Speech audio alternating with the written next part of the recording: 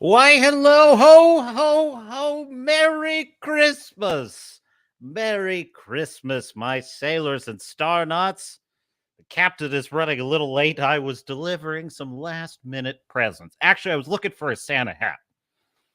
You would think a Walmart would have a Santa hat at the last minute on a Christmas Eve, because I couldn't find mine. So I am sans Santa hat, which is a horrendous disappointment to me. But as you can see, we have the Christmas colors going. Yes, frame that shot perfectly. There it is. Beautiful. So, how are you, my dear sailors to start? Welcome to the Captain's Cast. Have you seen Rebel Moon? I have. Have you seen Aquaman 2? I have, unfortunately.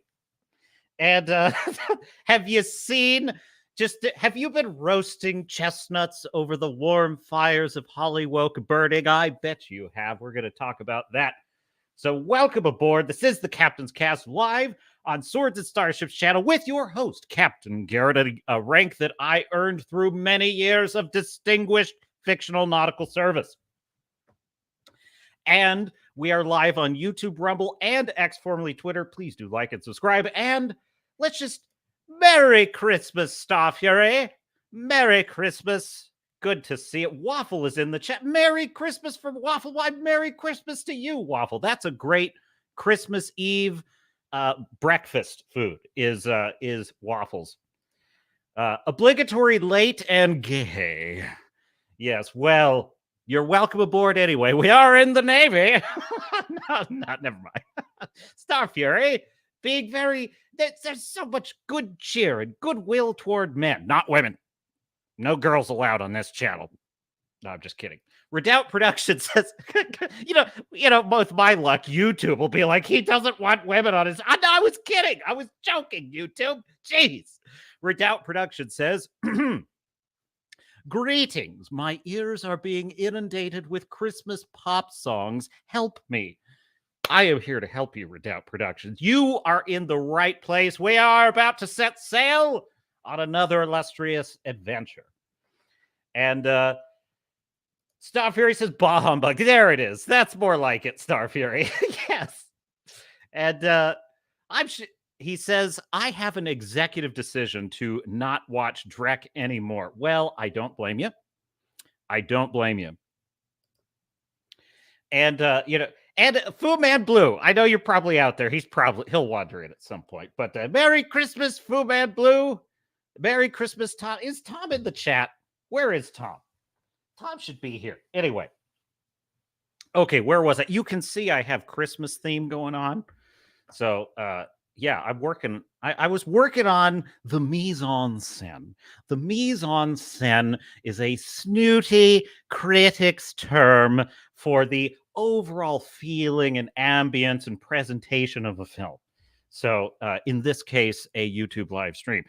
I have finally gotten all of my old live streams transferred to the new channel, Swords and Starships Live, where the replays of these streams will live. And so this is the last week that I'm going to leave the stream up after I stream. So more on that later. But in any case, why don't we just jump into some stuff? Because the stack of stuff is just pregnant with potential. What the fuck? What are you doing? What are you doing, Captain? Anyway, by the way, somebody asked me on the last stream in the chat if I had seen the meme from that Civil War movie. What type American are you? What type of American are you? Right. And like there's a meme going around, and the question is, are you a Harry Potter American or are you a Lord of the Rings American? And I'll tell you right now, I am absolutely, wholeheartedly, 100% a Lord of the Rings American. So I am a Tolkien American. I am not a J.K. Rowling American. So there's, poor JK. She's just been through hell, has that poor lady. Anyway, yes, what was I? Yeah, let's talk about kind of this will be our warm-up headline. Our warm-up headline just to get us going here. Because as you know, if you've been watching this channel, I am a giant fan of the Netflix live action adaptation of One Piece, which has nothing to do with Netflix, by the way. Netflix can go straight to hell. However, Sensei Akira Oda, the masterful mangaka of the arguably the most successful manga of all time, One Piece, had great creative and executive control over this production. And some of the creatives behind it claimed that they learned lessons from the failure of Cowboy Bebop, and it shows. It shows. It's a heartfelt, brilliant, totally bananas and off the wall pirate fantasy story. It is a magnificent Golden Fleece story, one of the best I've seen in a long, long time. And it was on my mind because I was watching Aquaman. Okay, Aquaman and the Lost Kingdom. Do I need like a dial of destiny? I feel like Aquaman. No, it's not quite that bad. But Aquaman and the Lost Kingdom.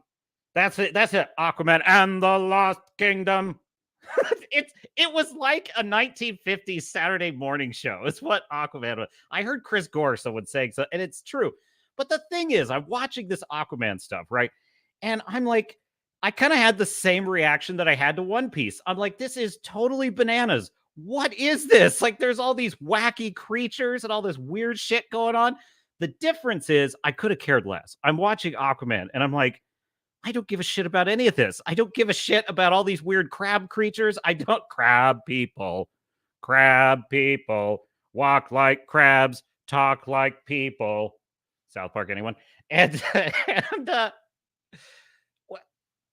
the problem is, folks, investment. So we'll get into that. But anyway, all these headphones are the worst. I'm so sorry, chat.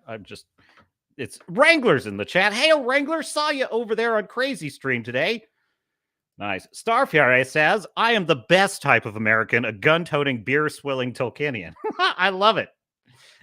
From that lives in the mother country.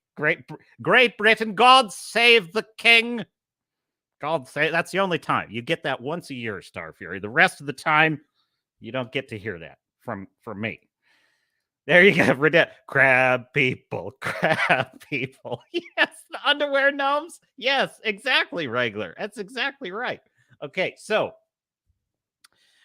anyway, that's what Aquaman is making me think of. So try this headline from Bounding into Comics. I don't know exactly what to make of this.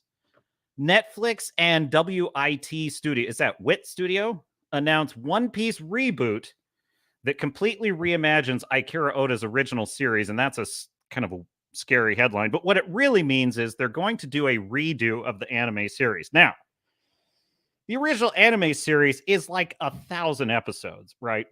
That is daunting. That is daunting for me. And I'm going to be totally frank with you. I love anime. One Piece is, at a first glance, One Piece is not my kind of anime. Attack on Titan is my kind of anime. Berserk is my kind of anime. To an extent, Neon Genesis Evangelion was my type of anime. Ghost in the Shell. I like Ghost in the Shell. I kind of like hard-hitting, high-concept anime. That's sort of my favorite thing. Like, there was a fantasy show way back in the day called Escaflowne, and I loved that anime. And I loved the movie, too. Which was kind of a reimagining of the series. One Piece is kind of for kids. It's not so much, but I got to tell you, the fact that the show is so good has got me kind of interested in it. So I have not seen this trailer. And, because I'm nothing if not a masochist, I'm going to risk getting blocked to play this trailer and react with it live. So here we go.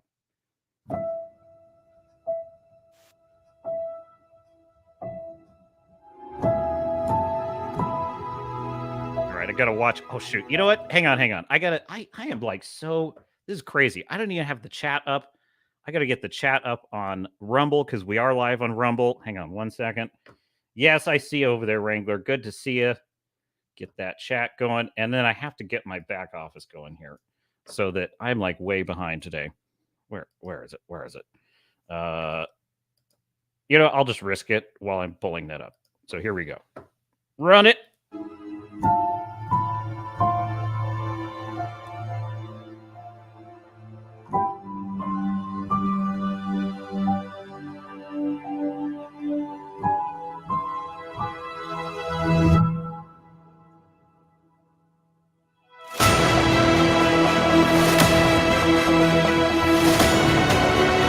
A lot of music in this, so that's making me nervous. It's not like super wowing me here.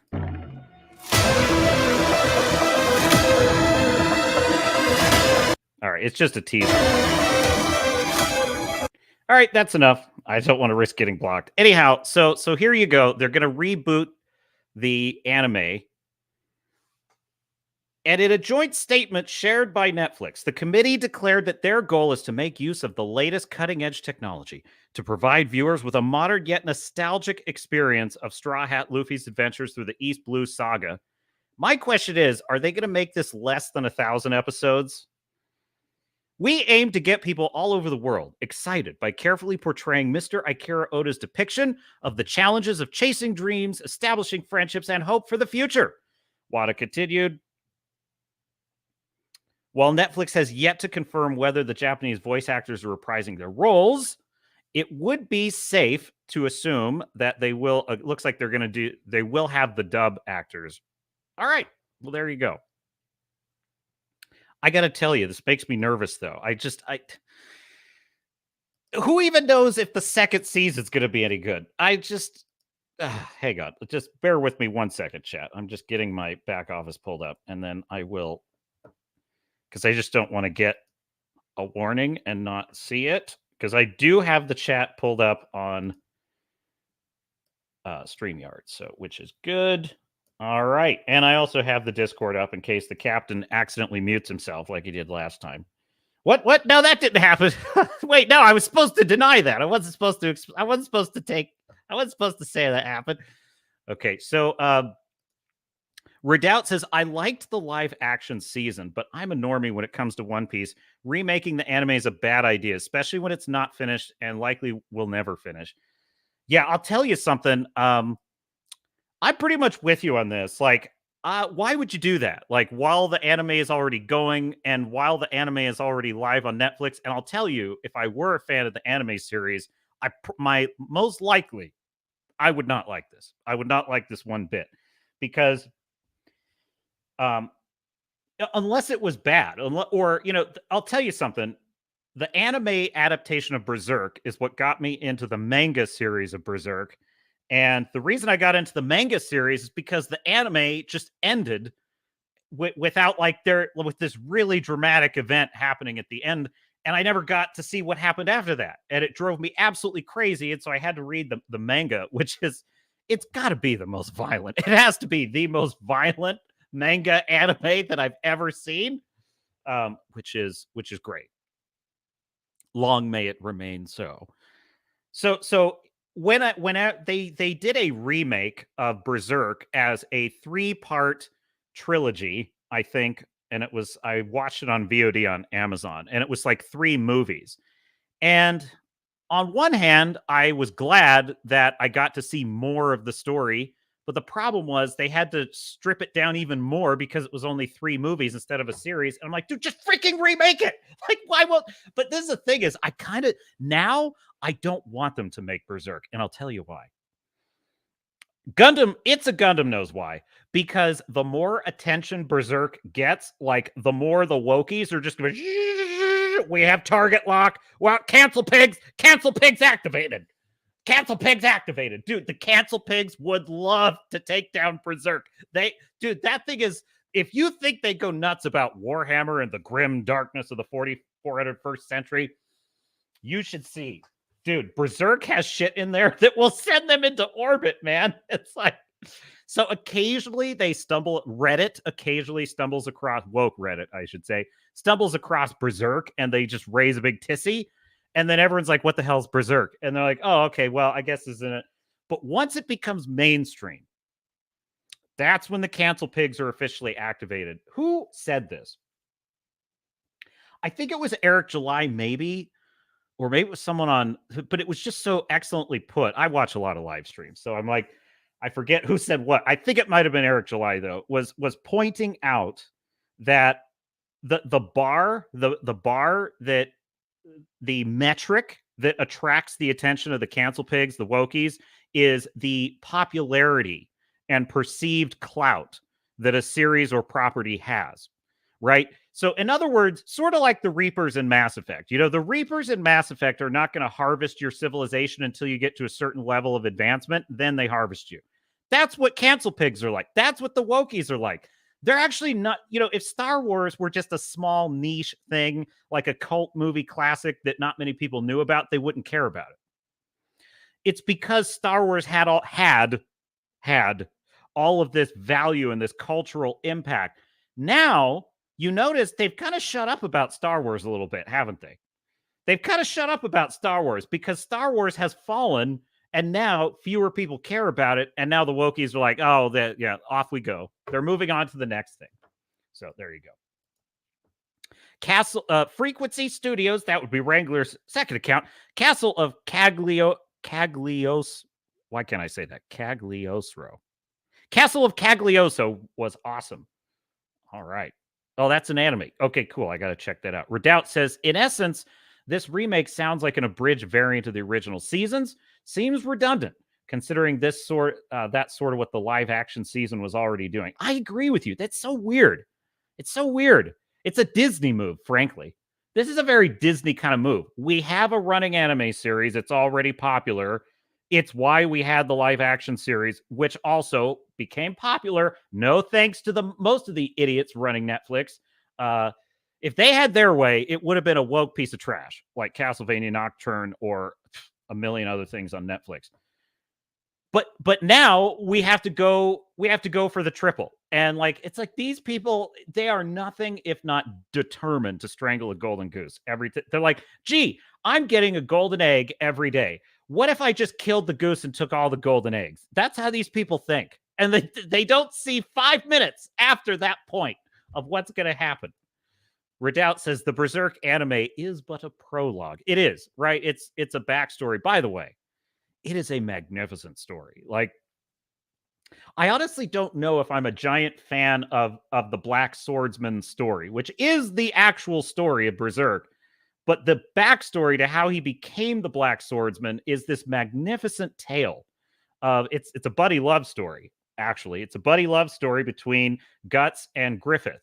And it's a story of friendship, betrayal, destiny, pursuing. The whole theme of that story is, what is a man willing to do to achieve his dream? What is the actual meaning of friendship? That's just such incredibly deep philosophical themes in the backstory of Berserk. Then you get to the Black Swordsman, and it's kind of a Lone Ranger story about a wandering Avenger who kills demons, which is cool. However, I kind of find the story between him and Griffith more interesting. So it's a bit of a mixed bag, is Berserk. Starfear says they could do a Dragon Ball Z and do a version where they cut out the fluff and could probably do it in 300 episodes. I suspect that is what they want to do with One Piece. I would guess that's kind of what's motivating this, is they know that 1,000 episodes is a bit of a barrier to entry, and I think they want to do a curtailed anime. They probably are tempted by the opportunity of the better technology, the success of Attack on Titan, ad infinitum. Star Fury says they will love Berserk. The Wokies, the cancel pigs. Oh my God. Can you even imagine? Frankly, it's not just the left-wing cancel pigs that would hate Berserk. The right-wing cancel pigs, if they ever find Berserk, would, oh man. That just the rabid, like the Fox News crowd, if they ever discovered Berserk, oh God, you'd have whole specials on Fox News about how bad it was. My dear audience, my beloved sailors and starnauts, lest it need to be said, we are currently in a fight against the censorship mob of the left. But make no mistake, if the censorship mob ever finds itself on the right, this channel will be standing athwart that as well. So let that never be doubted. This is a free speech, freedom of expression channel. I'm a very odd duck in my family, quite frankly. I don't mean this in a pretentious way, but feel free to meme on me anyway. I consider myself an artistic type. I am an artiste, and but I'm also kind of a hillbilly. So I'm like Blade. I'm a hybrid. I'm a hybrid You know, I'm a hybrid of middle America and snotty film critic LA. And sort of that's why I can see both sides so clearly. Fu Man, wait, well, I missed this one. Starfire says Griffith would be their, oh geez, yeah, their transmission binary animal. This is exactly my point, Star Fury, about why the wokey, like, this is, if there's one thing I hate about woke storytelling, maybe more than anything else, is it's superfluous. It's unnecessary. It's a vestigial organ like the appendix. It serves no purpose because there are already stories that have existed for hundreds of years that are allegories or explorations of these ideas and these themes without having to whack you in the face with it. And I think this is best encapsulated by that stupid comment Jennifer Lawrence made about how she was the first female action hero. That's the perfect example of what I'm talking about. It's like, this woman thinks that there's never been a female action hero that people, and especially young men, boys, could relate to and identify with before her, which is insane. That's stupid. Like, that they don't have a memory. So in other words, they're duplicating efforts without even realizing it. It's like, dude, Star Trek has been exploring these issues since the 60s. Doctor Who has been exploring these issues since the 60s. Like, there is no reason for wokeness in storytelling apart from all the other insidiousness of it. There's no reason for it. And it's why it's so cringe when they put their stupid messages and everything, because they are dumb people, folks. These are dumb people. And they think we are as dumb as they are, is the issue. They think we nerds, the fans who we made Star Wars what it is. We made Dungeons and Dragons what it is. We made Lord of the Rings what it is. We made Star Trek and Doctor Who and everything else. We made all those things popular while getting made fun of in high school for it.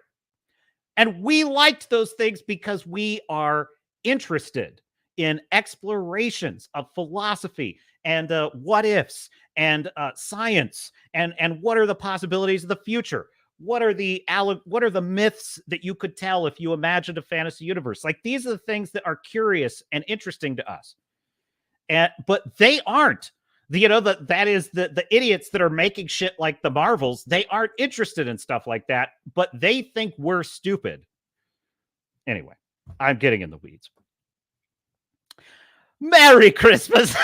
Should we they'll just light their asses up on Christmas, the Wokies. What? Oh my God. Are you shitting me, Fu Man Blue? Fu Man Blue. No, sir. That's too generous, my friend. Holy crap. Stop the stream. Folks, stop the stream. Hang on a second. I got to grab something real quick. Okay, here we go. Yes, here we go. Fu Man Blue on Rumble for a $100 Rumble win.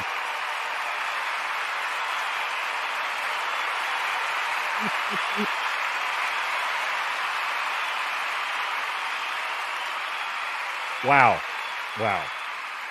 So Fu Man Blue, a founding member of the Swords and Starships channel. Good to have you here, sir. Oops, I had that on a loop. Okay. I'm still learning things, folks.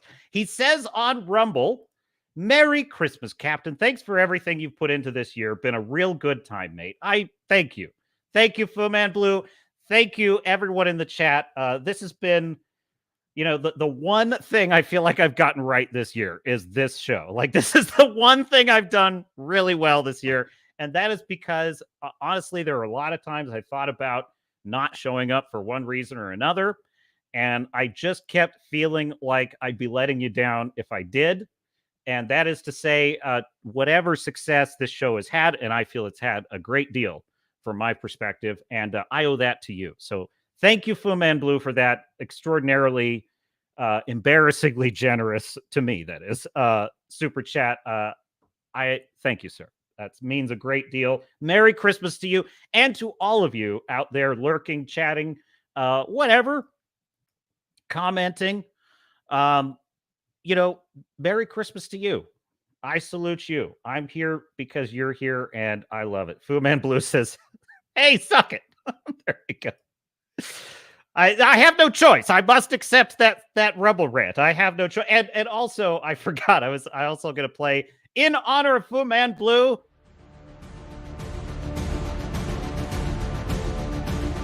The Heroes March. We march on. We of the Iron Age. We of the Fellowship. Celebrate yourselves this year. We have inflicted defeat after defeat after defeat on woke storytelling, on garbage storytelling. That is your influence. That is our influence. That is why we remain vigilant, we remain stalwart, and we remain faithful. That there will be good storytelling again. There will be. The day must come when the story reasserts its primacy.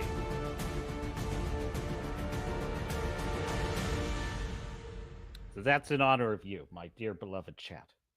So, dude, Aquaman is going down bad, folks. Like this movie is sinking. Should we just talk about Aquaman 2? What do you think? What is I want to know what you think of it. If you've seen Aquaman 2, this is one of the ones where I'm like, I'm kind of more interested in what the chat thinks about this, because I don't actually think there's much I can add with this. I'll give you my thoughts on it. Is it totally woke? It's honest to God, it's kind of like an old school 90s environmentalist movie. You know what it reminded me of? It reminded me of Captain Planet, which I loved as a kid because I didn't know any better.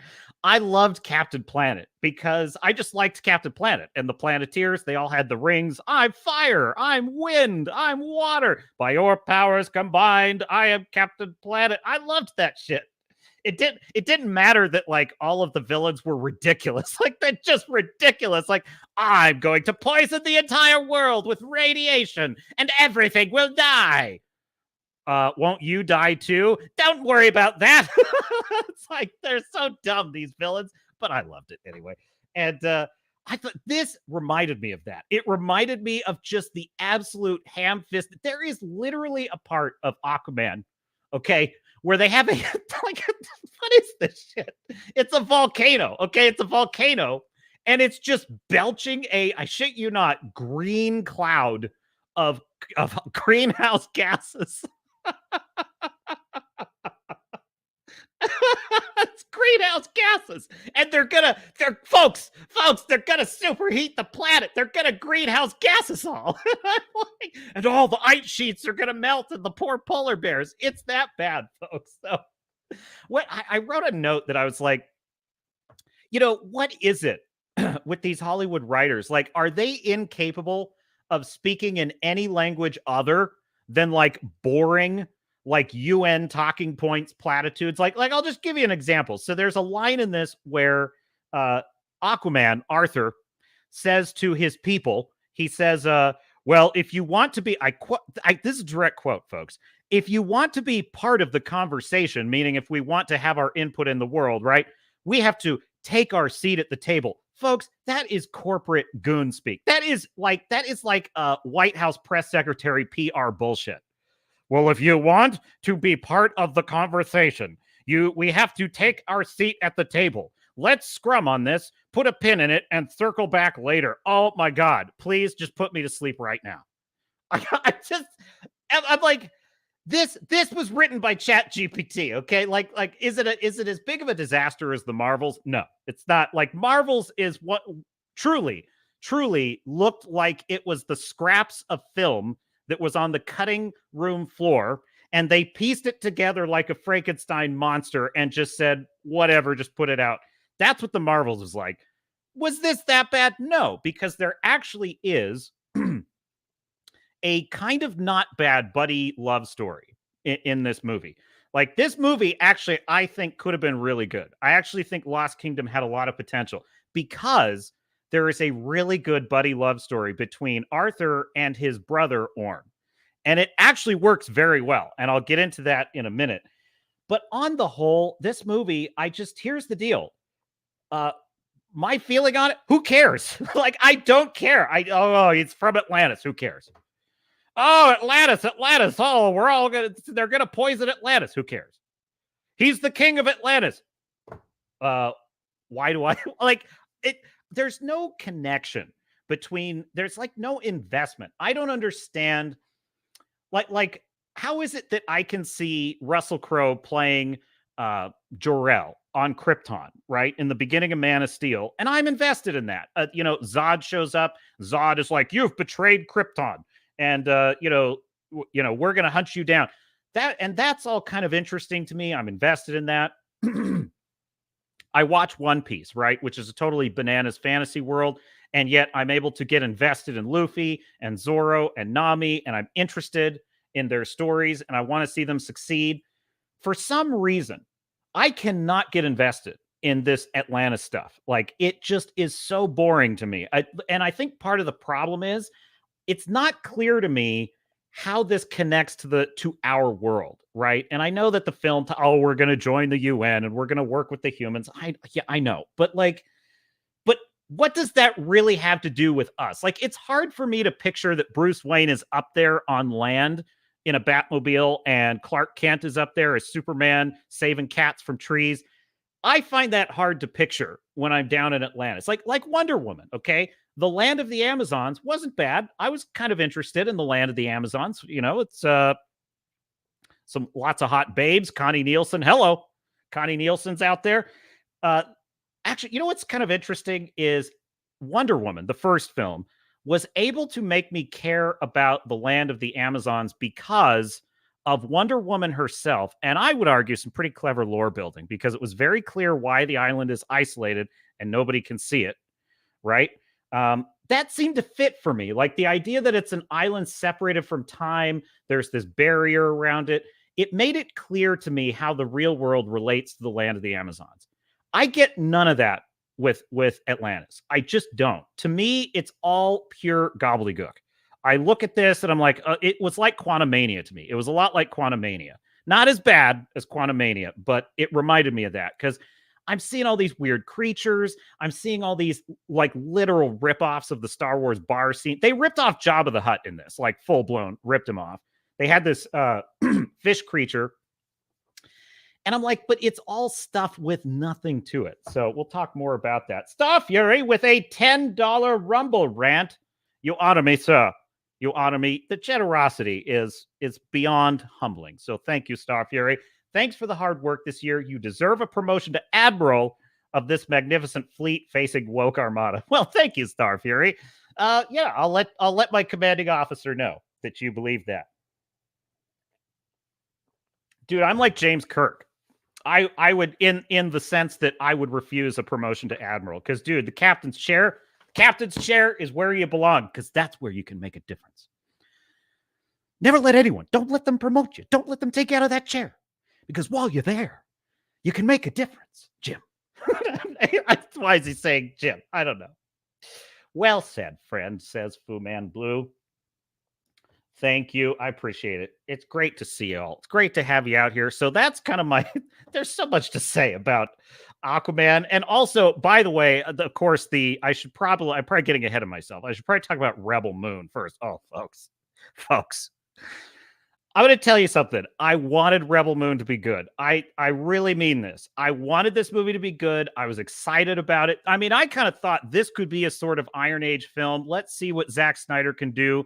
Because, listen, a lot of people hate Man of Steel because Zack Snyder is so, he's just a very dour filmmaker. He likes to do very somber, meditative kind of, very heavy films.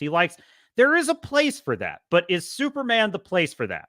And I think that the fan base rightly argues no. Superman is the wrong character for the Zack Snyder style, right? However, what about a heavy metal kind of Star Wars, inspired world that is darker, it's grittier, it's rated R, there's violence, it's, and that could be super cool. That could be super cool. So I was excited about it. folks, Rebel Moon is it, honest to God, it is exactly on the level of Sucker Punch for me. This is Sucker Punch if it were Star Wars. It is, in fact, Sucker Punch, I would argue, has a better story. It actually, what I would argue is and I hate Sucker Punch, folks. I hate Sucker Punch. I hate that movie. Hate it. Okay.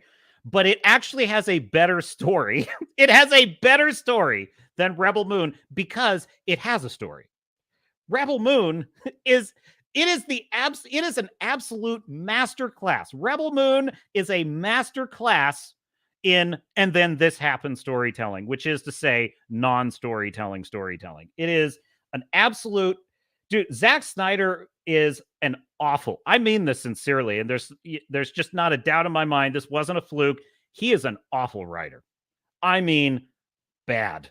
I'm telling you, creative writing 101 students could have written a better story. Great director, because I'll tell you something, it was gorgeous to look at for the most part. There were, and obviously the babe that's the main star, easy on the eyes, no doubts there. And she actually had a physique that was, obviously she was such a ridiculous girl boss that it didn't even make up for it. But at least she had a kind of Sarah Connor, level of fitness about her that kind of made some of what she does a little bit believable. But she was very good at being sort of badass hot as babes go. Anyhow, what was my point with that? There's so much going on, folks. There's a lot going on this week. I'll just say that, like, she had no story, she had no plot. It was awful. So we'll get into that. We will get into that. Spot on Kirk quote. Yes. Don't let them promote you. Don't let them take you out of that chair. Because that's where you can make a difference. Yes. Oh God. Fu Man Blue. Fucking Rebel Moon. Oh my God. What an absolute disappointment that movie is. Okay, let's do Rebel Moon first, and we'll circle back to Aquaman. I would say Aquaman is more worth your time than Rebel Moon, except that Rebel Moon you can see on Netflix if you're already a subscriber. I mean, don't bother.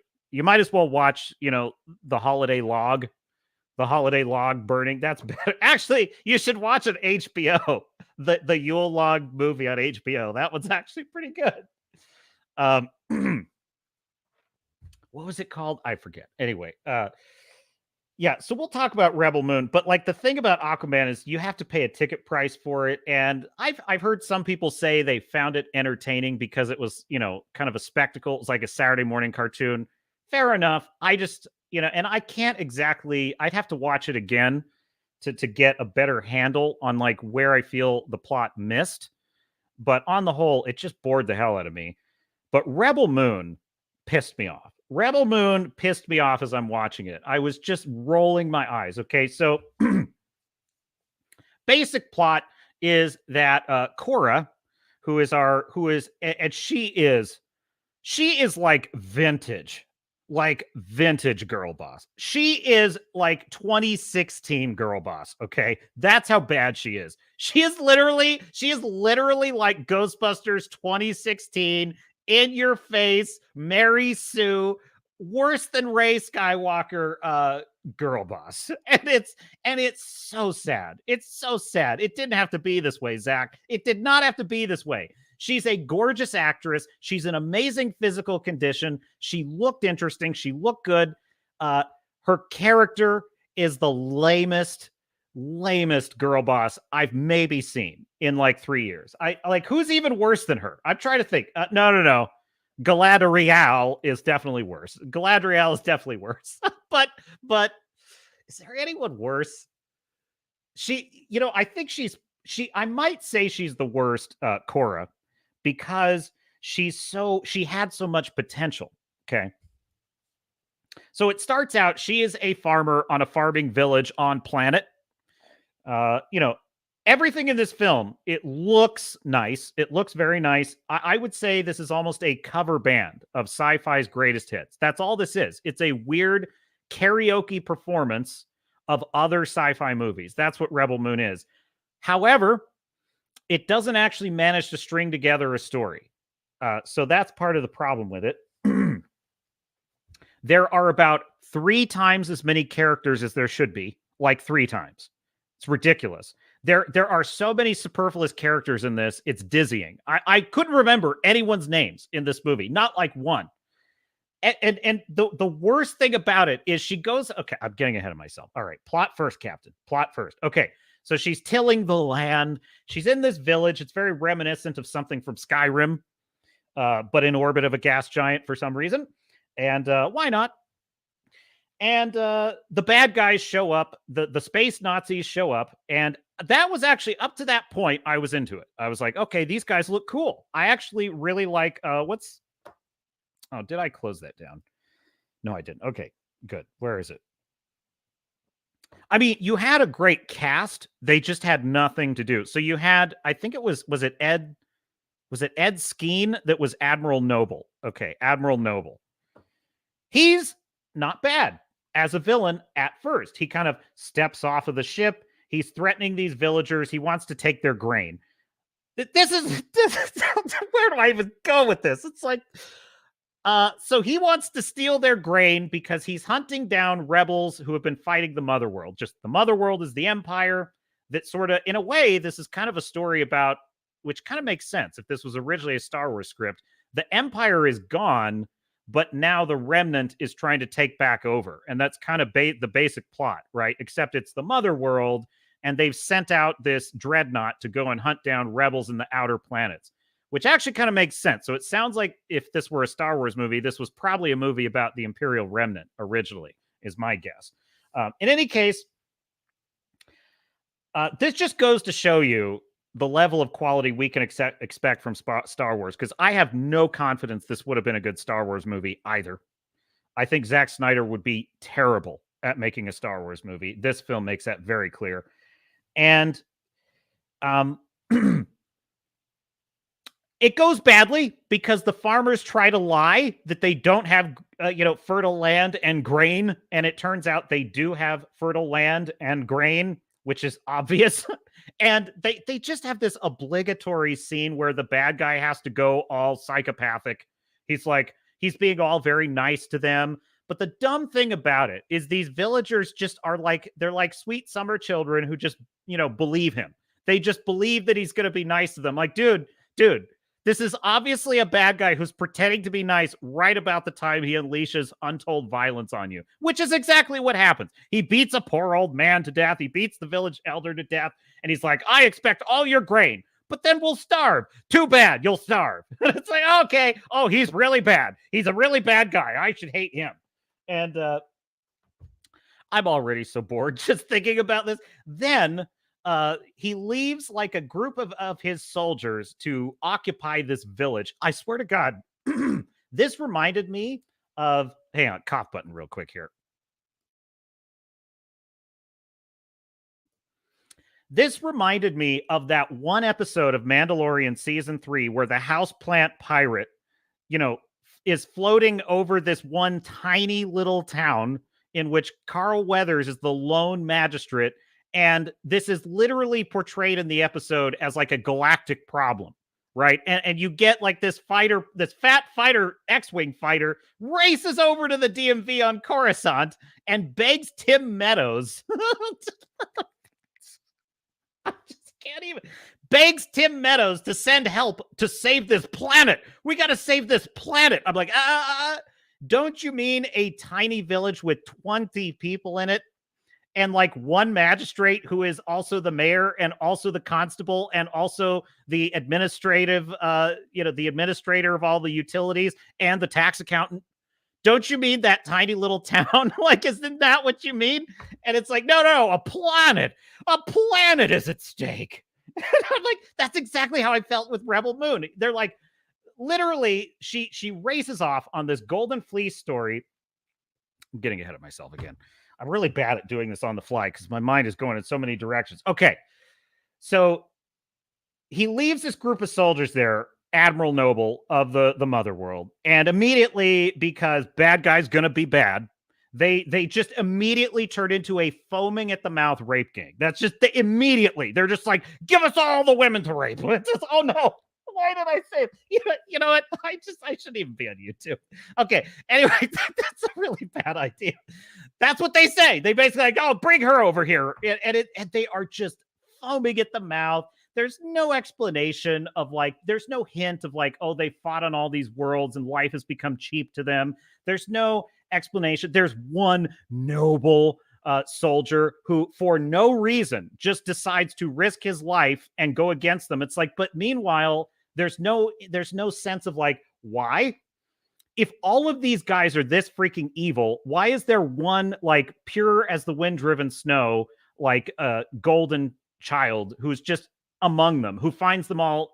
It would be like if you had, you know, it's basically like a group of SS soldiers, right? It's SS soldiers, and one of them is just this wonderful saint who thinks it's really bad what's happening to the Jews. You know, it's like that, with no explanation of like why he's there. How has he survived in a unit this evil and he's this good? Like, that doesn't make any sense.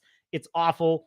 And that is the setup. So then she girl bosses and in slow motion beats the crap out of all these men. The action sequences in this are so stupid. They are literally like a music video. They are a music video.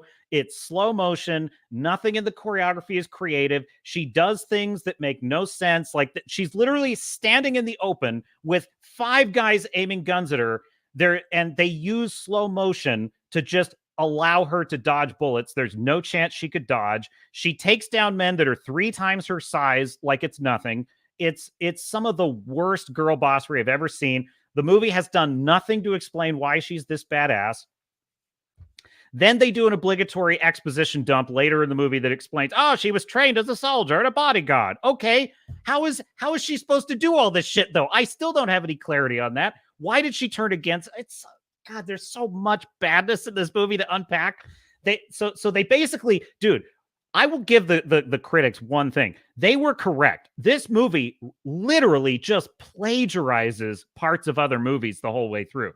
And I'll give you an example. They plagiarized Gamora's story with Thanos. I mean, just plagiarized it. They basically have a scene where the bad guy, the original bad guy, Korra was a child, just like Gamora, on a planet, just like with Thanos when he was wiping out Gamora's people, and he adopted her, right? They basically lifted that plot for Korra. It plays out almost exactly the same way. And she's telling this story about how I hated them. They killed my family. And then I joined them and became their best soldier and killed for them. And it was super, super good. But then I left them and I don't fight for them anymore and I hate them. I think you're missing about 5 pieces to that story, lady. Like, that doesn't make any sense. There's no explanation of brainwashing. There's no explanation of indoctrination. There's no explanation of like why she ever left. She just is a badass. She just decided to be trained by the enemy and then decided she now hates the enemy again. It makes no sense at all. She is the dumbest character I've seen in a long time, and I've seen a lot of dumb characters this year. She goes around the galaxy, and literally this is what her quest to recruit her team plays out like. She basically goes to a bar. Hey, we need you to join our team. I don't want to join your team. Well, you should join our team because this whole village is at stake and our grain is going to be taken. Oh, okay. I'll risk my life, torture, and death to help you then. Okay, great. Next planet. Hey, I want this guy's a slave. I want him on my team. You can't have him. He's a slave. Unless he goes and does that thing for me, and then you can have him. Okay, she goes and does that thing for him. Okay, you can have him. Okay, I'll fight for you now. And then she goes to the next planet. It's like, we heard you're a great bounty hunter. I'm not interested in your mission. Well, we think you would be interested in it. Okay, let me do this thing first, and let me kill this spider lady, and then I'll come help you. And it's like she just walks around the galaxy, talking people into, with no effort whatsoever, talking them into helping her, right? Meanwhile, what is actually at stake in this movie? The survival of one tiny farming village. And she's recruiting whole armies. Whole armies she's recruiting to save this village. Like, what? There is such a lack of like scale in this movie. It's ridiculous. It's absolutely farcical. And so I'm like, dude, she literally, like, just like Galadriel, quite frankly, in Rings of Power, she just browbeats a rebel army into joining her. Literally, these are people they are marked for death. Like, they are the reason the bad guys are out here, because they want to go and find them and crush them, right? Hey, my village that I'm from they're stealing all of our grain and they're gonna kill us. Will you and your entire army abandon your cause and join us instead and fight for us for this one little village? And they're like, why should we do that? And she's like, because you should really, really do that, because you care about villages. And then he's like, you know what? We do care about villages. That's what we're about. That's what we're about, brothers and sisters. So we will help you. And I'm like, dude, there's no one like don't they have other worlds that need their help? Isn't there like a vision for this rebellion? Isn't there a grand cause that they want to, like, this is the dumbest thing I've ever seen. So anyway, Rebel Moon is garbage. Like, it is glossy garbage. I'm so disappointed. And also, you know, the only surprising thing about it is it's not even like it's old school, like woke bad. I think it's old school. It literally is like a movie that was made in 2016. Like, Zack Snyder did not get the memo at all. He apparently has no clue that like this stuff was played out 4 years ago. And probably that makes sense because it probably was in development 2 or 3 years ago, but it's so tone deaf is kind of the word that I think of, the phrase. So there you go. I got to catch up on the chat. The Caps has been ranting too much. Starfury says, I'd take a Hallmark movie over Rebel Moon. At least a Hallmark movie knows what it is and gives it to you. Well, that's true. That's true. Fu Man Blue agrees. Starfury says, best girl boss, PF. What, PF? That's going over my head for some reason. The last 5 years, Blue-Eyed Samurai. Oh, yes. Yes, the drinker was talking about this. I'm going to watch that. I'm going to watch Blue-Eyed Samurai. He talked me into it because that sounds really good. So I'm going to check that one out. Dude, this is what's so dumb. Like, when I say these are dumb people making the Marvels, it's because they don't know what they have right in front of them.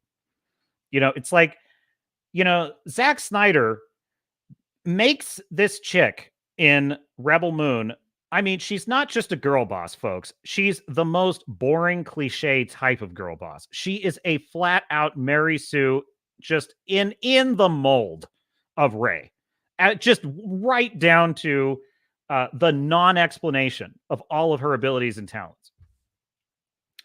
And I just can't help but think that here you had this actress I do not fault the actress for this, because she has a hell of a work ethic and she's pretty, I mean, her character's a plank of wood, but I can tell that she has some acting chops.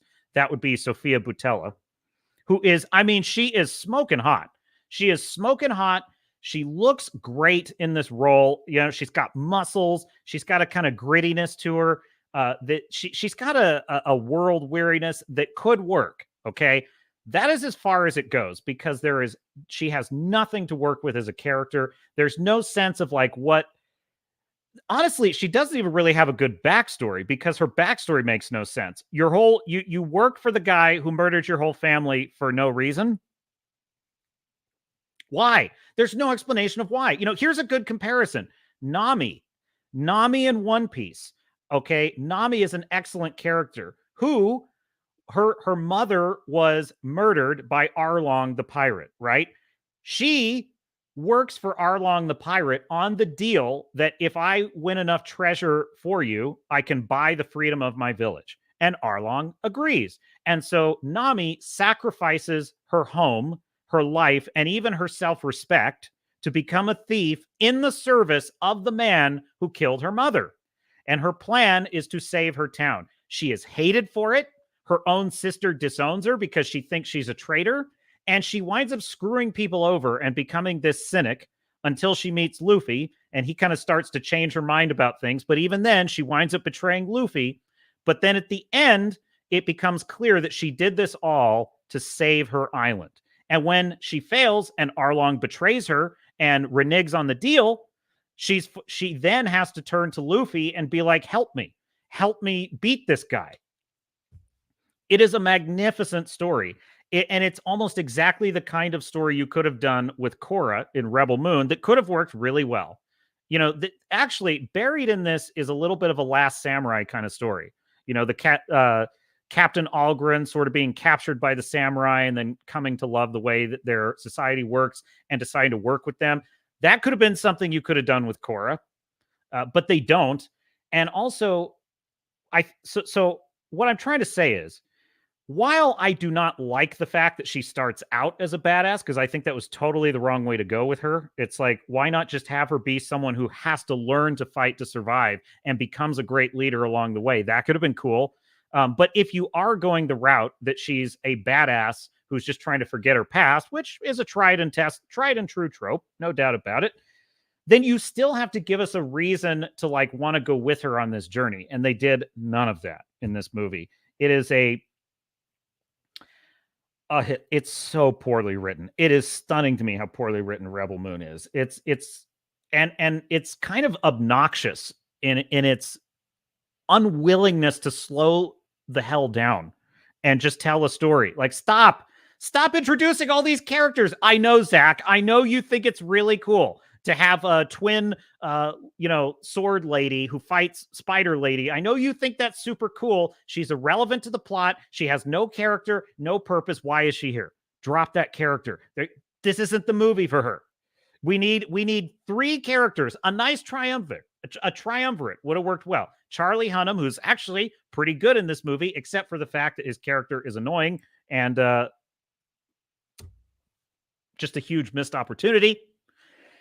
You had Charlie Hunnam, and I think they should have dropped who is this other guy? What is it, Michelle or Michael? Michael Husband plays Gunner. Okay. Totally irrelevant character. Did not need him at all in this. He comes across as a kind of beta male that's like following her around everywhere. They try to give him a kind of fraidy cat nerd learns to fight kind of arc, and it doesn't work at all, and it's very unsatisfying.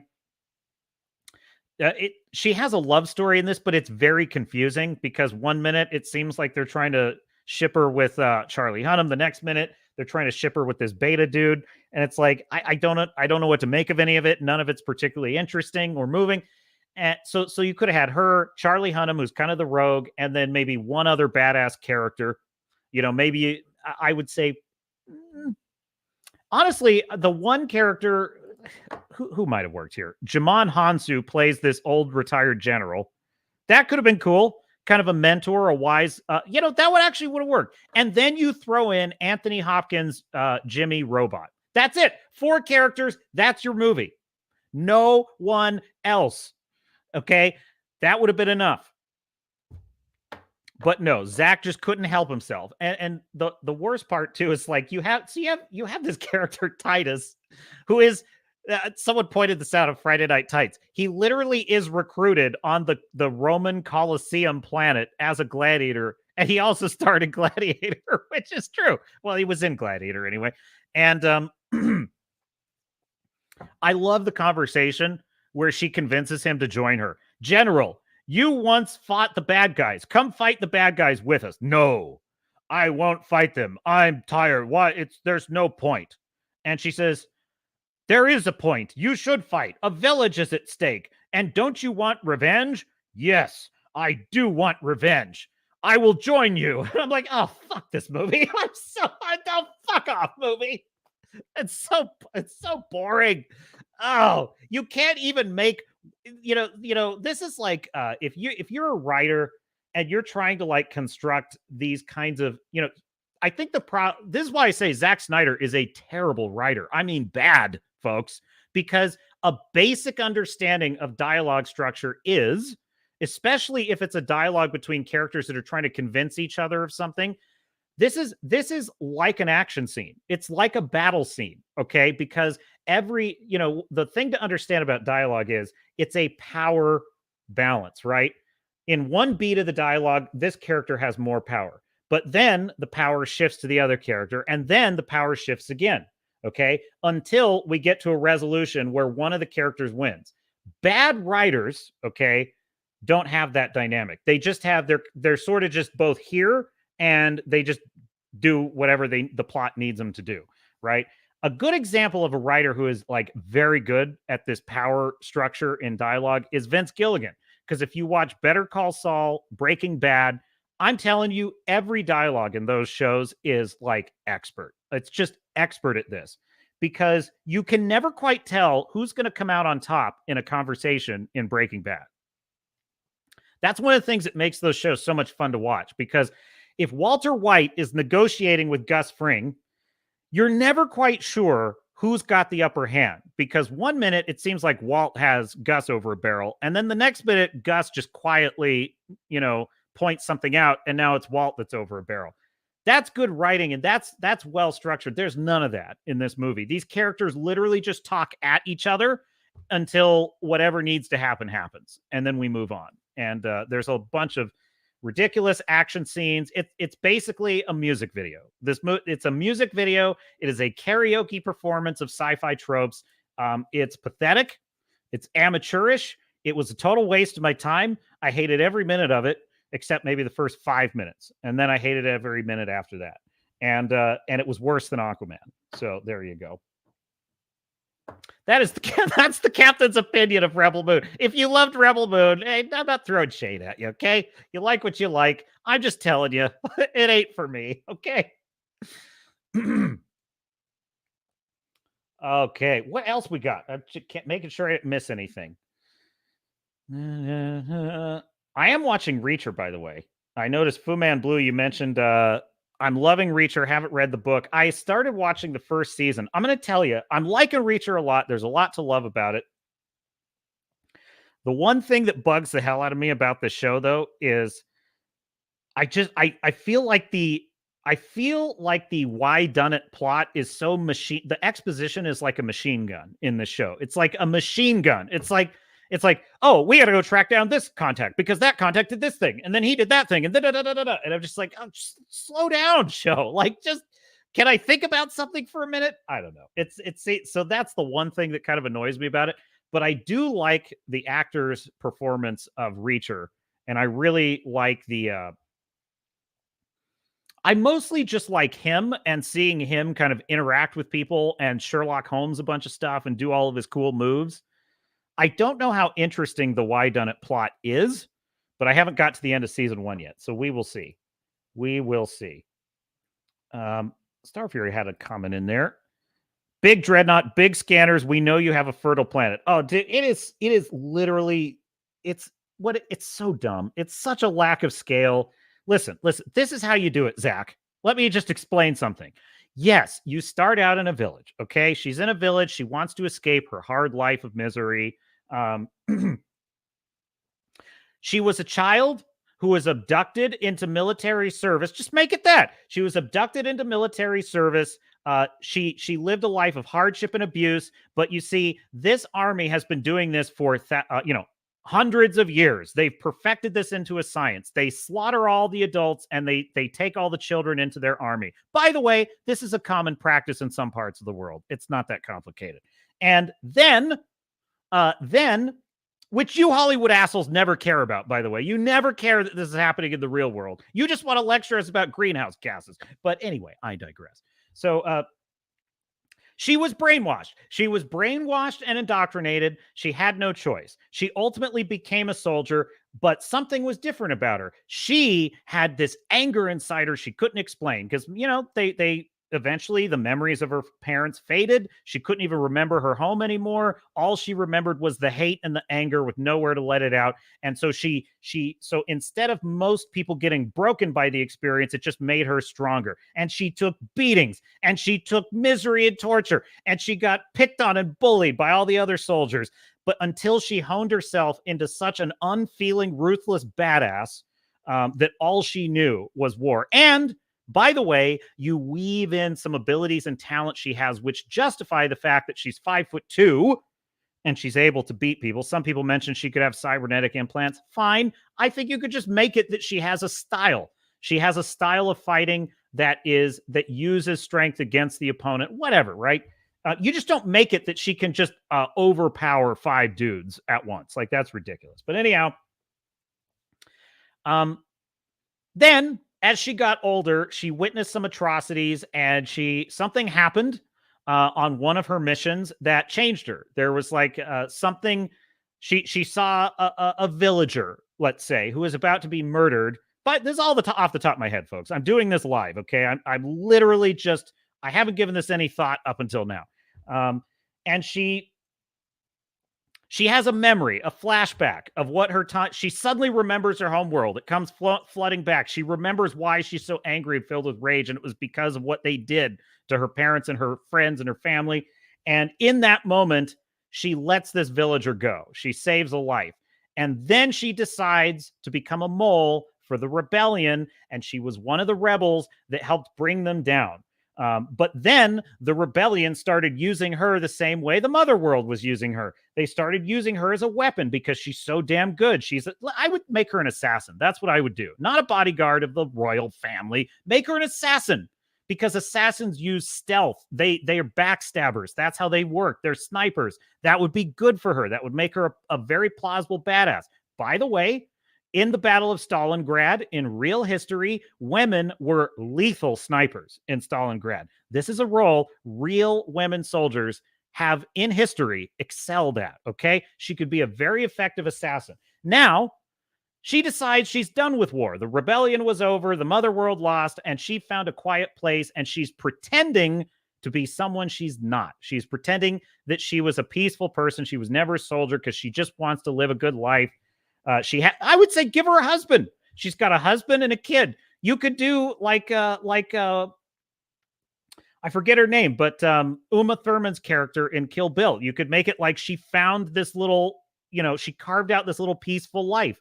And then the admiral shows up at this village, and I don't make it the admiral, just make it like a contingent, like a little landing party, because the planet is what's under siege, not the freaking village. Who cares about the village? Hey, see that village over there? Go steal their grain. That's all.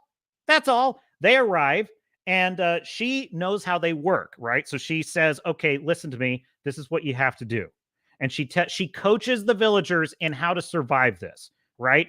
And it's going along just fine. But then one soldier gets out of line, and her husband tries to protect her, and the soldier guns down her husband, and then proceeds to gun down a bunch of people in the village. And she has a chance to maybe take the guy out, but she hesitates because if she reveals who she is, they'll take her prisoner, and there's no chance she can win.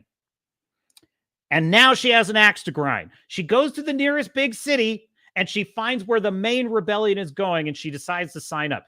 That's your setup for the story, okay? That's how you do it. That is how I would do the story, and I think that would be more interesting. She tried to leave war behind, and it came and found her. And there you go. I had another point to make on that too, but in any case, she was not sympathetic at all. Got that one. Star Fury says, I have the knife. Golden Child. My brain is broken that I remembered that clip as soon as Captain Garrett said Golden Child. I don't know what clip you're talking about. Golden Child. Yeah, Fu-Man Blue mentioning, before I found the Fellowship, I actually asked myself if it was possible that I asked myself if it was possible that I just don't like movies anymore. I didn't understand why. Dude, I'm telling you. 10 years ago, I literally just felt like I just have to swallow this bullshit. Like whenever I'd watch a movie, I'd roll my eyes and I'd be like, God. And what I would look for is like, I would sort of be drawn to movies that just didn't have that bullshit in it, and I would always like think, wow, that's nice that I got to see one that had some Nolan's movies, frankly. Christopher Nolan, one of the few creatives that I felt was able to kind of do both sides really well. Like The Dark Knight Rises, very flawed film. However, I do like that it's kind of a Rorschach inkblot test. If you're left wing, you tend to view it as a right wing movie, and if you're right wing, you tend to view Dark Knight Rises as an indictment of communism. It's kind of interesting. I find that very interesting. So when I would find filmmakers that could do that, I'd be happy. But most of the time, I just accepted that I'm in the minority. All this weird shit I just have to put up with. That's just the price of seeing things. But it just kept getting worse and worse and worse, right? Interestingly enough, the first phases of the Marvel Cinematic Universe was one of those franchises where I was like, what's so nice about it? I don't have to listen to this bullshit in these superhero movies. They're just about the superheroes. Like, I remember, a very eclectic group of people, all different backgrounds, friends and fans of the show that I would talk of the movies that I would talk to. And we were from all different walks of life. The characters in the movies were from all different walks of life. And we all just enjoyed the stories together. And there was no bullshit in them. And then what happened? Then the MCU got huge. And starting with Endgame, they started just putting all that shit in there. And now they've ruined it. And they've destroyed it. But the point is, all that time I thought I was alone. I was wrong. We were not alone. We were not alone. And so, like you, Fu Man Blue, I am very grateful for the fellowship. And Fu Man Blue says, and I think that is a sign of a good story is that you don't think about the story plot points because good writers make it make sense. Dude, I'm going to tell you right now. I mean, I kind of was because I'm sort of in reviewer mode, even when I'm trying not to be. But like, I was watching Godzilla -1, and there were just moments in that film that made me totally forget. I just totally forget about judging it or thinking about it. All I was thinking about was I'm with Shikishima. Shikishima in this plane flying right into the mouth of Godzilla. Fucking great. Oh, that was so good. And the music is so good. Oh, it was like that movie was like from another world for me. Not because it's a foreign film, because it took itself seriously. I mean, that's really what it is. Like, Aquaman does not take itself seriously at all. It is a big dopey movie, and it knows it. In fact, there was a line in Aquaman, I wrote it down, that was evidence of this. Where was it? I might find it here. But in any case, I could swear I wrote it down. But in any case, there were just all these dumb quippy jokes. You know the ones I'm talking about. And it's like they're undermining the tension. What was nice about Godzilla is, if that had been made, I know for a fact, if it had been made by an American film company, there would have been all these jokes about, oh, you're going to go fight a big giant lizard? How's that even possible? And it's like, oh, shut up, Phil. Just take it seriously. Yes, there's a giant lizard destroying Tokyo. Deal with it, right? And I know that because that's why I don't like the Monarch Universe movies, because they kind of do that. Some of them are good. Like, I liked Kong Skull Island. I thought that was mostly pretty good. But even those movies like to make fun of themselves. And I'm not saying humor in the movie. I like humor in the movie, and there was in -1. What I'm talking about is meta humor. In other words, it is fourth wall breaking humor, and that's the problem. That's the problem with the modern DCU, and that is the problem with the MCU. It is the problem with Indiana Jones and the Dial of Destiny. It is the problem with all this crap. Say one thing for Barbie. Say that movie takes its dumb intersectional feminist, third wave feminist themes deadly serious. That movie takes itself deadly serious. That's kind of part of the problem with it, I think, because like it should be fun. It should be a fun movie. You can take yourself seriously and also be fun. But in any case, yes. Star Fury says, I want to now watch that shit 80s Eddie Murphy movie, and I'm sure I'll get enjoyment. More out of that than Rebel fucking Moon. I mean, I'm sorry to report this to you. I mean, out of 10 bars on the epaulets, I give Rebel Moon a 3, which is Dial of Destiny territory, folks. That's Dial of Destiny level. That's how bad I felt. Now, is it as woke? I mean, woke is as I said, I really think this is 2016 feminist girl bossery is where I would classify where Rebel Moon is sitting in terms of its worldview. It's actually behind the times is the way I see it. It's like, Zach, buddy, Zach, we went through all this 8 years ago when the Orange Man got elected. You're way behind the times, sir. Yeah, no, she should be actively emasculating all the men in this movie in addition to being a girl badass, okay? There was an attempt at gay rape in the movie. Oh my God, why am I saying this stuff? I don't know the rules. I do know them. I mean, be kind, YouTube algorithm. That's all I'm saying. But seriously, this dude is assaulting, what the fuck was his name? Gunner? just assaulting him in a bar. And it's like, look, a scene like that can work. But by the way, just a shameless ripoff of the Star Wars bar scene and not a well-executed one. Now, that being said, there were elements of the film that had like some possibility there. Like there was this brain bug creature that's like sitting on a table and it attaches tentacles into the head of like a human and speaks through him. And he was cool. I was like, that's a really cool. In fact, why not just make that one of the characters on the ship? That would have been neat. I kind of would have liked that. I think Zack Snyder tried to be James Gunn and failed freaking disastrously. That's kind of what I think happened here. I think Zack Snyder it's like, hey, Zack, don't try this at home. What you saw in Guardians of the Galaxy was done by a man with talent, okay? Don't try that at home. And unfortunately, Zack ignored the warning on the label and he tried it at home. And the result was Rebel Moon. And it's bad. It's super. Dude, if you gave James Gunn that character of the brain bug, dude, he would have been as cool as like Rocket Raccoon. I guarantee it. He would, or Joss Whedon. If you had given Joss Whedon those characters, I'm telling you, this could have been a really great movie. I bet if Zack had just said, you know what, this isn't working, and he sold the movie, half done, just sold, well, maybe not half done. Well, that would literally be a repeat of Justice League. So never mind. But if you just gave the script to Joss Whedon and said, rewrite this and make it work, this probably would have been a pretty good Firefly kind of movie, I think. And it's so weird. It's not even a case of a movie like the reach exceeding its grasp. It's just like this movie doesn't understand scale at all. It doesn't understand like how to scale threat levels of anything. It's like, how do we scale the threat level of our hero? How do we scale the threat level of our villain? How do we scale what we're actually fighting for and the stakes and what matters to whom? Like none of that is balanced at all in this movie. It's like we've recruited an entire army and a team of 10 assassins and a general to save a grain harvest. What? Dude, I'm going to tell you, some of the most cringe lines in Rebel Moon are when they're like, well, we insist upon 20% of your grain yield to feed our troops. I'm like, what? Don't you have like rations or something?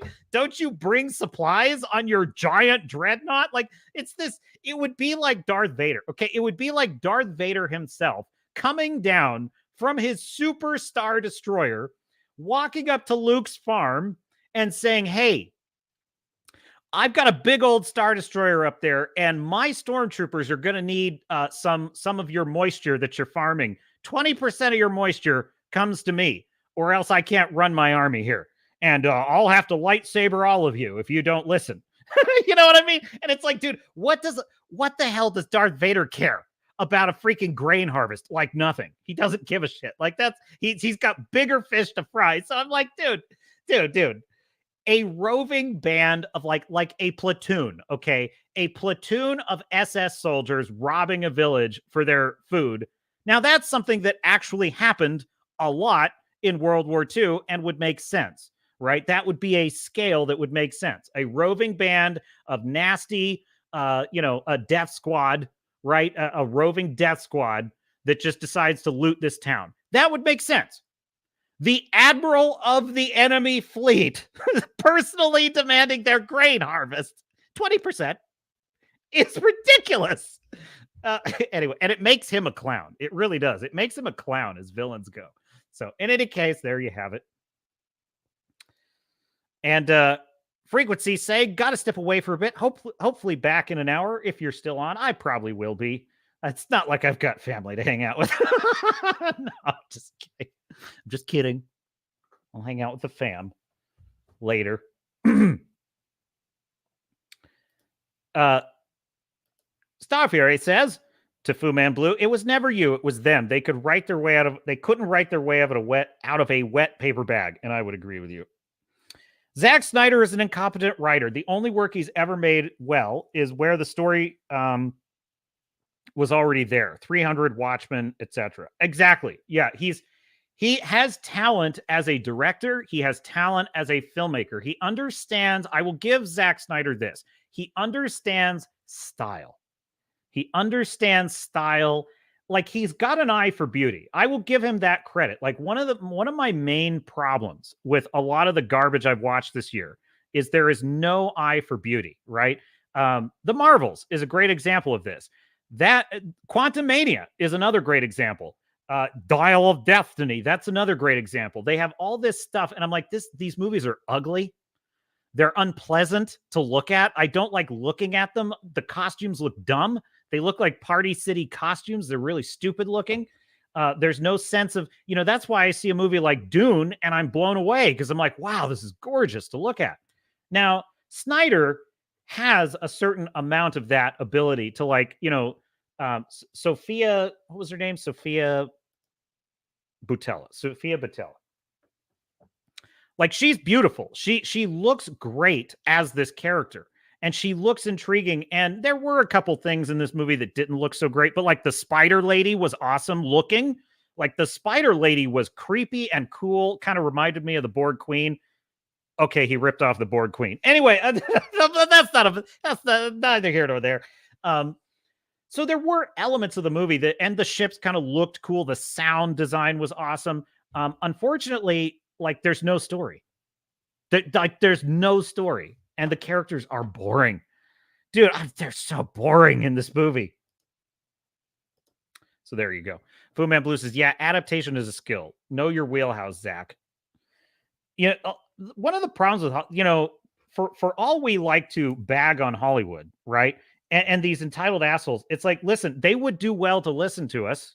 It doesn't have to be me, but you need to start listening to like the Critical Drinker and Mahler. You need to listen to people telling you this shit is shit. But the problem with this mentality that like a Rachel Zegler has, well, I deserve to be paid. I deserve to be paid for being Snow White. It's like, no, like you deserve nothing. You don't deserve anything from us. There is, maybe we'll watch this video because Mahler did an EFAP on this guy, Chris Stuckman, who did this whole stupid video about how, well, I'm not going to do any more movie reviews that criticize movies because I think that's mean. And as a filmmaker myself, I see all the work that goes into these movies, and I just think it's bad to make fun of people that put all this work into it. I'm like, what do you want to bet that Chris Stuckman has no problem leaving a 1-star review on Yelp for like his local coffee shop? Huh? Do you think he never Yelps or he never leaves a bad Google review if he gets some bad customer service? I doubt it. Or at least bitches about it to someone he knows. Oh, yeah, they totally screwed up my order. Dude, everyone who has a business of any kind is subject to criticism. Everyone. No exceptions. Hollywood is the only industry that seems to think it doesn't deserve criticism when it sucks at something. If anything, art deserves more criticism than your average. The guy that repairs the plumbing is more necessary to the working of society than yours truly. The novelist, the YouTuber, the critic, whatever, the artist. That doesn't mean the artist doesn't have a place because they bring beauty to the world. Their goal, the purpose of art, and this hat tip Andrew Clavin, because he had this insight, and I think it was excellent, and I totally agree with it.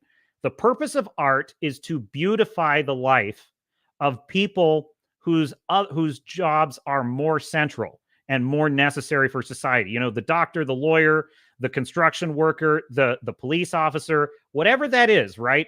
Those are the roles that are indispensable to a functioning society. The artist is a servant of those people. Their job is to bring them beauty and, magic into their life that helps them escape, helps them be entertained, helps them have fun, on their off time, whatever, right? Hollywood people they've totally got this backwards. They think it's the opposite. They think we're geniuses and you plebes owe us a living. Well, no, we don't. And they're finding that out the hard way, aren't they, chat?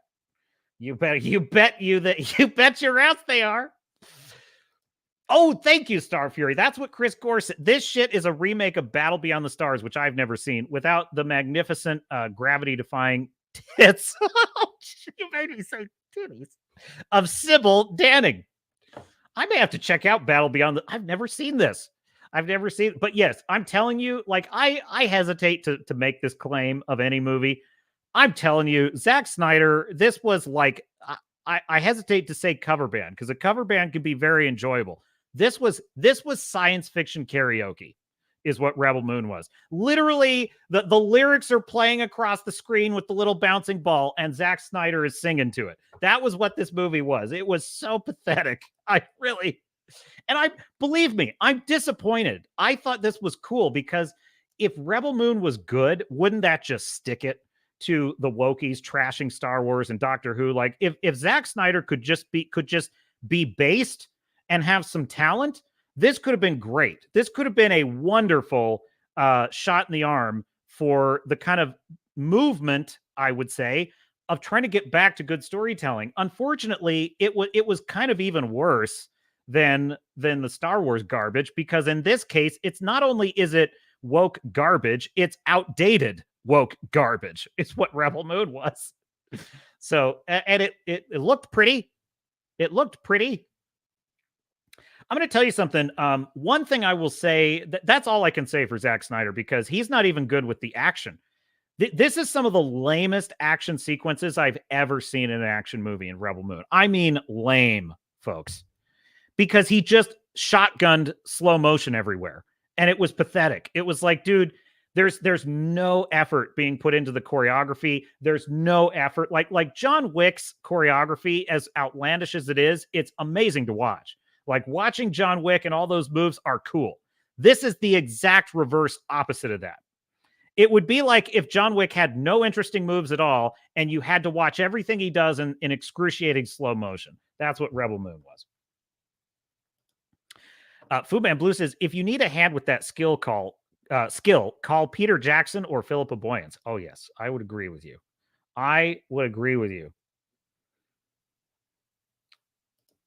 Star Fury says, Swords and Starships, the why done it plot is a delivery mechanism for Reacher to hurt people a lot. Agreed.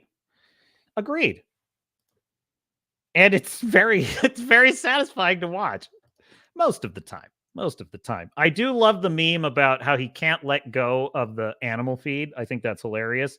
I do like that he's a kind of Sherlock Holmes that is just very much, he's Sherlock Holmes plus more murder. Like that's basically what it is. Fu Man Blue says, okay, just to get them out of the way, them putting those dead dudes in concrete in the middle of the night. Also, the women flipping men over their shoulders. What are we talking about? What movie is that? Oh, you're talking about Reacher? Okay, no spoilers for Reacher. I mean, go ahead and spoil it. I don't care, but I'm gonna watch it. So, let's see, that it's an old show. So, I mean, season 2. Never mind. Yeah, spoil away. I don't care. But Fu Man Blue says, you would need an actual mixer to make that much concrete. Yeah. Trying to catch up on all the chat. Lightsaber all. Well, that's how like the current crop of writers would. Yeah, let's have Anakin. Anakin is in it, and he's gonna try to lightsaber Ahsoka. and he'll lightsaber. What the hell is her name? Sabine. Yeah. He'll lightsaber Sabine, and she'll get better in the next episode. So stupid. My problem was, like, before the Marvels, I think what I generally thought was these are a mixture of woke lunatics, hacks, and like some talented people that are shackled by the message, and they're all kind of and they're trying but failing. After I saw the Marvels, I was like, no, these are people that eat glue. Like these are people that eat freaking glue. Okay, these are dumb people. So there you go. Like, dude, I can't even believe Zack Snyder. Like Zack Snyder. Okay. Maybe writing's not his strong suit. That's not his wheelhouse. Fine, dude. Don't you have an editor? Don't you have a co-writer? Isn't there one person in your film production that understands story structure? How can you write something so dumb? It's like a first-year college film studies student. I don't understand how people with so little credentials are able to make multi-million-dollar films over and over and over, and they fail and they fail and they fail, and they just give them another one. I don't understand it. It doesn't make any damn sense to me. I'm like, these just must be stupid people from the bottom all the way up to Bob Iger or whoever it is. say what you want for David Zaslav. He at least seems to understand business. That's all I could say for Zaslav. He seems to understand that when a movie loses millions and millions of dollars, that's bad. And we should do something about it. Now, whether he's doing anything good about it is another matter. But like, there you go. Stole all the shit. Dude, Zack Snyder stole everything for Rebel Moon. He just stole shit. He just stole shit from everything. And yes, to be fair, could it have been like, utilizing tropes in a new way that's fan service? I mean, it could have been, but it just wasn't. It just wasn't. It was just, he stole a bunch of shit without honestly, you know what it reminds me of? It reminds me of how like Game of Thrones comes out, right? And everything up to like the Red Wedding and a couple other, maybe season 5-ish, it was pretty good because they're adapting George R. R. Martin's incredible work. And it's stunning. No one had ever seen anything like this show. I certainly had never seen anything like it, Game of Thrones. And then every dumb hack writer after was it the two, Dan and Dave? Yeah, those two idiots who clearly had no talent. They were just adapting what Martin had already written, and that's why they looked like they had talent and deluded themselves into thinking they had talent. It's like after that, suddenly Star Trek Picard was trying to be Game of Thrones. They literally have a brother-sister incest plot in Picard season 1. It's like every show suddenly had a brother-sister incest plot now after Game of Thrones. And it's like, that's kind of how I feel with Rebel Moon. It's like he's just ripping off stuff he's seen somewhere. He doesn't understand it, because like when they would put those tropes into all these other shows, it's like, no, Game of Thrones was not interesting because there was a brother-sister incest plot in it. That's not why it was interesting, you idiots. Like, that's not what made it interesting. What made it interesting was Cersei and Jaime were trapped in a feudalistic society in which they had such a skewed and just depraved worldview that was the only relationship that made sense to them. That's what the story is about. It's not about the fact that it's incest. It's like, this is what I mean when I say they're dumb people, because they don't understand the actual principles of like why good storytelling is what it is. So, which is inexplicable to me, because they have all the resources they could possibly want to figure this stuff out. The battleship Yamato, says Star Fury, the main battleship from Oh, you're right. I don't even watch Battleship Yamato, but I've seen pictures of it. And you're right. They ripped off that ship. They ripped it off. Fubat Blue says, it looks like the captain has traveled to a Christmas nebula with the new colors in the backdrop. Oh, well, thank you, Fubat Blue. I hope it's working. I hope that I'm at a Christmas nebula. Star Fury says a crappy plumber has more impact on your life than a crappy movie. Remember that when your toilet is blocked. I'm telling you, you may think Marvel's bad, but if that thing's not working, you're in big trouble. Yep. Yes, indeed, Star Fury. Fu Man Blue says, sorry, I thought you'd watch. Oh, no, don't worry about the spoilers. I'm just kidding. It's a knee-jerk reaction, Fu Man Blue. Don't read into it. I'm trying to catch up because that was one of the shows that was on my list and I just didn't watch it. So in any case, what else we got to talk about? Let's swerve into. I've got lots in the stack of stuff, but let's just close the loop on Aquaman while we're on the subject. We did it's a double feature Captain's Cast, because I kind of usually focus on one, but I got two features I had to watch, and I meant to go see the Iron Claw, but I haven't got around to it. So next week, we'll talk about Iron Claw once I have seen it. Aquaman 2, right, was interesting to me because it was not like the Marvels, where it was a total dumpster fire, like flaming hot garbage that's just like, oh my God, what did you people do? Like, what is this? Like, it's so it wasn't a disaster on that level. It wasn't a woke nightmare on the level of like, Indiana Jones, The Dial of Destiny, or Doctor Who Christmas 60th anniversary. So it wasn't on that level. It did have the most cringe and laughable climate change story. I mean, it was like every 5 minutes, this movie's like, oh my God, all the ice is melting and the greenhouse gases. Oh no. It's like, did Neil deGrasse Tyson sneak into the writer's room on this one? I swear to God, did just come on, just unhinge, just go unhinged and write this thing? What struck me about Aquaman and the Lost Kingdom, it was absolutely a bunch of stuff visually that looked cool, like not unlike Rebel Moon, that was extraordinarily boring. I don't know what it is about this portrayal of the character by Jason Momoa. I don't know what it is about his performance, but it makes me not invested in the character. This kind of like devil may care attitude he has all the time, it's supposed to come across as cool. And it just comes across to me as, well, if you don't give a shit about any of this, why should I? That's just the way I feel. I don't feel very much investment in his character. I don't know that I can claim that as an objective flaw of his character. Because maybe you disagree and you like his performance, and I don't know that I would argue with you. I just feel that for whatever reason, his character does not speak to me.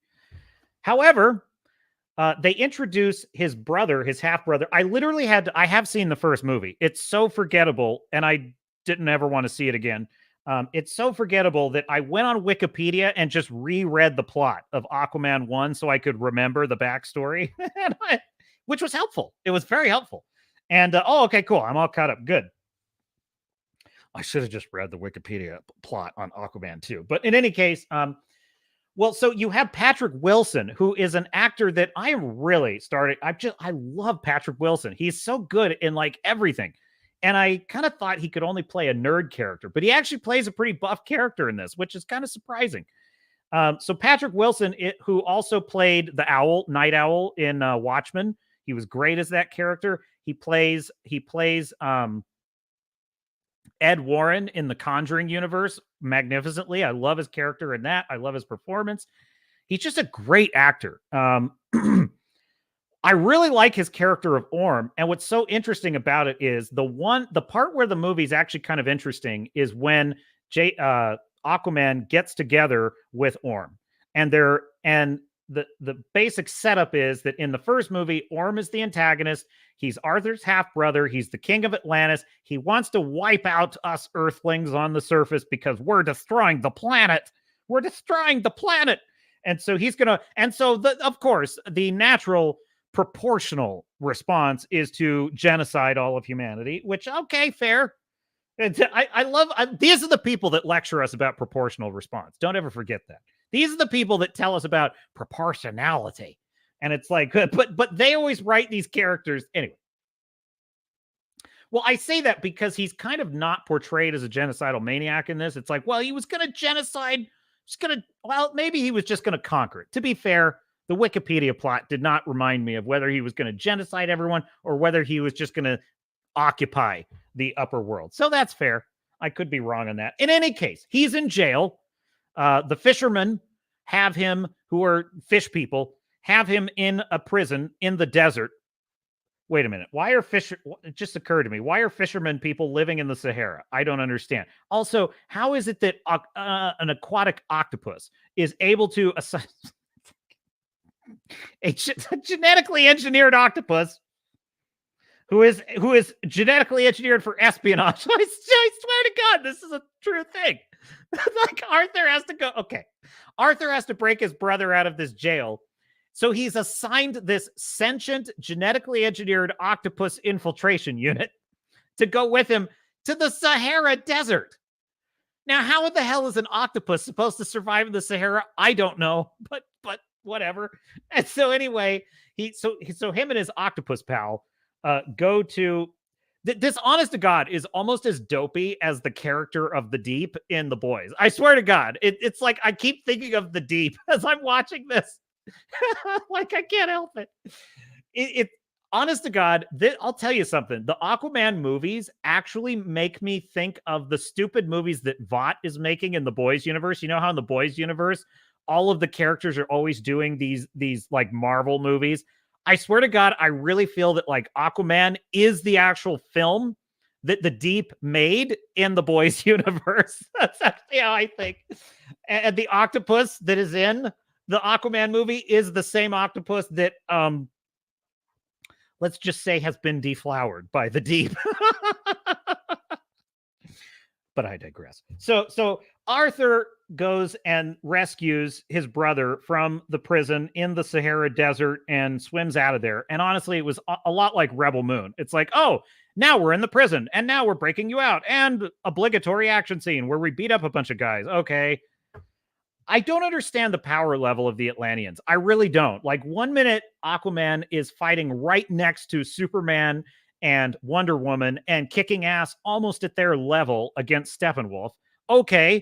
The next minute, he's like struggling to beat a couple of guards in a prison. I don't understand the power level of the Atlanteans. It makes no sense to me. Are they invincible or not? Are they super strong, or like a lot super strong, or not very super strong? I don't even know. Does water impact that? Like, do they need water, or like does getting dried out cause any problems? You know, maybe just flaky skin. Who knows? These are questions that occupy my mind while I'm watching this. And but then you have Patrick Wilson's Orm at, has to. They don't even really explain, by the way, why does he need his brother? My brother's the only one that can find the bad guy. Okay.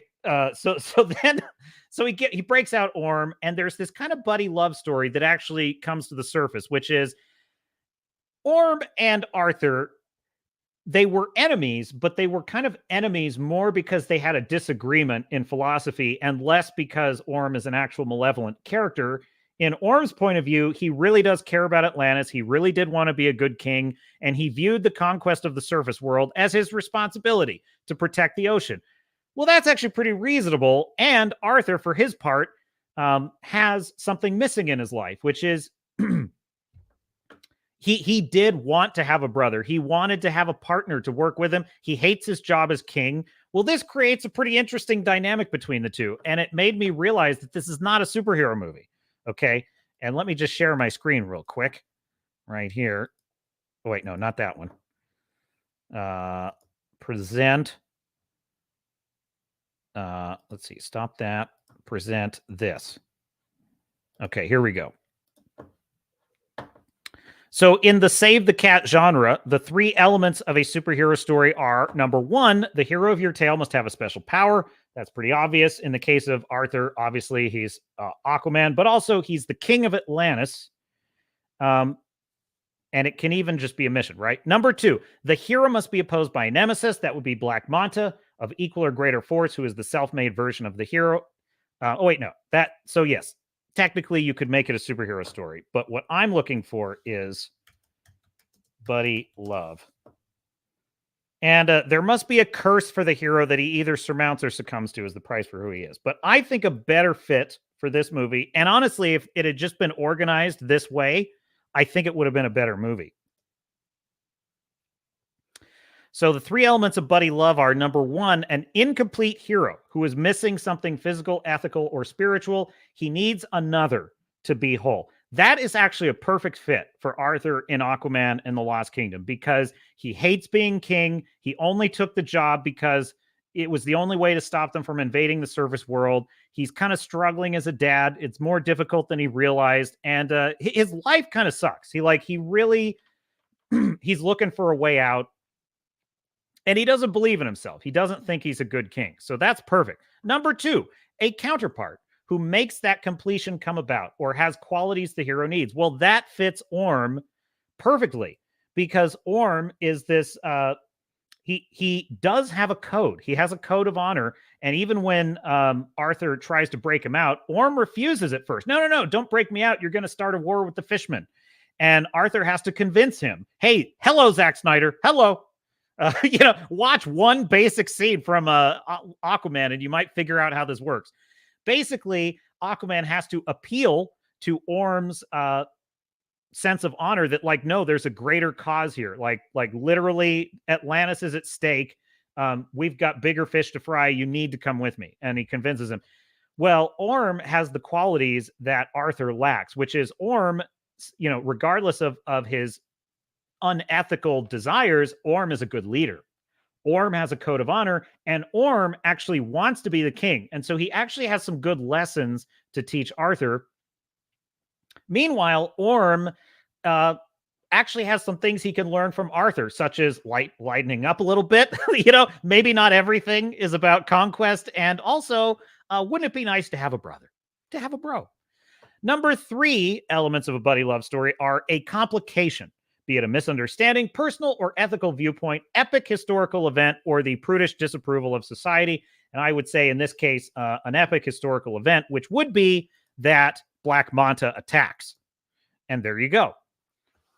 Now, there's about 40 minutes of the movie that are a really good buddy love movie. And that's the part of Aquaman that I'm actually pretty into. And they have to kind of work together to stop Black Manta. As soon as they get to like Black Manta, it's like all I can remember is giant action scenes, very uninteresting choreography, lots of talk about forced climate change. And there you go. Now, is there a time when I could have enjoyed this movie? I don't know. Look, superhero movies kind of have always been a little hit or miss for me because there's 2 things I need in order to really enjoy a superhero movie. Number 1, I've got to be invested in the journey of the character. And number 2, it's got to feel somehow grounded to me. Okay. Now, that doesn't mean it can't have fantasy elements, but it does have to feel grounded. And that's why I say Wonder Woman works for me, whereas this movie does not. Because in Wonder Woman, the concept of the land of the Amazons was clear. The relationship that world had to the real world was rock solid in my mind. And I could understand how they were able to stay hidden, why they had stayed hidden, what was Diana's life like growing up, why is she the way she is? Like all of that just fit naturally in the world they created. In this world of Atlantis, I just feel like this is an attempt to redo the Star Wars bar scene underwater. It feels strange to me. Like, I feel like this could be a better fantasy world than a superhero world. So there you go. There you go. Fu Man Blue says, Christmas metal for y'all. Is this Dan Vasc video? Dude, you're way ahead of me, Fu Man Blue. I was going to play Dan Vasc video. Here we go. So actually there's a link in the description. Should we do Dan Vasc's Christmas song? I'm going to close out with that. That's what I'm going to do. I'm going to close out with that. No, wait. I'm going to close out with a reading from A Christmas Carol. Okay, we'll do Dan Vasc next, and then we'll do some Grizzy shills. What do you think, folks? Dude, Fu Man Blue, I cannot believe you sent $100 Rumble rant. That's seriously amazing, man. I appreciate that. I really do. And honest to God, I appreciate absolutely everyone that's ever shown up, lurked, just been here. It means a lot to me, and it keeps me committed and on course. So I got to stop share and present video. Okay. Now I should be able to find it. Dang it. Where did I put it? Let's see here.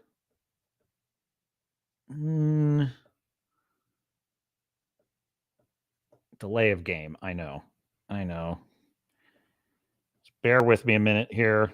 I hate dead air. On a live stream. I should have had this queued up for. Okay, forget it. I'll just use the link that you sent, Fu Man Blue. Well, I had an actual video downloaded because I thought the quality would be better, but we'll just go this route. So, hang on. Dude.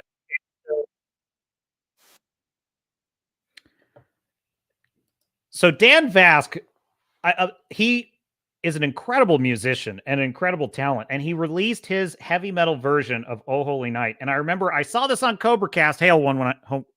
Jeez, so fair. Hail 199. So I watch a CobraCast. Jeremy pulls up this video, and I'm like, "Am I gonna like this?" Because like Christmas songs are hit or miss, and it's like, dude, he picked one of my favorite Christmas songs of all time. This is one of the best Christmas songs ever to do a really good version of.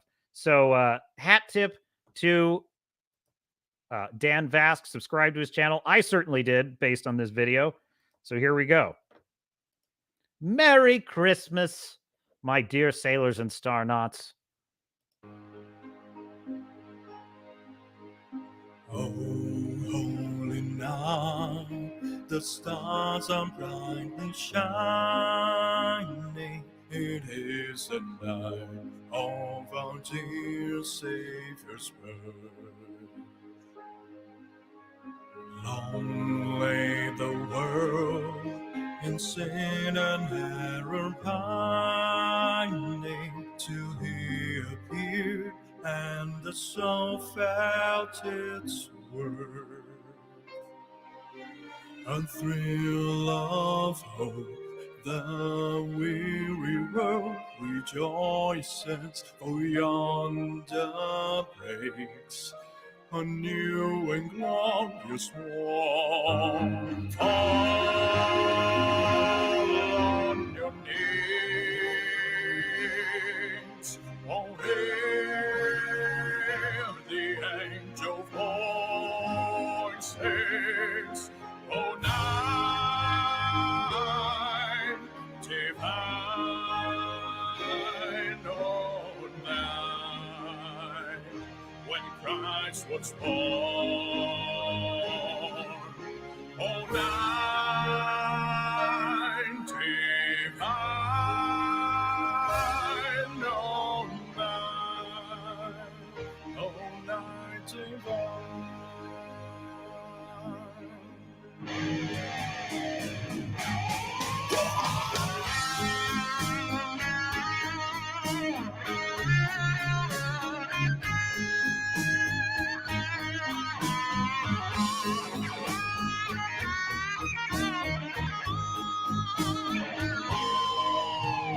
Truly, he taught us to love one another.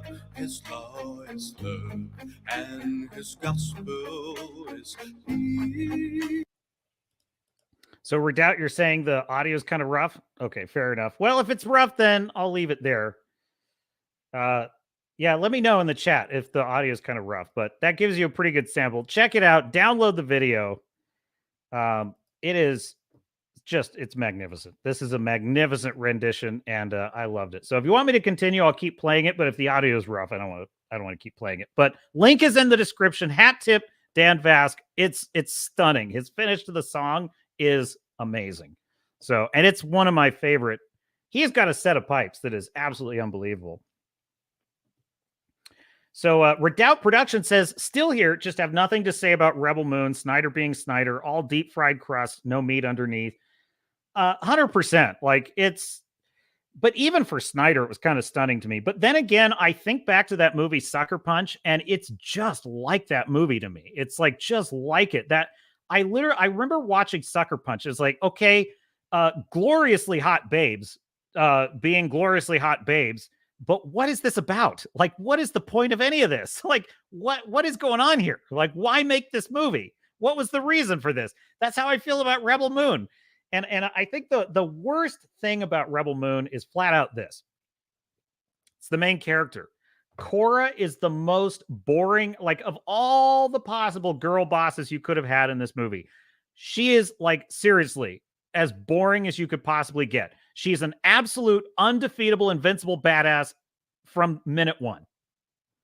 She never loses. She basically she gets caught in a trap at one point in the movie, and then just a dopey plot twist allows her to immediately escape. But at no point in the film is she ever in peril. Is she ever in danger? There's never any sense that the bad guy could outsmart her, or that she's worthy of all this power. The choreography is so pathetic, and the slow motion is so lazy. I never believe for a second she can do one thing she does, nor do I care. So yes, that's pretty much it. Fu Man Blue says audio was fine. He's about to go metal. You want to finish it? We could finish it. I just don't want to like kill your ear. Okay, we'll finish it out. I got one member of the chat saying it's good, so here we go. Chains shall he break, for the slave is our brother, and in his name all of God shall rise. Sweet hymns of joy and grateful chorus raise we, let all words adore. Praise his holy name. Christ is the Lord. Oh, praise his way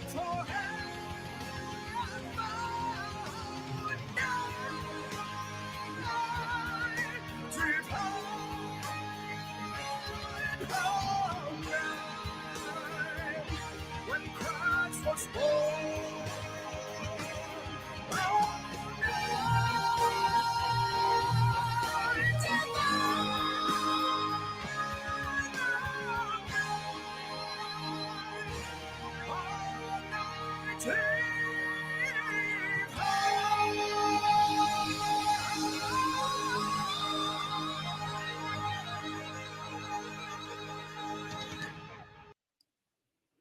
Ladies and gentlemen, Dan Vasc. Dan Vasc, everybody. If that's not your ultimate start to Christmas Eve, I don't know what is. Dude, I am a major believer in old school Christmas music. In fact, I heard someone on a stream, I think it might have been on eFappers. Someone made this point, and I totally agree. I cannot stand like modern consumerism Christmas music. Now, listen, if you have a little fun with it, that's fine. I'm not saying don't have a good time with music you like. However, I like when I walk into a store in Christmas time and I hear all I want for Christmas is stuff and stuff and stuff and stuff. It's like, I go away. I don't want to hear that shit. Like, I want to hear, oh ye merry gentlemen, like fall on your knees, like, oh holy night, like that. Those are the songs that I want to hear during the holidays. Those are the songs like I love Have Yourself a Merry Little Christmas. That's one of my favorite songs because it's about family. It's about being warm by the fire. It's peaceful. And it makes me think of like after dinner, after Christmas dinner, and everyone's kind of like just chilling on the couch and it's comfy and cozy. Like that's what I like. Those are the songs I like. And the old school, just the more toxic Christian, the better. The more toxic Christian, the better. To use a wokie's twisted way of looking at things. It's kind of interesting. It's what's kind of an interesting thing about Christianity, Judaism. I'm going heavy on you folks here. Western civilization, English common law, democracy, the American ethics. The American ethics of society. I am an Americanist, as I have said before. That is the ideals of the American Revolution, are what I believe. And what's interesting about it is the wokies want all the benefits of those things. They want all the things that those beliefs and systems and traditions have given them, such as freedom to protest. Protest is a human right. They want, they want all those things. They want all the benefits. They want their Starbucks latte. But what they don't want is anyone to be happy celebrating those traditions, beliefs, and ethics. And that is why I find their ideology odious. I find it unworthy of respect or consideration. And I have no time for it. And that's why, they're not going to ruin my good time because, we will honor those traditions. We will honor the things we love, and we will not be, driven back into the cold. And I love that people are saying Merry Christmas. I love that that's, we got to bring it back. And it's really interesting too, is when Charles Dickens wrote A Christmas Carol, Christmas was kind of at a low ebb at that time culturally. It wasn't as big of a holiday. Charles Dickens' A Christmas Carol, the original book, The original book, and by the way, I highly recommend Patrick Stewart's audio reading of it. His audio performance of it is amazing. I listen to it on Christmas Eve almost every year. I'm going to listen to it again tonight. It's about an hour and a half long, I think. It's an abridged version, but he does all the voices. It's really good. Back when Patrick Stewart was, much younger. And he still had that full-throated Picard ability to just, do a Shakespearean performance. And it's like that story is such a remarkable tale. It's no wonder it's been made into about 50 different versions, each one getting just a little less, a little more pale in comparison. But that original story about a man who has lost himself to essentially materialism and all the worldliness. He spent his whole life trying to accumulate money. And, because people always think of Scrooge as the meme, which is, oh, he's a rich guy that's just an asshole. It's like, but that's just that's just what he's become. Like his full story is that he was a kid once who loved Christmas. He was a young man who was ambitious, but, he had a girlfriend and he was working his way up, but he loved Christmas parties. But then over time, he just became so, pulled into just the rat race of life and the need to acquire and to keep the things he had acquired that he drove away his girlfriend, his fiance. He drove her away. He drove people out of his life that used to invite him over for Christmas parties. And then he started to hate Christmas because it became a symbol of the things he knew he had lost. And then one night he's given one chance, just one chance, to see truly, to do a fearless, as they would say in AA, to do a fearless moral inventory of his life when the three ghosts visit him. And when he sees the truth of what he's become and what he's lost, it changes him. And he realizes that all the things that he's been obsessing over don't really matter. And that like the down on his luck clerk that's been working for him for years with a sick child is of more value to him in his life than all the money he's ever accumulated. It's a beautiful story. It's an incredible story. It's one of the best stories ever told. And that story single-handedly transformed Christmas almost overnight into a incredibly much more popular holiday all over again.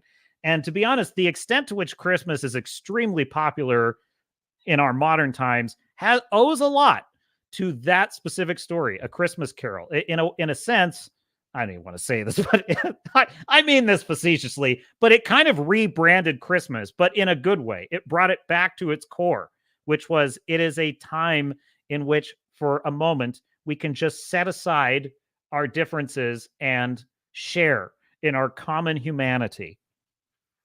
And in that spirit, I say to the wokies, I say, Merry Christmas, and goodwill towards men and women and other.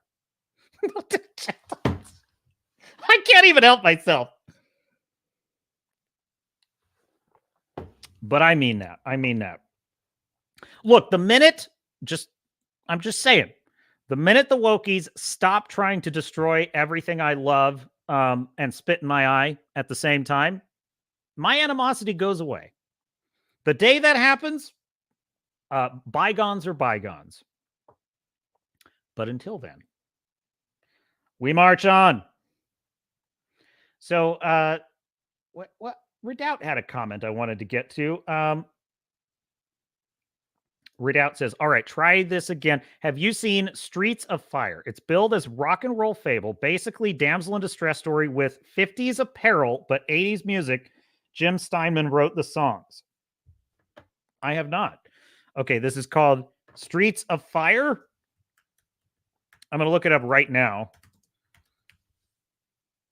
Streets of Fire, 1984, American action crime neo-noir. Haven't heard of it. I will put it in my notes, Redoubt, and maybe I'll check it out. Streets of Fire. And yes, it might have been you that asked me this question on the last stream. Which type of American am I? And that would be a Lord of the Rings American. Okay. I am a born and bred Lord of the Rings American.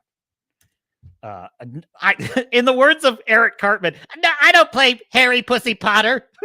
I don't do Harry Pussy Potter. No, I'm just kidding. No disrespect to any Harry Potter fans, but Team LOTR over here. Okay.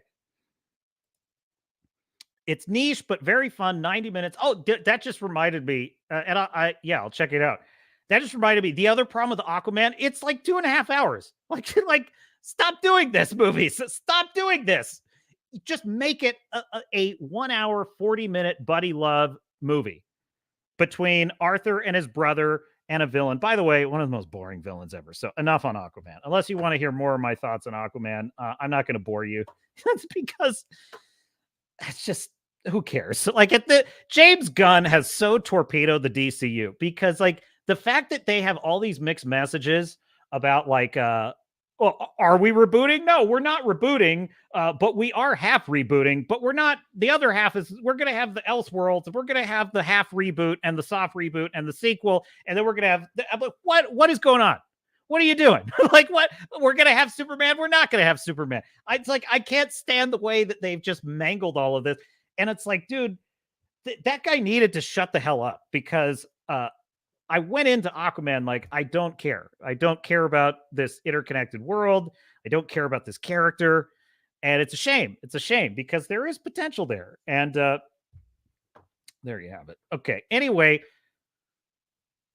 Yeah, exactly, Redoubt. You can't take a bunch of cool-looking objects and smash them on camera for feature-length time. You need something to tie it all together. And I just keep going back to Godzilla -1. Best film of the year. Absolutely flawless. Flawless hero's journey. And by the way, also, he had a team. You know, Koichi Shikishima had a team of kind of misfit characters helping him. And it was perfectly done.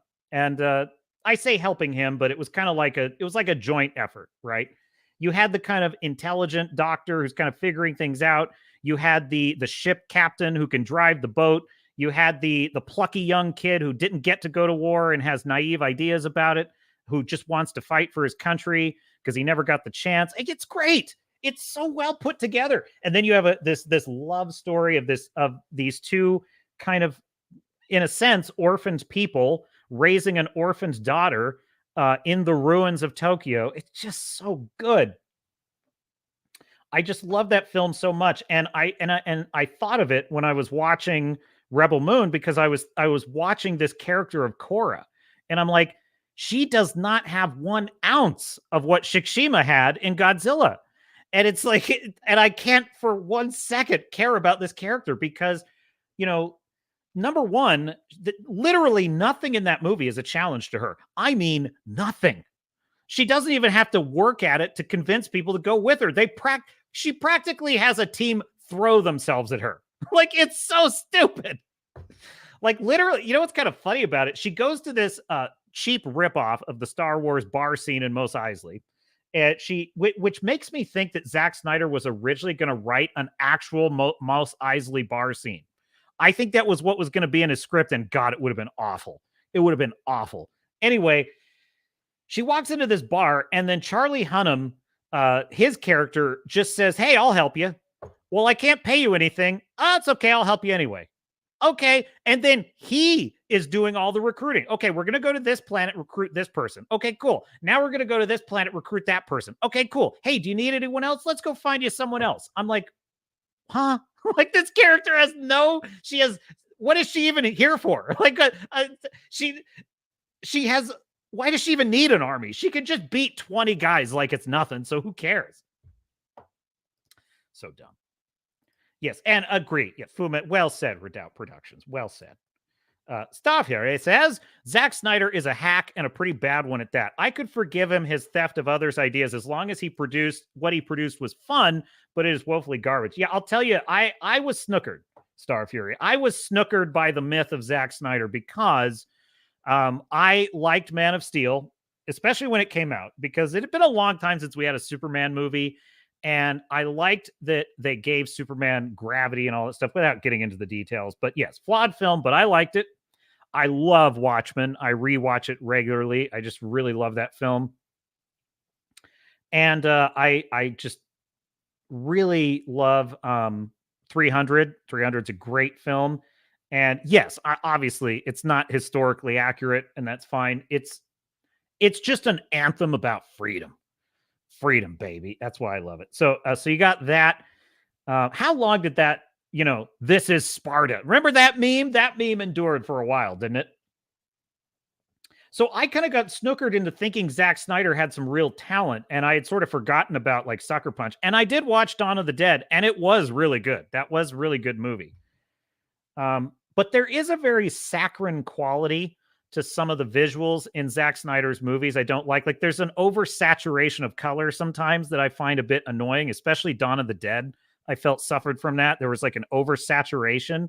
And but that isn't necessarily a negative, because a unique visual style can be really awesome in the hands of a director that knows what to do with it. And it just goes to show you that Christopher Nolan is the total package. Like he really is. He has an amazing eye for cinematography. He has an amazing creative vision of what he wants to do. He understands talent and how to hire the right actors. And he's a freaking great writer.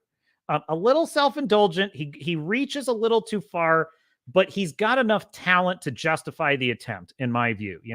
He gambles on just what he can pull off, and most of the time it comes off pretty well. So it just goes to show you that a Zack Snyder he needs to either get better at writing, or he needs to accept that that's not his wheelhouse, and he needs a co-writer who knows what the hell they're doing. Also, he should, pull his head out from under a rock and get with the times. Because first of all, your wokeness is outdated. Second of all, have you seen the box office in 2023? Get woke, go broke. Where you been, bro? like, dude, the Mary Sue girl boss who effortlessly just achieves all of her goals in a straight line. Folks, Zach, baby, booby. That went out with the dinosaurs, man. Like that went out with the dinosaurs. What are you doing? Like she should have at least, she should have at least been a lesbian. Like you're way outdated, man.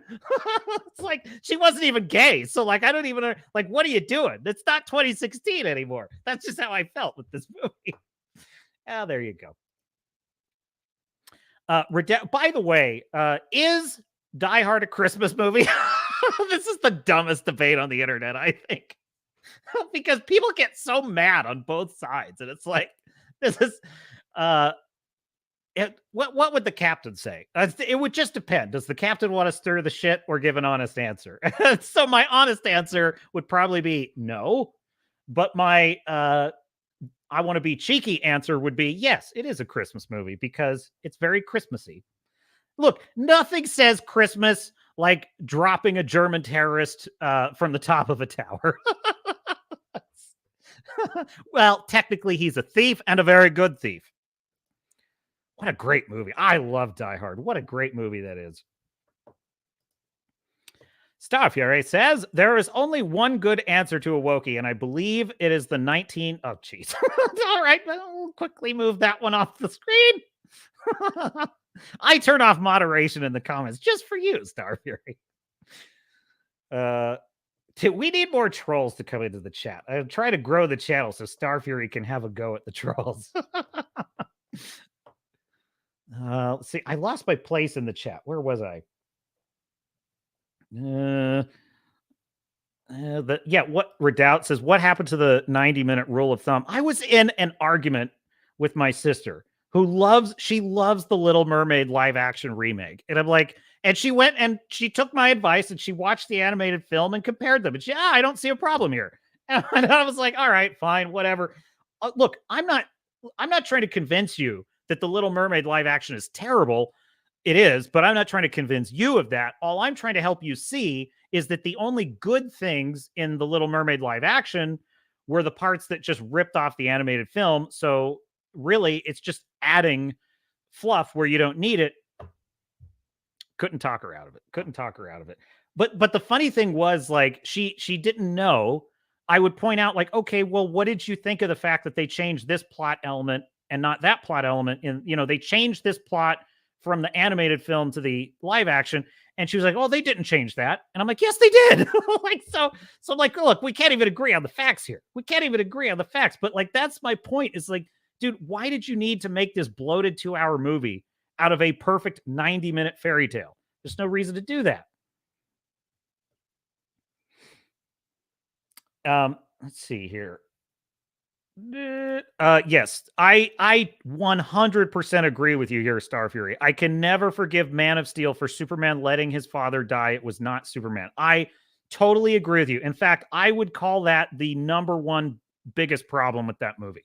And it's a big one. Like, it is a hole blown right through that movie. Because I'll tell you something, the reason that I loved Man of Steel as much as I did, to the extent that I did, was because Jonathan and Martha Kent, I thought, were really well done characters in that movie. I really love Diane Lane as Martha Kent.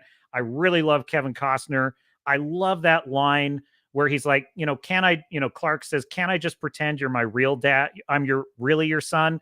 And then Jonathan says, you are my son. Oh, man, that hits me right in the feels. And then his mother at school helping him because he can hear everything. He can see through everything, and he's being overwhelmed. And his mother's like talking him through it and helping him learn to control his power. Dude, that was great stuff. That was really great stuff. And it made Superman a very human character. But the fact that his father is standing there and about to get destroyed by a tornado, and first of all, tells him not to save him, which is as cruel an act as I can ever imagine a father doing. Like, that's cruelty, folks. That's part of what makes me hate it so much, is because that betrays Jonathan's character, in my view. It makes Jonathan a cruel father to do that to him. Because he's damned if he does, damned if he doesn't. If he doesn't save his father dies.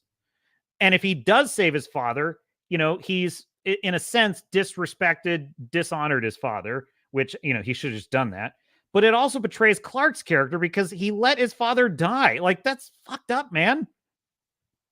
So, yes, I agree with you. Huge problem in the movie. It's also a touch too dark. The other problem with that movie is I don't think that Lois Lane was very well done. She's too world weary. She's too cynical. She's, and this is frankly, it's kind of a problem with Zack Snyder. He's too somber. He's too dour in all of his movies. And sometimes that kind of works. Like, I like the Snyder Cut. I think the Snyder Cut of Justice League was pretty good for the most part. There's a couple things in it that are super cringe. Like, The Flash is super cringe all the time. I don't know why these idiots like Ezra Miller as this character. He's awful as the Flash, but that's neither here nor there.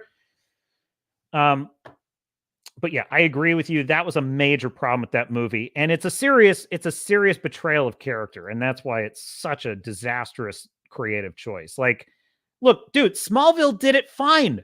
Do you remember Smallville on the CW? I used to watch that when I was in high school. And I liked the way they handled Jonathan Kent's death in that show because he was a great character for like 4 seasons.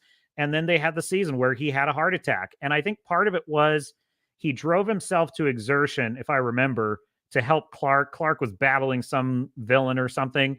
And it wound up that Jonathan kind of pushed himself a little too hard. And that's why he had the heart attack. So Clark felt sort of guilty about it. That's a pretty good way to do it, I think. It was an accident. It just happened. It probably would have happened anyway. But then Clark kind of blames himself because, did I make it happen sooner? There you go. That's all you need. And one of the problems with Zack Snyder, I think, is he gilds the lily.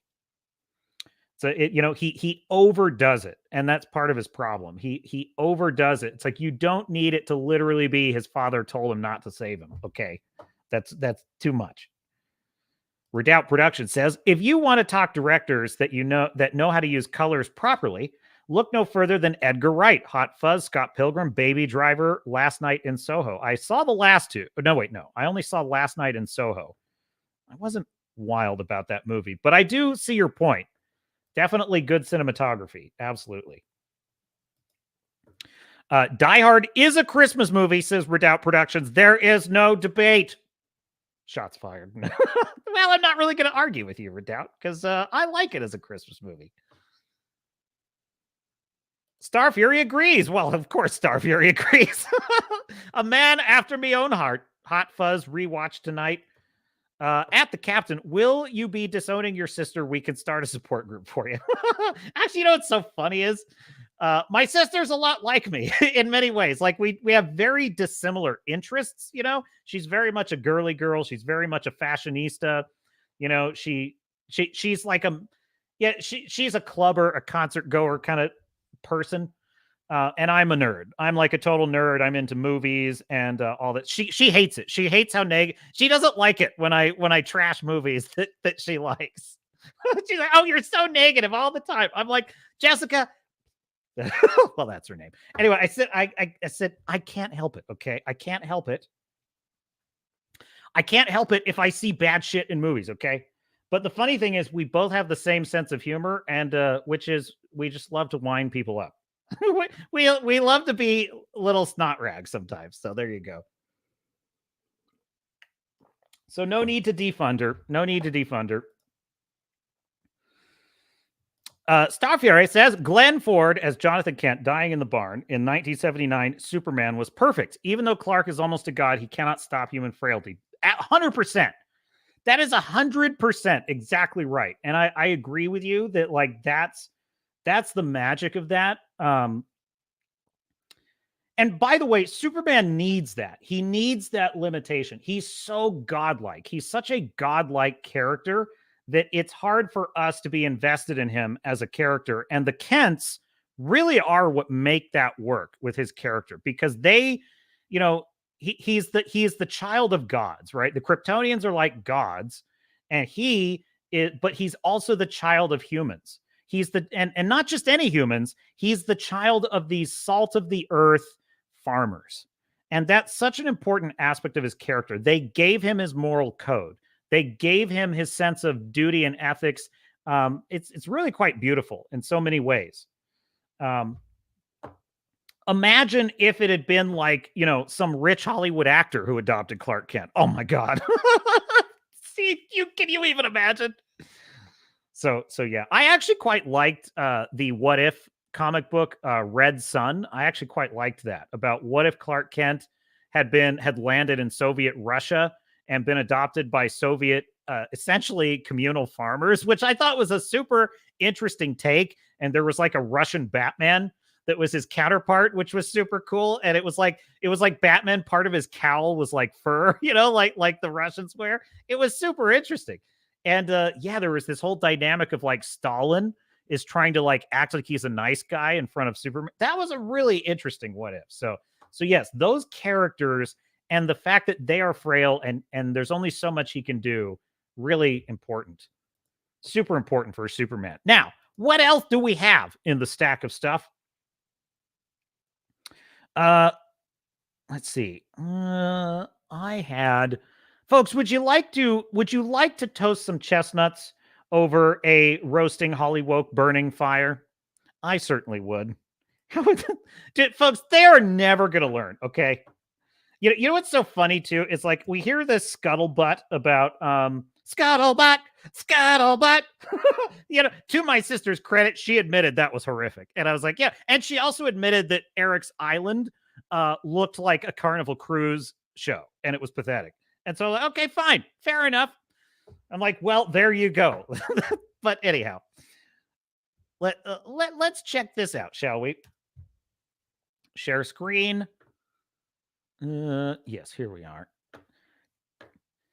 This from Cosmic Book News, Kevin Feige's X-Men female focused in the MCU.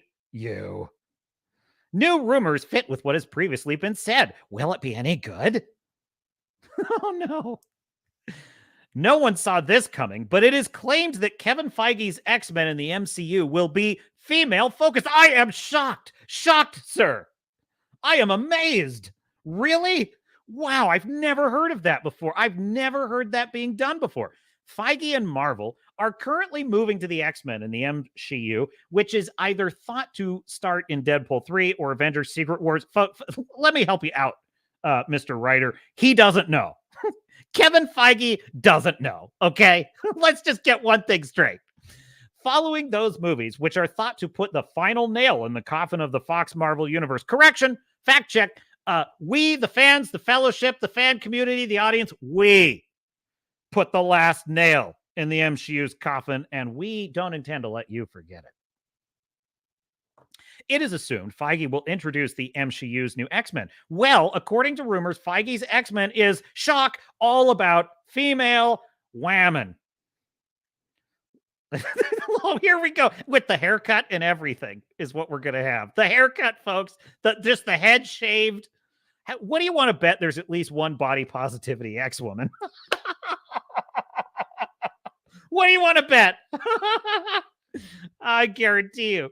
According to Scooper, Daniel RPK, who recently nailed that info about Pedro Pascal as Reed Richards in Fantastic Four, the initial idea from Kevin Feige is to focus on the female members of the X-Men.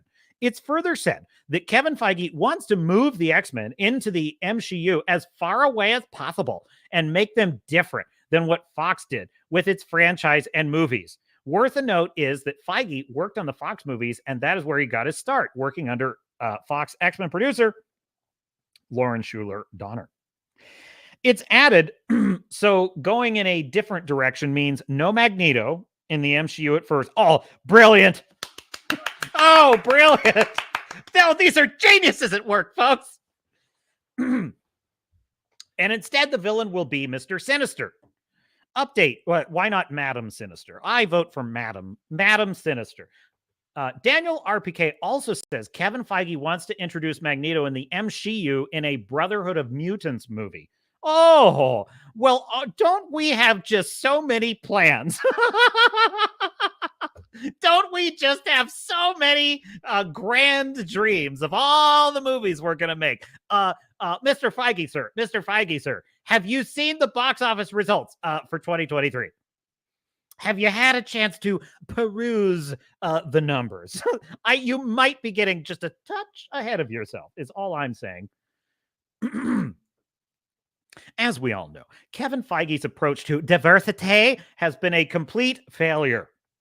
So his approach to diversity has not been a failure. His approach to diversity has been a resounding success. It is the nonsensical idea, the twisted belief that diversity is our strength, and that it is necessary to the X-Men, which has always been diverse. It is that idea which has been a complete failure. So the alarm bells are sounding. While diversity in itself isn't a bad thing, yes, it is. It's Feige's approach to diversity that has been done incorrectly. Just like the comics did, diversity does not need to be done. You do not need to do diversity. Nobody was doing diversity when they created the character of Sarah Connor. Nobody was doing diversity when they created Ellen Ripley. No one was doing diversity when they had Kara Thrace as Starbuck in Battlestar Galactica. Nobody was doing diversity. They didn't have to. Diversity was just happening. It was happening because it's organic. It's natural. These people are so freaking stupid. I just don't have time for it.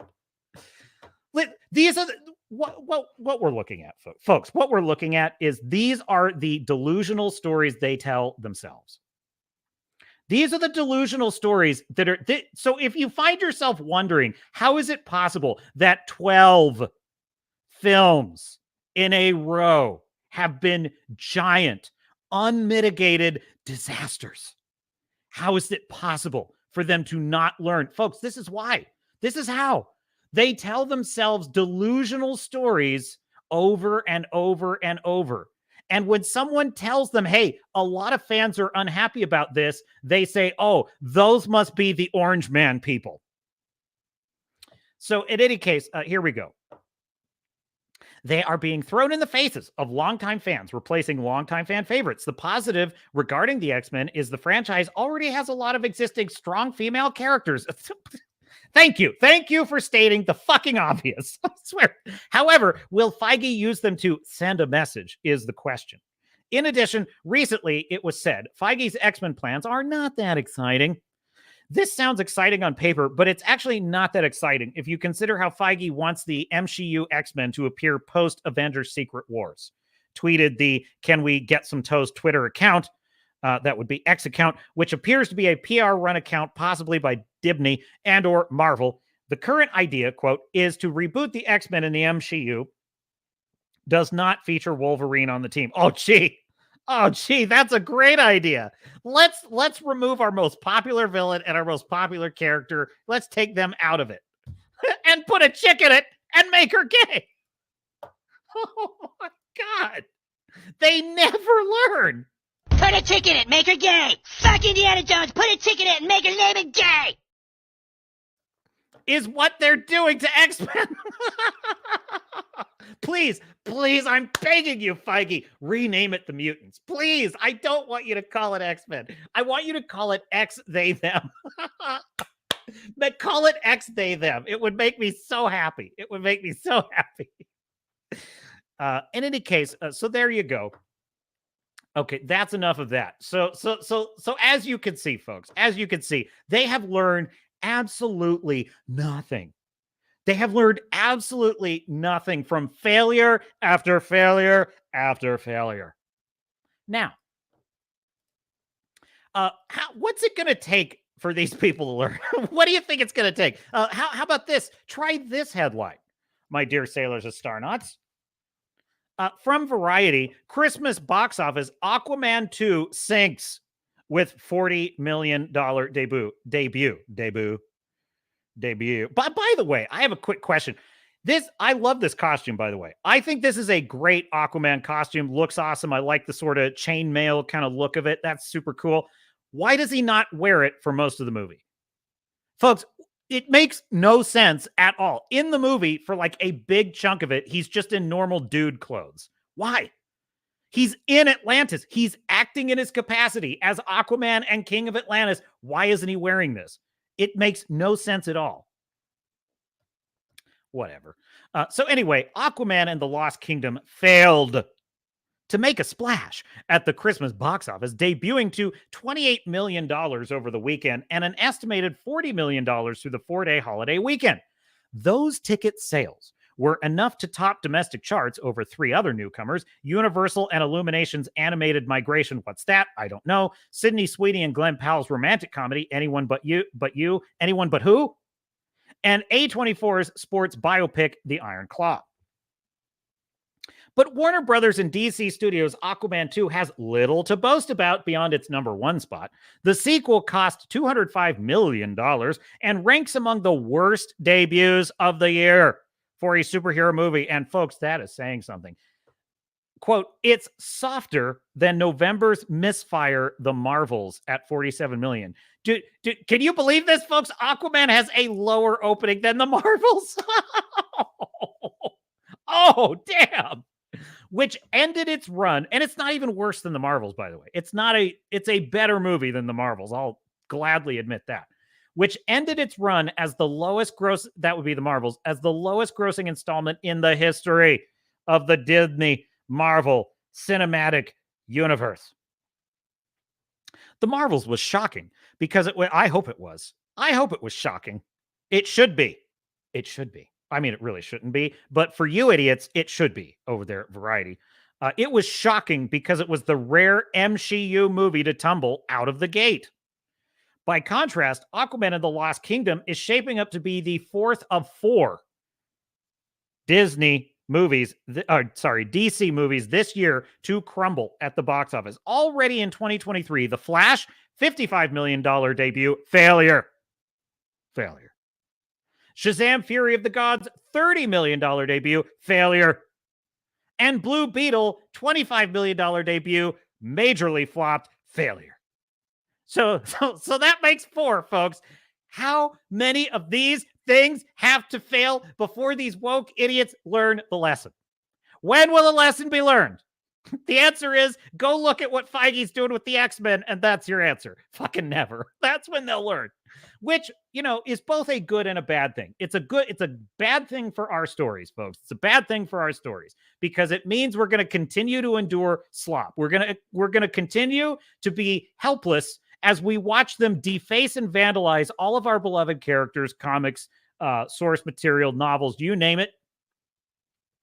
and they'll work their way around to manga and anime and video games when they get the chance. They're working on it. But it's a good thing because it means they are paying a price. That we, in a way, we're kind of like an army fighting a rear guard action here. It's like they are attacking all of our stuff, and they're kind of have us on the retreat, but we're just inflicting mass casualties on them. We're we're bleeding them white at the box office, is one way to put it. What's so funny too, is I read this list here, The Flash, Shazam, Blue Beetle. Now, that makes me think about, like, okay, how does Aquaman 2 compare to The Flash and Blue Beetle? I would say, I haven't seen Shazam Fury of the Gods, so I won't comment on that one. But I would say, what is the worst of those three?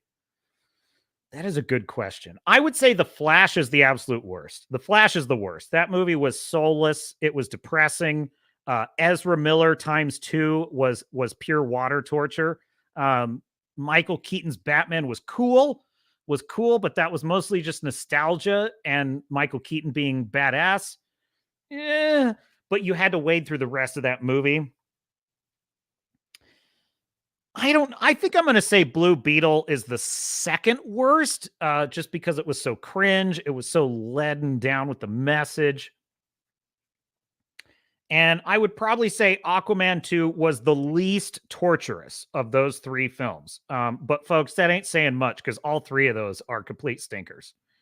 I will say this, Aquaman 2 had a plot. It did have a plot. Blue Beetle had no hero story, no plot. The Flash had just a depressing, soulless plot. Aquaman 2 had a good buddy love story in it. So that's the one thing I could say for Aquaman 2. Other than that, it's just garbage. So yeah, there you go. December releases, the article goes on, are known to start slower, but enjoy staying power through the new year. That was the case with 2018's Aquaman, which opened unspectacularly to 67 million and powered to 335 million in North America and 1.15 billion globally. Oh, those were the days. Oh, those were the days. No more, folks. Those days are over. However, Aquaman 2 faces choppier waters. Beyond the minimal buzz and terrible reviews, The Lost Kingdom is the final installment before DC's new bosses, James Gunn and Peter Safran, reset. Is that what they're doing? Because I don't know what they're doing, but I guess they're resetting it and not resetting it at the same time. The sprawling superhero universe without heroes like Jason Momoa's Arthur Curry to save the day. So yeah, folks. So there's another defeat. It's incredible too. It's like, why are they not canceling all of their plans? Folks, in a sane world, superhero movies would be done for. Like in a sane universe, like in old school Hollywood, like I'm talking 90s Hollywood, folks. Like back when like if you've ever seen the show Entourage, anyone seen the show Entourage? It was very popular. I think it was Showtime or HBO. I think it's HBO. It was on HBO in like the early 2000s, and it was about, if you haven't seen it, it was a sort of dramedy, but more of a comedy about a young guy who becomes famous because of an independent movie, and he takes his group of buddies from his hometown to Hollywood with him, and they just get into a bunch of shit as he's rising through the film, through the Hollywood world as a rising star. And it's by Mark Wahlberg, created it. And it's loosely based on his kind of life, and it's kind of loosely based on his real life in the sense that he was kind of a overnight success, and he brought his buddies with him to Hollywood as his sort of entourage. So there's a real life entourage. Anyway, in that show, Jeremy Piven plays, what the hell's the main character's name? It's been a long time since I saw it. What's his name? Anyway, he's the famous actor. Jeremy Piven plays his crazy cutthroat agent. And he is the best character in the show, his agent. He is absolutely like the epitome of Hollywood cutthroat. Like he will just cut you off at the knees if you do anything that interferes in his plans to make tons of money. So he's just he's a Harvey Weinstein character without all this, the sexual deviancy and debauchery. But he's just basically a cutthroat agent. He's a great character. Anyway, in that show, that's like the old school Hollywood, where if you were a total disaster, you were done for. Like Jeff Loveness, his career, I mean, maybe it is anyway, but his career after Ant-Man Quantumania, over, folks. Like, you're never going to write in this town again after a disaster like that. That's like old school Hollywood. And so if something was, and frankly, to their detriment, like I would say that old school Hollywood's problem was if they got a whiff of failure, they would just jump ship immediately. And it's like, dude, no, like to the extent that like Firefly, for example, was a victim of that. Firefly was a great show that was rapidly building a fan base, and people were into it. But like immediately it didn't seem, it was a little bit soft in the ratings.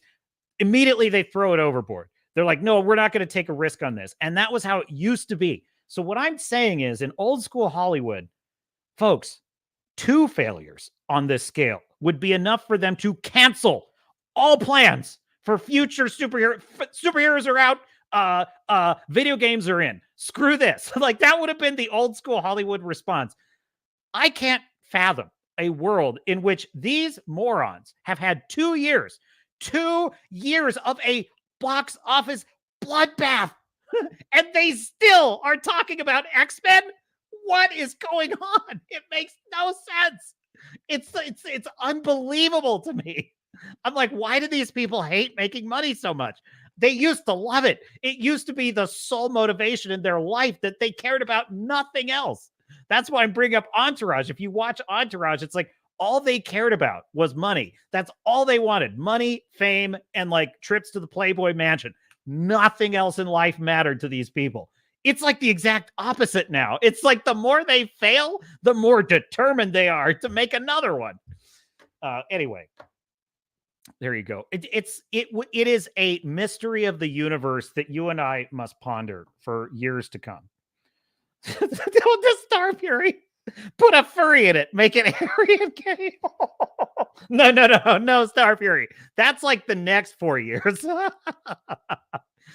Because it's easy to forget, folks, my dear sailors and Stardust. How easy is it to forget just how different it was 4 years ago? Like, think about how different the movie landscape is 10 years ago. Like, it's 20 years ago. It's like it's a different unit. You can't. We're getting to the point where you can't even show 90s movies on streaming services anymore because they're problematic. Like, that's how bad it's gotten. God forbid they see like a fraternity raunchy sex comedy of the 80s. Oh my God, like Porky's or something. Those are pretty much like, those are going to be banned. Those are going to be like erased from history. So what's it going to be like 4 years from now? It's going to be exactly what you're saying, Star Fury. It's going to be put a furry in it, make it hairy and gay. Listen. Here's the problem with Hollywood, right? It's one thing when there's gay characters in stories. Okay, fine. The problem is they seem to think it is our duty to love every movie having an overrepresentation of all. Perfect example. I watched the show, and I'll probably talk about it more on maybe future streams. We'll see. We'll see how we're feeling. Maybe we'll talk about it on this stream. But the Fall of the House of Usher. Okay, I watched the show Fall of the House of Usher on Drinker's recommendation because I don't trust Netflix. Like I've seen so much garbage on Netflix that I won't watch it unless I've heard a reason to watch it. And Drinker liked it. And I'm like, okay, we'll give it a shot. And I loved it. Mike Flanagan is a serious talent. In fact, I've recommended one of his shows before, Midnight Mass. I love Midnight Mass. It is an absolute masterwork. And it's about vampires, which I usually hate. I hate vampire stories. That's the one exception. I really enjoy Midnight Mass. It's a great, great limited series. Well, apparently he makes these kind of limited series. So I watched Haunting of Hill House, which was also really good. And what's kind of interesting too is like, I remember when American Horror Story was good, this was kind of what it was like. And I'm like, dude, Mike Flanagan is better at doing an anthology horror series than Ryan Murphy has ever been with American Horror Story. So hat tip to Mike Flanagan.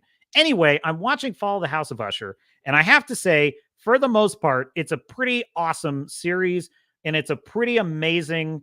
I wouldn't call it a adaptation, but I would say it is a really nice homage to Edgar Allan Poe. It really is. You can tell that Mike Flanagan loves Edgar Allan Poe, and he really does capture some amazing stuff.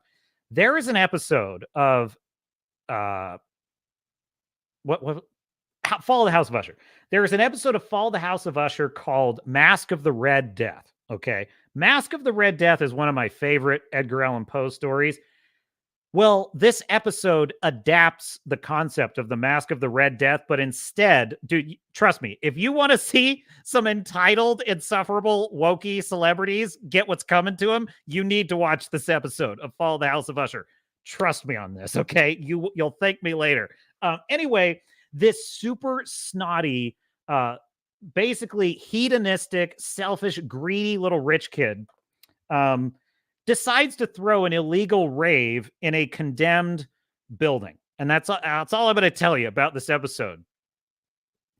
And it's brilliant. And it's a take on the Mask of the Red Death. And it's all these decadent, spoiled, hedonistic people that, you know, they don't care about anything but themselves and pleasure and getting what they want from others. And they all go to this party. And I'll just leave it at that. And all I'll tell you is it's masterful. And it was... Anyway, that's all I will say. Now, the whole show's pretty good, but what struck me about the show is like 50% of the characters in the show are gay. And I'm like, that doesn't make any sense. That doesn't even fit like natural demographic data. And I'm like, why? Why do this? Why make every single character gay? It's just like, it doesn't serve any purpose in the story. Make like one or two of the characters gay. That's fine. But like, there's seriously like, every other character's talking about their same-sex other. And I'm like, I don't understand why it's so overrepresented. This is the problem with Hollywoke.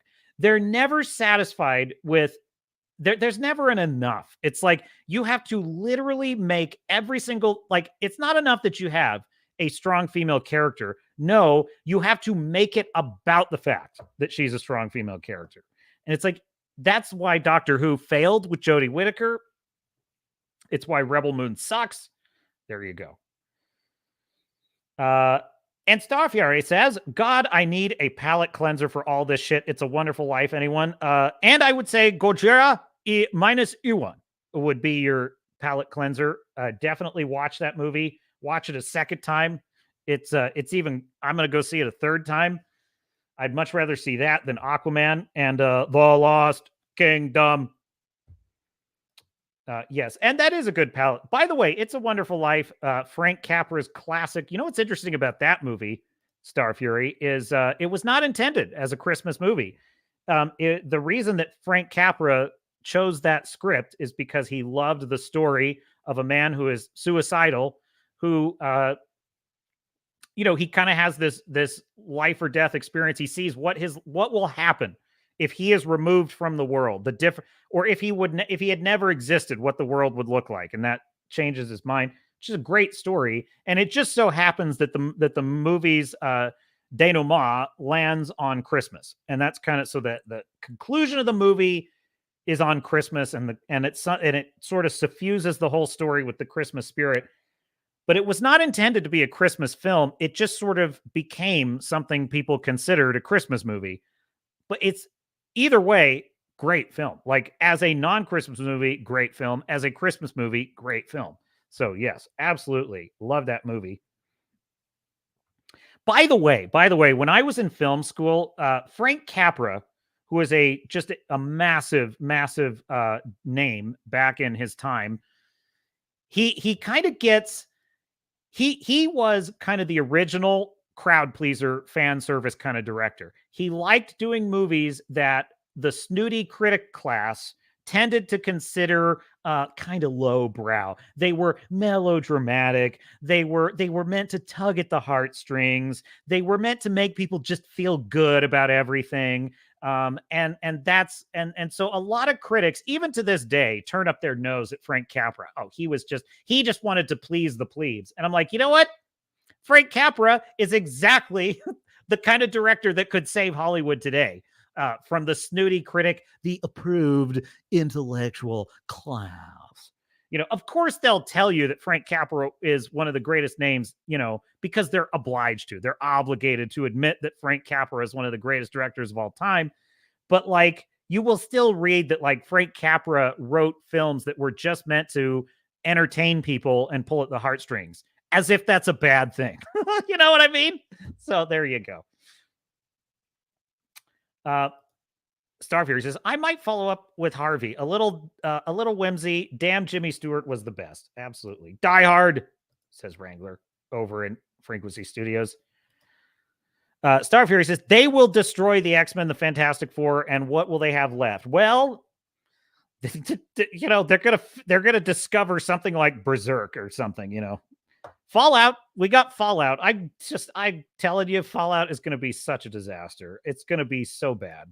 I just know it. Starfear says, as Robert Meyer Burnett says, physical media cannot be taken away from you or changed. And dude, get that stuff now, because companies are starting to actually even like pull physical media of some of their older movies, not even just to censor it, but just because they just don't want to sell it anymore. So yes, now is the time. Now is the time. All right. What else we got in the stack of stuff? Now,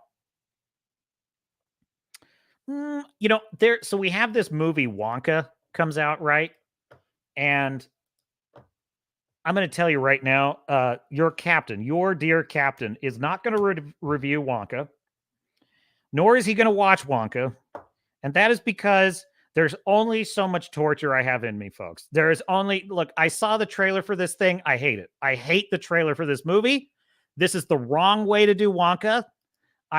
They're turning Wonka into another Quantum Mania, Aquaman, gobbledygook fever dream, and I don't want to watch it. To me, Wonka is a story. The Gene Wilder 1971 Willy Wonka is interesting because Willy Wonka's chocolate factory is a magical world, but the outside world is the real world, the normal world. By the way, Barbie made the same mistake that I think this new Wonka movie is making.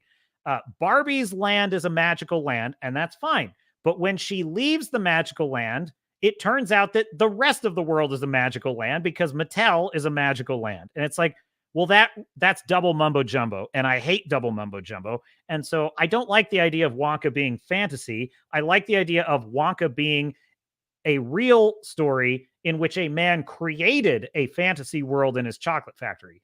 I think that's more interesting. That's why I'm never going to watch this movie. So I thought instead I would leave it to another professional and check out the Wonka review. So was it good? Is the captain wrong? Well, this from Bounding Into Comics. Wonka review. Nobody asked for this charisma-less reboot at all. And I would agree. It's a good thing that Paul Atreides works so well as a character, because otherwise I would have no time for this dude. I just really would not. But anyway, who asked for this movie, says the article. No, seriously, who asked for, by the way, hat tip, Jacob Smith of Bounding Into Comics.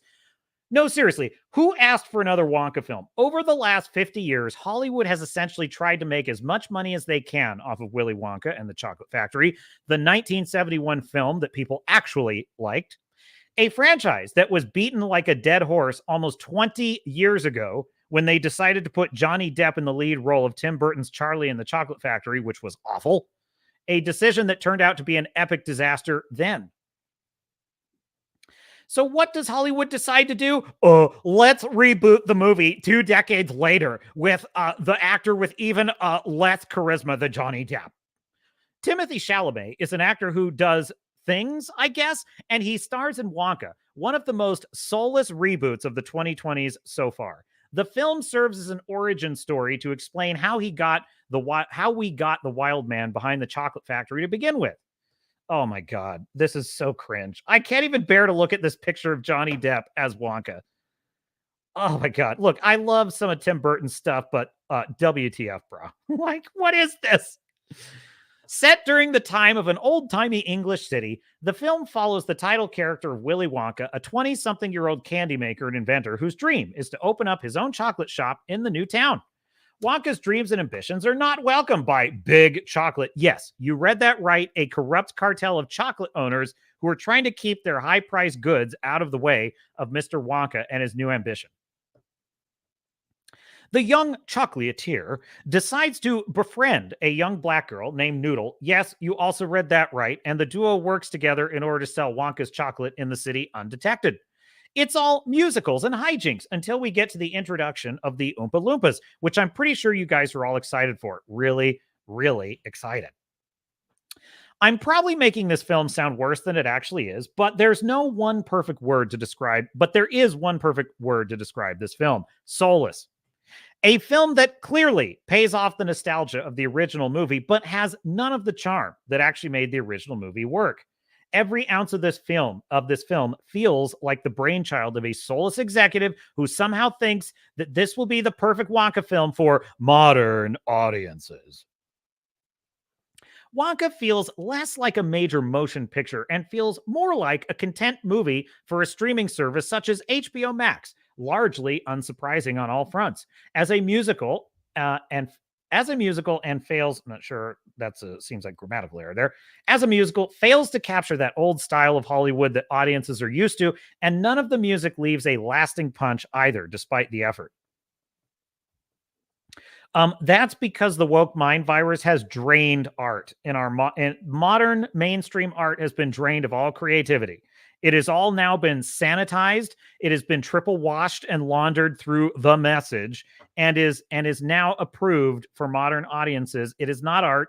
It is garbage chat GPT bullshit, which, by the way, I would say Aquaman, chat GPT. Chat GPT corporate writing is what Aquaman 2 felt like to me. But anyway, the article goes on. While trying to recreate the sarcastic yet playful nature of the first film, by the way, one note here. The reason why the original Wonka film, A, is a better film, that would be the Gene Wilder version, and B, would never be made today, is because it is a moral fable.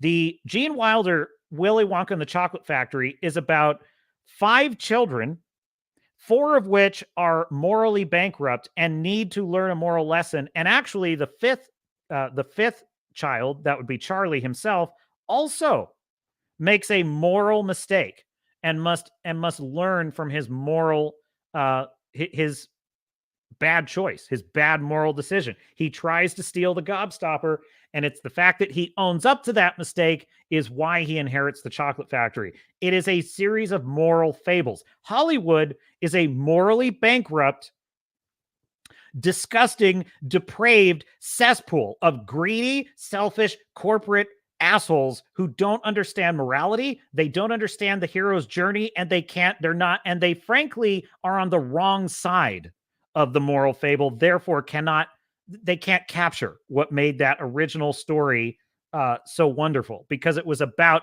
dude, can you even imagine the original Wonka story is about a fat kid.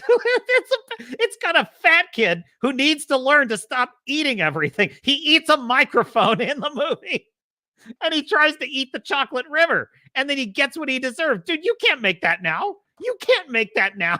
It's a fable about gluttony. It's like Baruka, who is the greedy little shit. She could just be Greta Thunberg. She's just Greta Thunberg. She's just the one that's lecturing everyone. So like, no, Hollywood is the little fat kid now. So they can't do this. I feel like I think I've made my point. But anyway, resuming with this actually very well-written review, I'm quite enjoying it. The biggest knock on this film was that while it certainly has a lot of creative ideas that they want to put together, they don't exactly have a creative vision to make it work. For a runtime of almost 2 hours, oh God, just no way, I'd rather die. This film certainly wears out its welcome rather quick. In a lot of ways, Wonka feels more like a Paddington movie than an actual Wonka film, and I'll just take your word for it, sir. While it's not fair to say that everyone's going to hate this movie, this is the perfect example of a film that's going to be split right down the middle. A film that's not good enough to be liked, but not bad enough to be hated. I will take issue with you there. I hate it, and I haven't even seen it. It's a film that lacks empathy with the audience, which is the worst sin any film could be. If you're not sentimental with the Wonka franchise, it's franchise. What? what Wonka franchise? I understand. I understand the point. Yeah, I'm just saying there's no franchise here. It's like, or at least there shouldn't be. It's hard to see there being anything for you here. The songs aren't that memorable. The tone is far too dull. And for a fantasy film, which it shouldn't be, that's exactly the wrong approach. Its imagination never gets off the ground. Yeah, there you go. Overall score 3. And you know what? I haven't even seen it. I'm going to rate it like a 2. There's no chance I'm going to watch this movie. I can't. The freaking trailer would be outlawed under the Geneva Convention as Guantanamo torture. Okay. So there you go. Star Fury says, Timothy Chalamet looks about 10.5 years old. So perfect for Paul Atreides, but nothing else. Look, I agree with you, but I will say that like maybe I need to see the full film, but I do feel like he's got a certain level of gravitas to his performance as Paul Atreides. Like I don't know how to put this exactly. It's like the spirit of the character seems to come through. Like that scene in the trailer where he uses the voice and he's like, silence. Like, it's not just that he's yelling it. It's that there's a feeling of command about it.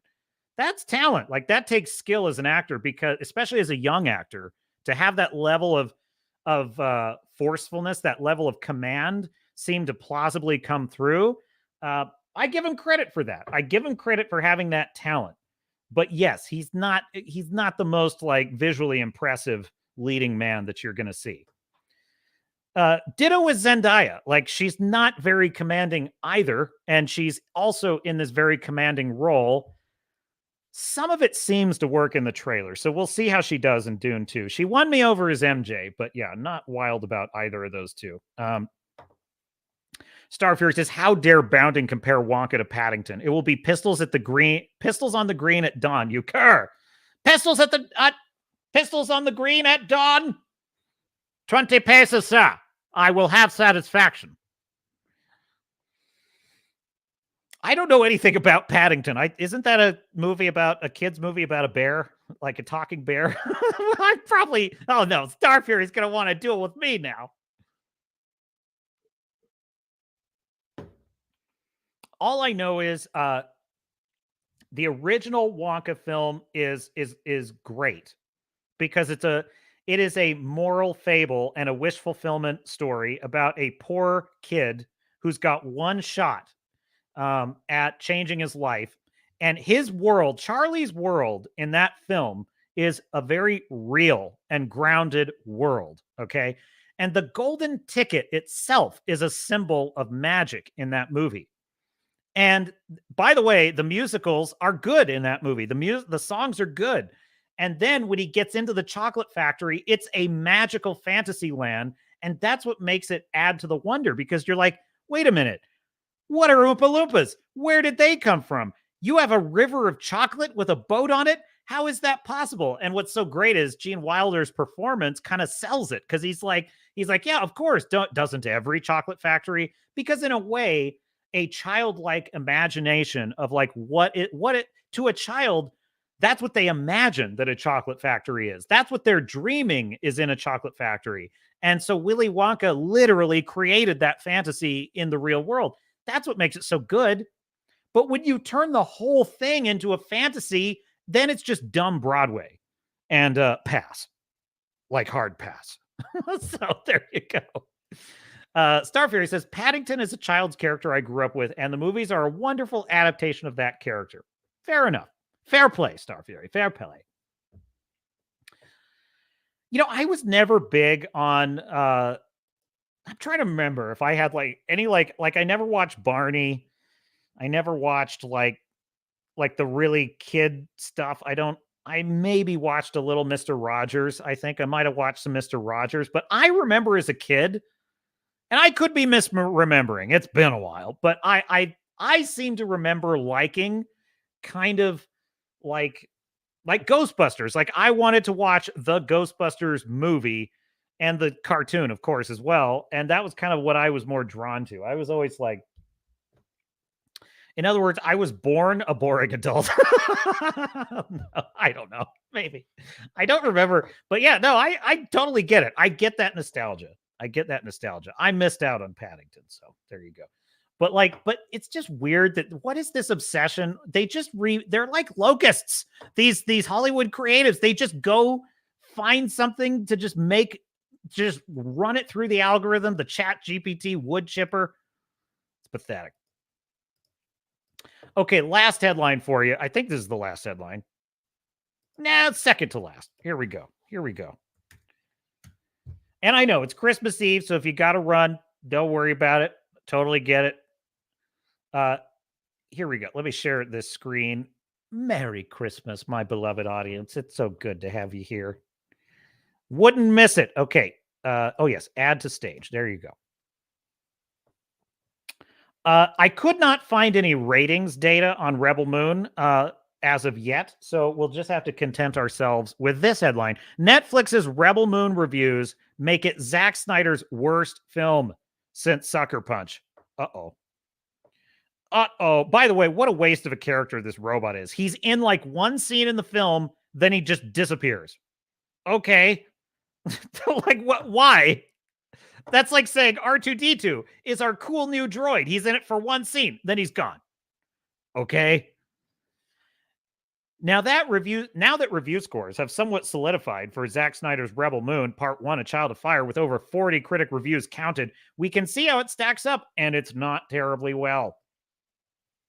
So here you go. You've got basically Rebel Moon, 23%, Army of the Dead, 67%, which I heard was terrible, so I didn't bother.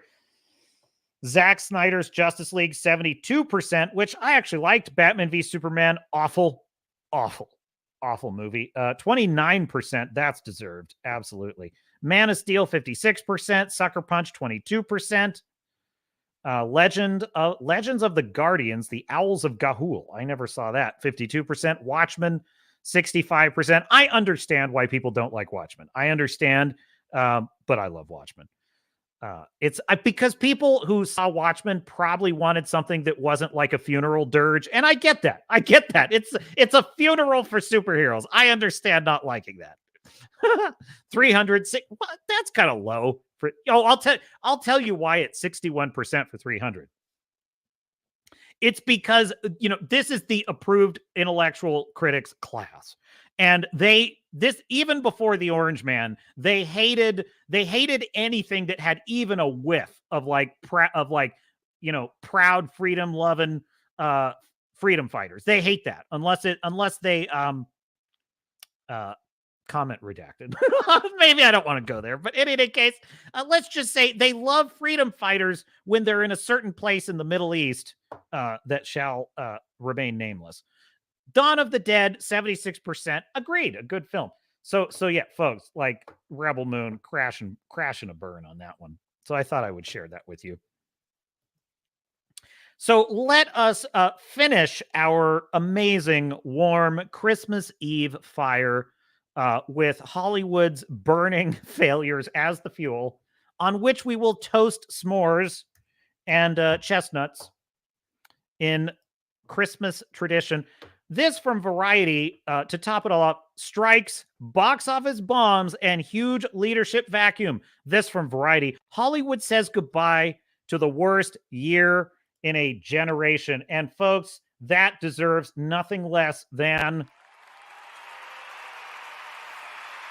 thunder applause.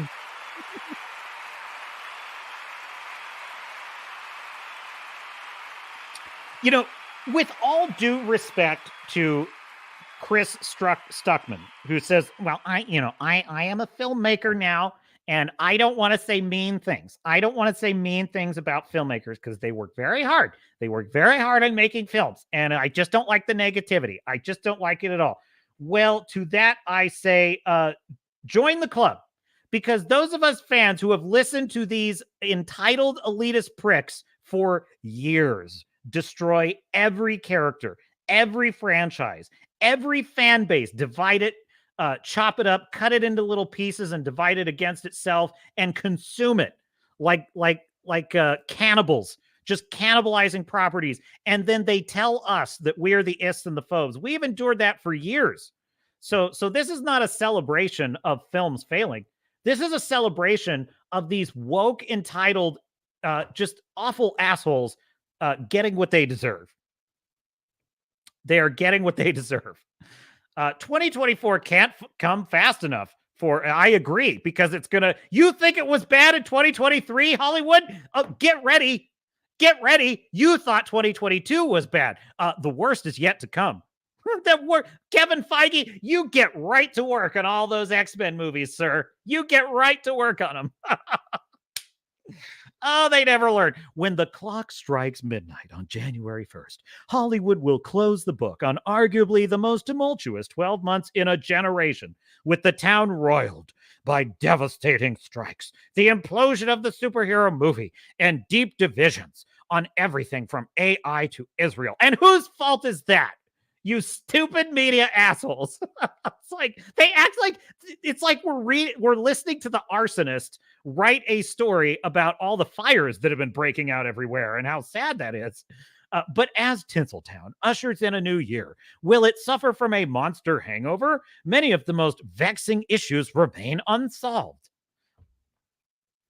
There's a huge leadership vacuum, and that's not going to change, says Michael Nathanson, the former head of MGM Studios and Columbia Pictures. Well, Mr. Nathanson, it's worse than that, sir. It turns out there is a giant talent vacuum, and there's also a giant IQ vacuum in your industry.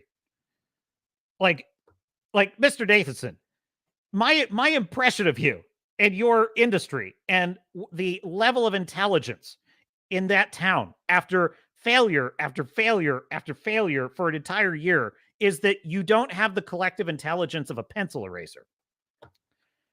Like, you are dumb people. You are bad businessmen. You are awful at everything you do. And you're lecturing us from the picket line. Choke on it, loser.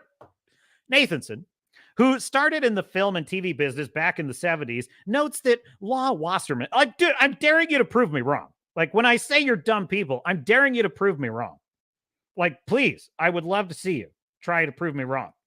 It might be a nice, refreshing change from Rebel Moon and Aquaman 2.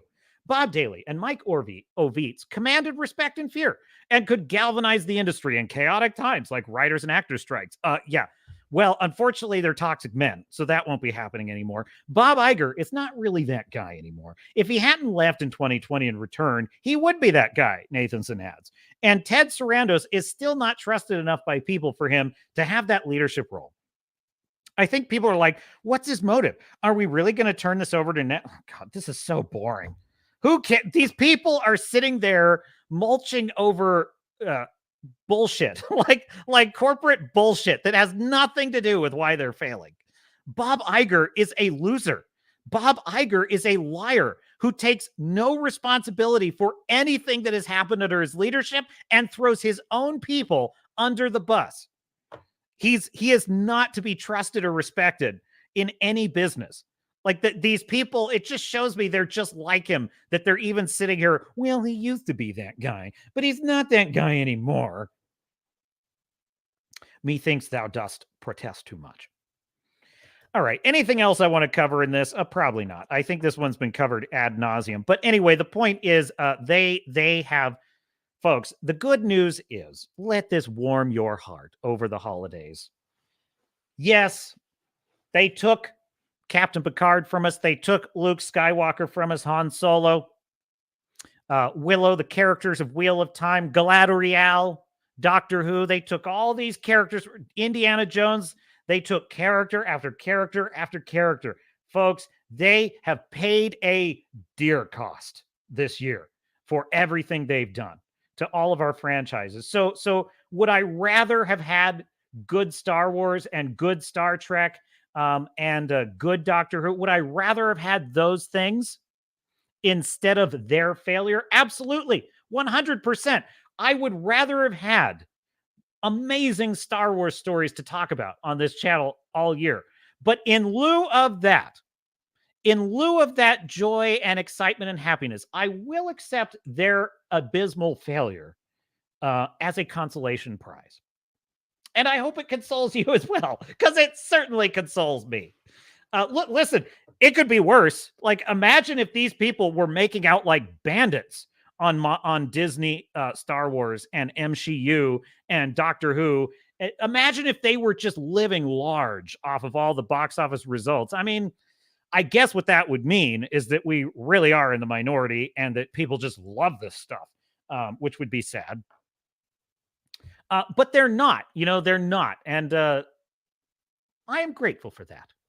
It's a Christmas miracle of sorts. Star Fury says, also, Nicole Kidman played a wonderful female villain, very old school Disney in the vein of Cruella de Vil. In which movie? Oh, in Paddington? Oh, that's pretty good. That makes sense. She is, wait, no, I'm thinking of, never mind. I was thinking of Michelle Pfeiffer as Catwoman in Batman. That is a brilliant character. I love Michelle Pfeiffer's Catwoman. That was fantastic. But in any case, that really is a good movie. Those two characters have such a great kind of like twisted love story, Bruce Wayne and Selena Kyle. Anyway, Nicole Kidman was pretty good as Aquaman's mother in Aquaman. If you care. Star Fury says, "Fuck, the MSN Rebel Moon is even worse than Sucker Punch." MSN Rebel Moon? MSN, help me out with that one. Merry Cribno, you wonderful bastards. All hail the Fellowship. Hail to you, Star Fury. Hail to the Fellowship. Hail to everyone in the chat out there. My beloved audience. Merry Christmas. Fu Man Blue, from an ice troll that I slayed in less than 10 seconds. I know, the Galadriel. I did watch like the first episode of Rings of Power, and it was so stupid. The fact that like she is a woke idiot's idea of like what a battlefield commander is. Like that's why I say these are dumb people, because like they don't understand anything about military structure or what good leadership is. Like, dude, you may appreciate this, Star Fury, or any Brits in the audience, or if you're just an uber nerd like me, I love the Horatio Hornblower movies with Ioan Gruffudd, who played Mr. Fantastic, if you remember. That is some seriously neckbeardy stuff, okay? Like, it's the most neckbeardy thing I'm into, is those Horatio Hornblower movies. But I love them. I love those movies. And they're based, of course, on C.S. Forrester's famous nautical character, who in turn is modeled on Horatio Nelson, the real life amazing military admiral who won the Battle of Trafalgar against Napoleon's navy. So he's a wonderful character, Horatio Hornblower. But what's so great about those movies is they are about real serious, implications of being in this military, being in this navy, in the British Navy, in the Napoleonic Wars, and like how harsh it was, and how like you were just expected to do your duty on pain of death in those days. But what's so interesting about it too is that doesn't mean that sailors or to be a good leader of men was about more than rank and title. It's like, and I love those movies because they tell the story of how Horatio becomes a good leader who inspires his men by leading by example and through courage. And like, it's just so great. I watch Galadriel and like she's leading her troop of soldiers on the ice and they're all falling dead. And she's like, leave them. I'm like, that's not what a hero does. That's what the villain does, you dummy. It's like that. The villain is the one that leaves the troops in the snow to die. They think that makes her a brave, empowered woman commander. It's so stupid. Anyway. .msn mainstream media. Okay, gotcha, Star Fury. We also have, you got to remember, we have the MSNBC, and sometimes they're referred to as MSN, I think. But anyway, mainstream news, mainstream media. Gotcha. So what was your original comment? It was mainstream media Rebel Moon is basically what you're saying. Okay. I know, but it's even outdated by those terms. Like, I seriously was like it was seriously like a movie that would have been made like 6 years ago when there wasn't actually much complaining about the female girl boss at that time. I mean, there was some. Like, I'll tell you what, it's kind of like this is the kind of movie that would have been made right in the era of Mad Max Fury Road. That's basically what I think of Rebel Moon. It's like, yeah, this is exactly what would have been considered very acceptable and novel at the time that Mad Max Fury Road was made. Okay. It almost even had kind of Fury Road vibes to it, I would say. And it's like, dude, Zach, you're way behind the times, my bro. Like, you are way behind the times, my dude. Like your own people, your own woke wacko assholes have moved on from this kind of storytelling. It's so weird. Yeah, but you're right. It's very mainstream media 5 years ago. Star Fury says, at Swords and Starships, I love those Horatio Hornblower TV movies. I have them all myself on DVD. All 8 of them. I have all 8 of them on DVD. And one time, my roommate's dog chewed them up, and he was kind enough to replace them and bought me new ones. And I'm like, that must have been a fun Amazon search. Dude. The only thing that kind of disappointed me was that I waited years. For the movie to come out where Horatio was actually a captain, because that's what I wanted to see. I wanted to see a captain, and finally he becomes a captain, and it was pretty good. He's, captain of the Hotspur, but for some reason the plots were really pretty dopey. Once he becomes a captain, the plots just came across as really dopey. Like he's stopping an Irish rebellion. It was kind of weird, but I was happy. I got to see Horatio become the captain of a ship, which, by the way, if you'll permit a brief departure, is partly what inspired me to write my own novels, Blood and Oak, which are about an American not a midshipman who rises through the ranks of the American Navy at about the same era as Horatio Hornblower. And if I were a super indulgent writer, I would probably have my character run into Horatio, but I would never do that. That would be too on the nose. But if you're interested in checking it out, Blood and Oak, it's in the description. But yes, it's kind of my American Horatio Hornblower is sort of what it is. Wrangler says, so Galadriel bested Bigfoot. Yay for the bestest elf ever. I know, the best elf ever. Fu Man Blue says, 50 seconds, Swords and Starships, very funny. Oh, let me check it out. Hang on now. I got to clear. Hang on. Why am I having... Okay, there we go. Copy. Let me just check it out. Check it out real quick. I'm trusting you, Fu Man Blue. I place great trust in you. Oh, that's weird. It says video not available anymore. It's not pulling it up. So, I mean, I guess I should trust the man that sent me $100 Rumble rant. So thank you very much. But anyhow, what else? At Star Fury, stopping an Irish rebellion was historically accurate. Well, you're probably right. And honestly, it's not that it couldn't work, but just it was very TV movie, which, to be fair, kind of all of them are like that. But honestly, I thought the plot with Horatio, and I really loved Jamie Bamber's performance of who is also Apollo in Battlestar Galactica.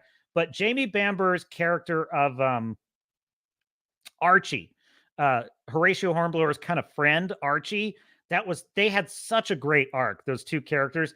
And I loved it when they were on the 74 gun ship with the mad captain, who was a tyrant, who was kind of a Captain Bligh character. I thought the plots of those films were really good, like really grounded, super, super well done. I just felt when they got to the Irish Rebellion for whatever reason, the execution of it was a little bit hokey, but it could have worked. But that's a minor critique. Look, if you're in for a penny, in for a pound. If you're watching the Horatio Hornblower TV movies, I love them. Melodic Method is in the chat. Hail, gang. Merry Christmas, Melodic. Good to see you. Fu Man Blue, it's the one where Galadriel gives gifts. I missed the context on that, but I'll tell you something. Kate Blanchett's Galadriel in the Lord of the Rings trilogy is magnificent. She is a magnificent character, and I'll tell you something. To this day, I get chills.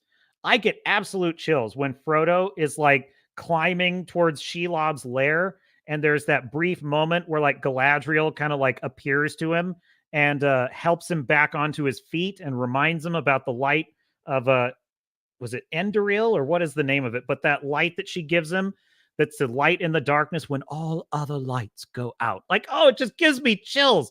Those movies, like I've been asked, like, what is your favorite film of all time? Lord of the Rings trilogy. Peter Jackson's trilogy is my favorite film of all time because if you put them together, you get one glorious film. If you made gun to my head, which one is your favorite?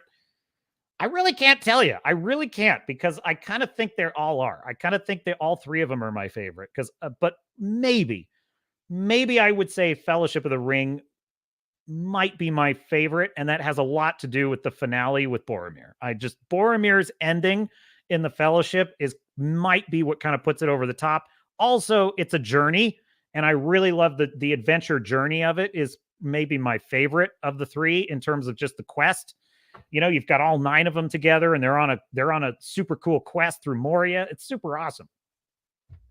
And Saruman is such a good antagonist in that first movie too. He is such a good antagonist. So yeah, I might buy a nose, but I'm telling you, as soon as I hear that Hardanger fiddle and I see the plains of Rohan, like, dude, that's my favorite. Like and the Helm's Deep, the Battle of Helm's Deep, and the arrival, the sun coming over the hill at the end. Oh my God, it's what. But then I'm seeing Sam and Frodo on the slopes of Mount Doom, and Sam saying, "I can't carry the ring for you, Mr. Frodo, but I can't carry you." Oh my God, I cry like a baby every time. Like a baby. It's so I don't know. They just all three of them are my favorite. They're the best film ever made, in my view. Salute to the Lord of the Rings. Never have we seen its like before, and never will we see its like again.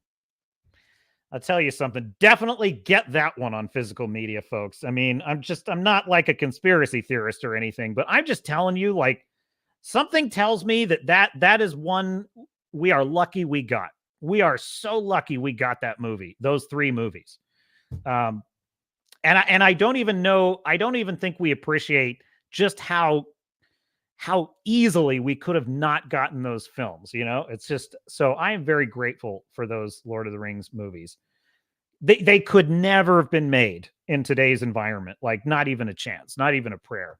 And that's not even just because of the woke mind virus. I mean, that's a big factor, but not even just that. It's the streaming franchise cannibalism, you know, algorithm wood chipper nature of movie making now. Can you just imagine? Can you just imagine the dumb MCU jokes that they would have put in a modern version of Lord of the Rings? Oh God, I don't even want to think about it. And by the way, the Lord of the Rings trilogy has amazing comedy in it. It has amazing levity and humor. Like, especially like, you know, Gimli and Legolas having the sort of competition about how many orcs they can kill. But what I'm talking about is if they made it today, it would have been like Gimli making a meta humor joke about how silly elves, like, are you really wearing like felt elf shoes? You know, it's like, in other words, making a fourth wall joke about the fact that he's dressed like a silly Christmas elf. Like, that's what they would have done. And it's like, I don't even want to imagine a timeline in which we got that version of it. So I'm very grateful for those films, more than I've ever been, quite frankly. Fu Man Blue says, but the dub has her saying they all came from the time she slayed the troll. I know. I don't even. Just Rings of Power, you know, of all the garbage that's been made in the last 5 years, I think Rings of Power truly is, and probably, you know, when Gary comes out with his video, I guarantee you he puts that as the #1 woke disaster. That was last year though, so maybe not this year. In any case, I'm telling you right now, like, that was an exercise in the absolute worst of Hollywoke hubris. Hollywoke hubris. That was the best and worst of all of it. was encapsulated in that effort. It was the arrogance of those twerps that were writing it, that thought they were as smart as Tolkien and that they had more to offer than Tolkien. Just the shameless, pathetic propaganda marketing campaign, their attempts to censor all the YouTube hatred they were getting from the real fans, the fake scholars that were trying to argue, about their stupid race swapping in it, and lecturing us about how racist we were for insisting that a fable about English heritage, reflect that. Their thinly veiled attempts to criticize Peter Jackson's trilogy while marketing. I mean, literally everything that encapsulates the sick, woke mind virus and how stupid these people are while thinking they're brilliant. Like, that one has it all. Like, that Rings of Power is one of the most glorious defeats that these woke idiots have ever faced. And among many this year, but that one is probably the most incredible of all of them, I think, because they were so sure they thought they were geniuses. Like, they thought they were geniuses at work. They were so proud of it. They were so proud of their stupid, pathetic fan fiction that wasn't even fan fiction. Like, oh, dude, I'll tell you something. No, okay. The moment when Galadriel is standing at the foot of Mount Doom, okay? Now, I am a geology nerd, okay? I'm a geology nerd. In fact, when I was a kid, 10 years old, I bought books at my school book fair on volcanoes, okay? I was obsessed with volcanoes. I was a weird kid, okay? Ensign Garrett was a weird kid. I was obsessed with volcanoes while other kids were like, wanting to read about cars and shit, So, that was my sports team, was volcanoes. Anyhow, so here I am watching Galadriel standing at the foot of Mount Doom. It erupts, and you get a pyroclastic flow. Okay, if you know anything about you, my dear audience, you most likely know this kind of thing backwards to front. But just humor the captain. A pyroclastic flow is like 6,000 degrees temperature. Okay, it is not smoke. If you see it and you think it's smoke, well, there might be smoke in it, but that's not what it is. It is atomized volcanic glass that is flying at you like a bullet. And if you inhale it, it will literally burn and shred your lungs to pieces at the same time. Okay. Also, it will pretty much incinerate you and convert you to ash instantaneously. This dumb B.I.H. is standing at the foot of a pyroclastic flow, and she dramatically looks at the camera and lets it wash over her, and nothing happens. And I'm like, these are dumb people. Like, these are stupid people that write this shit. Like, they don't even understand what a volcano would do to you.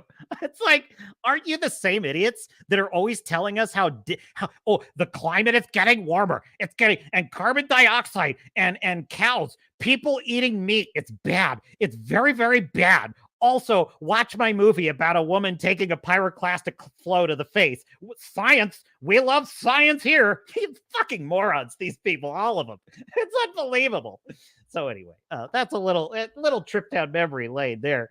Apropos of nothing. Galadriel kicked Wolfman. And I love that we've swerved into Rings of Power talk.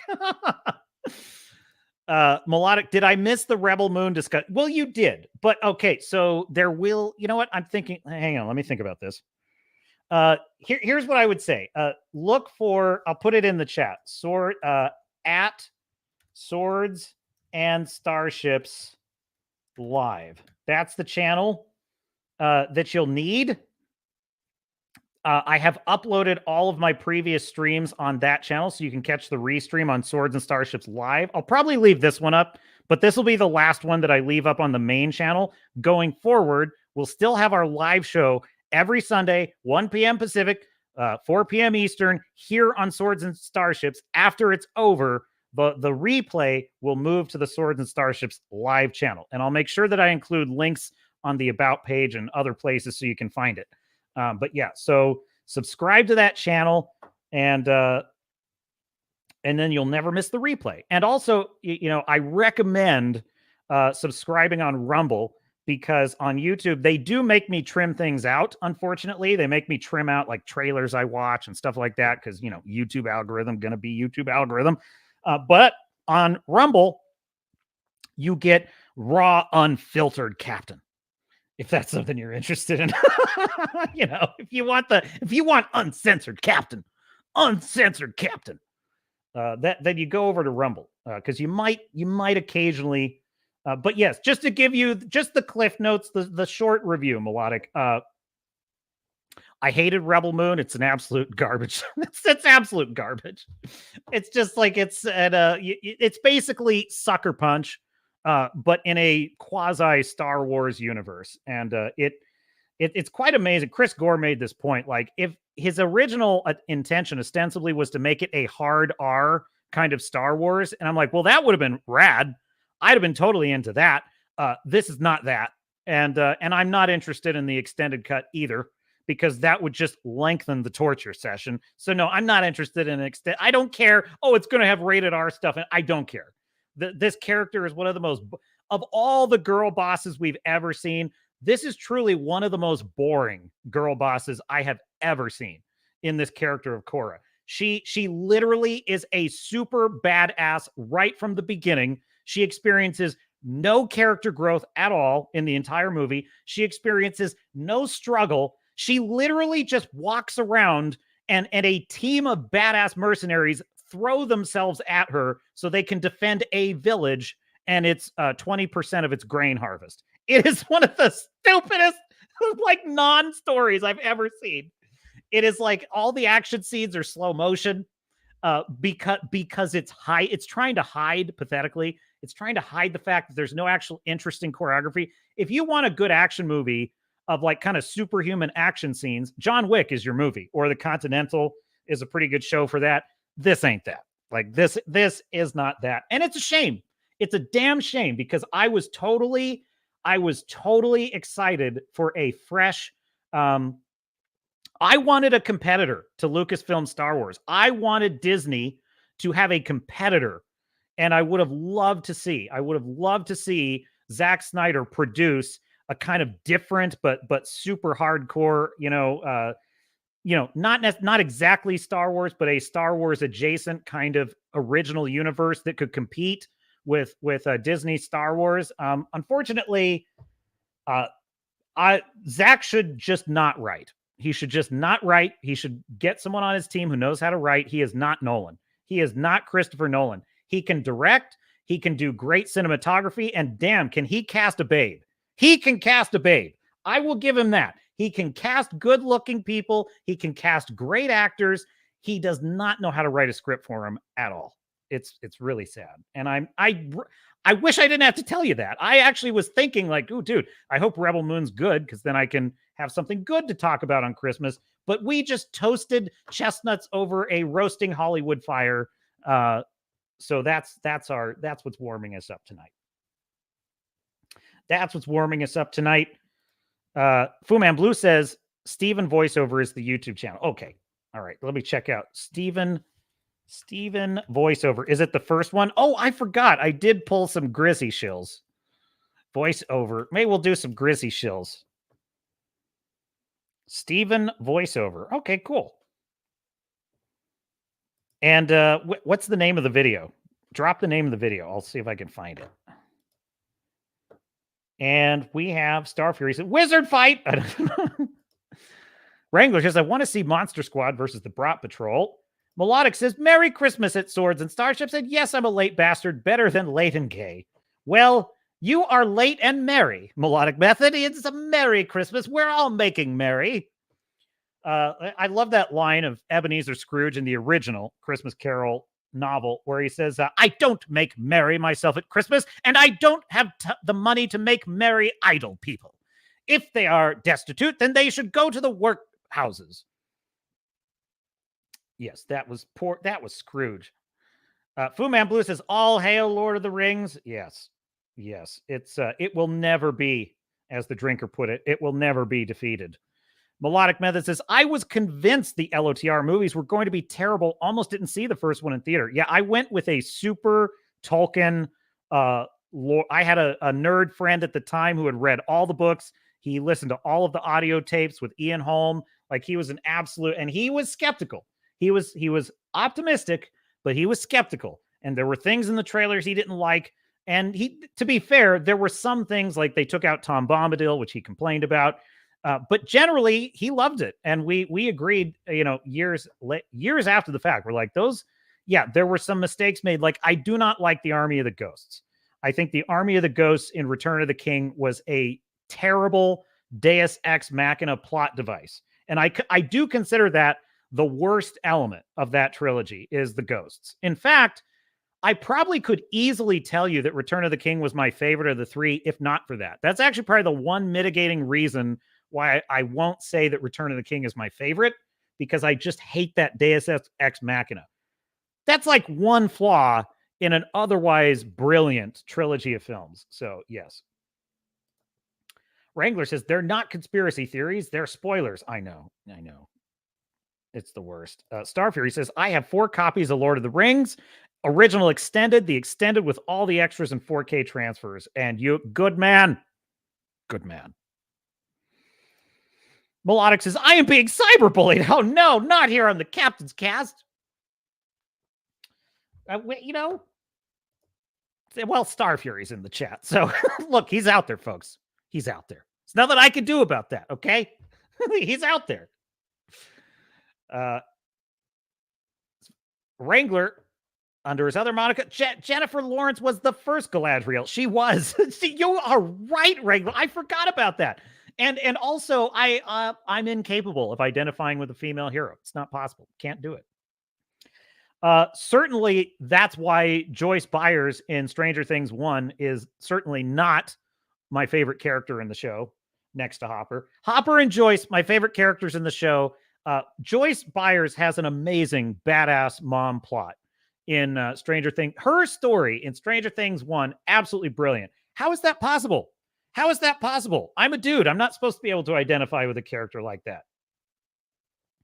Her quest to save her son is nothing short of amazing, which is why it's all the more irritating to me that in later seasons, her and Hopper kind of turned into a clown act, which they changed that a little bit in Stranger Things 4, but in any case. Fu Man Blue says, this is not a safe space. Yeah, pretty much. We go hard. It's so funny because you've got this. I was watching EFAP. They were EFAPing Chris Struckman's videos, in which he has this video where it's so cringe. And he's like, I'm a filmmaker now, and I see all the effort that goes into making films, and I'm not going to do negative critiques of films anymore. But meanwhile, in his reviews, he's saying things like, "Oh, this was Iron Man 1 and 2 were great," and then they're like, "What are you saying about Iron Man 3, Dick?" And I'm just thinking, like, the more I listen to this guy, I'm like, what an absolute pussy! Like, what an absolute pussy!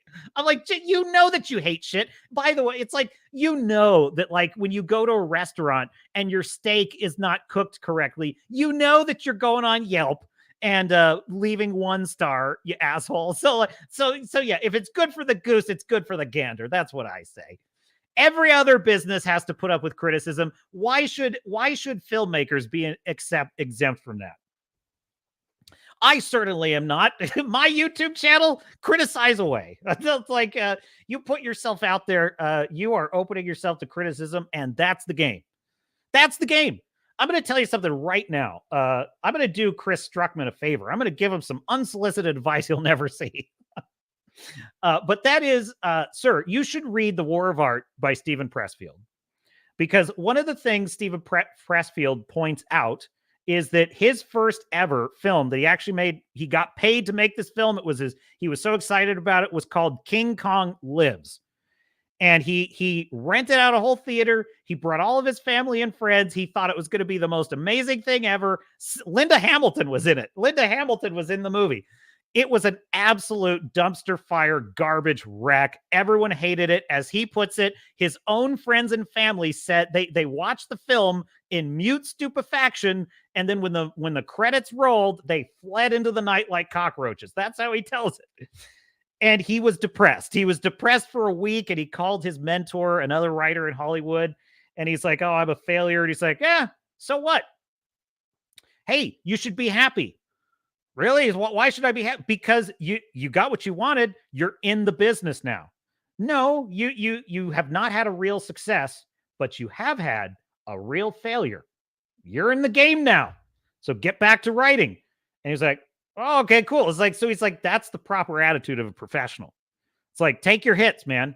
You wrote a stinker. Own it. You're in the game. That's the game. That's the game.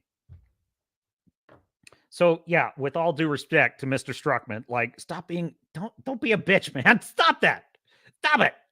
Anyway, but that's look, he's free to do whatever he wants on his YouTube channel. And look, I understand you don't want to be mean to people. I'm not here to be mean to people. But you know, it's like you do not get to piss on my leg and tell me it's raining, okay? Okay? You know, to the extent that I have animus towards creatives, it's usually because they are demonstrating animus, entitlement, and arrogance toward us, their audience. Those are the people I have a real issue with. You know, it's like Iman Vellani is a great example of this, right? She's classy. She knows how to, like, just, you know, she has a professional mindset. Her character was dumb as hell. Her character in the Marvels is dumb as hell. And the Marvels was terrible. She wasn't the worst part in it. I mean, she was kind of charming, but the point is, it's like, yeah, I have no animus towards her. Like, she's an actor doing her thing. Now, if she comes out like Rachel Zegler and she's being a snotty, spoiled brat and saying like, "Oh, I deserve to be paid for every hour I'm in this dress, and screw Snow White. It's about a stalker. Ew, gross." It's like, well, screw you. Like, I'm not going to be nice to you.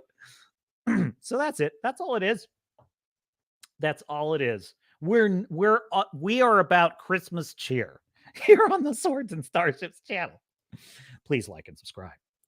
Melodic Method says, "Where are my crayons, coloring books, and Play-Doh? This is a macroaggression to not provide these in my safe space." In fact, Melodic, you're missing how I said earlier in the stream that I'm watching, you know, Aquaman, and they have this volcano, right, where these literally green, like literally green greenhouse gases are coming up into the atmosphere. Oh my God, he's heating the planet. These are the fuckers that lecture us about science, right? And he's like, "Oh, they're heating the planet with all the green gas." And I couldn't help but think, like, dude, these writers, these people that write, like, they eat glue. Like, they freaking eat glue. That's how dumb they are. Anyway, freaking, you know, Neil deGrasse Tyson, if there has ever been a fake scientist, it's that dude. What a fake scientist that guy is. Anyway, yeah, I read that one. What else I got?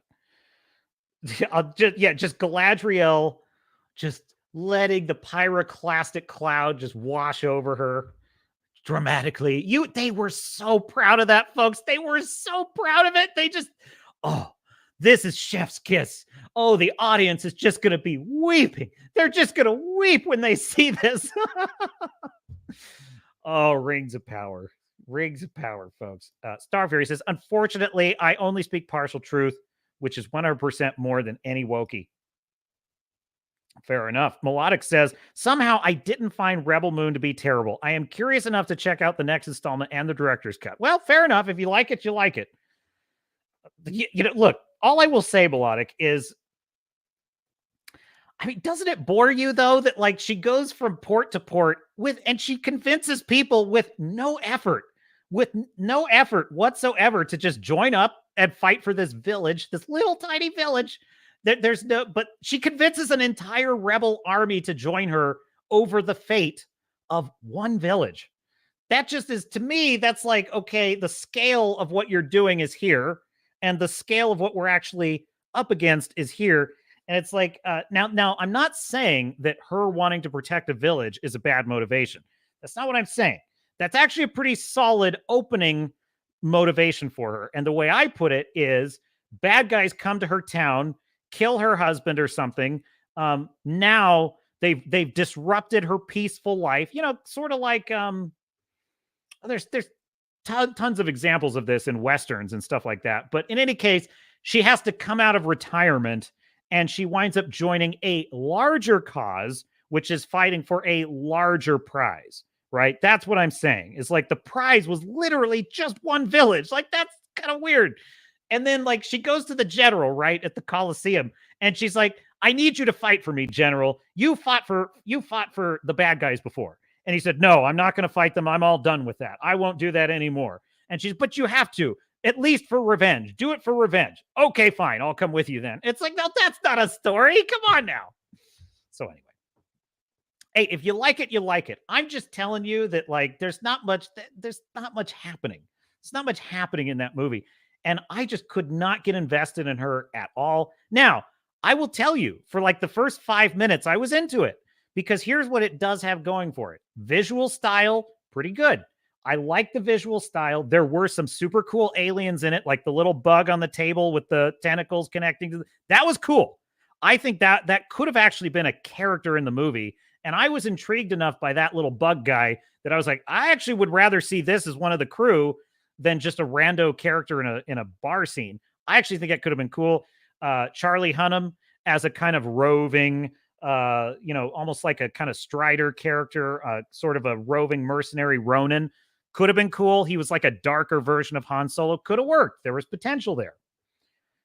So I'm not taking issue with the visual style. I'm not taking issue with the casting. Casting was magnificent. Some of the costuming was weird though. Like when the villain suddenly has like a tie, that was freaking weird. He looks like a Japanese schoolboy, like out of nowhere for some reason. But I'm gonna tell you right now, Admiral Noble started out kind of intriguing and winds up one of the most boring generic villains I've ever seen. He screams a lot. He never gets his way. He beats people to death routinely. Okay, fine. I've seen this 1,000 times. I'm just not. He wasn't super intriguing to me. He ripped off the Thanos plot. I know. I'm not trying. This is not at you. Don't take this the wrong way, Melodic. This is just me entering into the record. My opinion for your consideration. I'm not knocking you for liking it. But I'm just saying that like I just can't get into that, man. She is just not interesting. And I like badass babes, but she was such a Mary Sue. There's no explanation of why did she as a child suddenly work with the man who killed her parents, but then suddenly decide to betray him? They don't explain that at all. There's like no journey. And I even gave you, to prove that I'm not being chauvinistic about this, I cited the character of Nami in One Piece live action, who's very similar to the character of Korra on paper, in that Nami had her mother was killed by the pirate Arlong.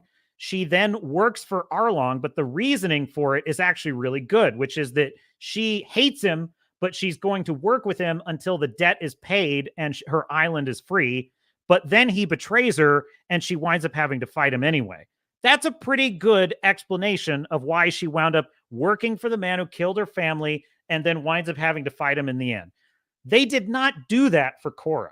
They didn't do that at all. They just made her a badass from beginning to end. She never grows. So those are my critiques of the film. I think that if you had Joss Whedon doing this, if you had James Gunn doing this movie, I think it could have been really good, because you had Firefly with Joss Whedon, you had Guardians of the Galaxy with James Gunn, which were very good team, like buddy love, Golden Fleece stories in a science fiction setting that were done really well. Rebel Moon, on the other hand, was a bunch of, and then this happened, and then this happened, and then this person joined up, and then that person joined up. Like, perfect example. The most deletable character in the whole thing was what's her name? She's the one with the straw hat that fought the Spider Queen, which the Spider Queen looked cool. No complaints there. The Spider Queen looked cool. But what was her? Nemesis was her name. Duna. Nemesis. Okay. They show up on her planet. Hey, we need you for a mission. She literally doesn't even reply to them. She just doesn't reply. She walks into this fight with the Spider Queen, fights her, kills her, and then is like, okay, I'll join you now. She has like 0 lines of dialogue after that. Why is she there? Why is she abandoning her planet to join this rebellion?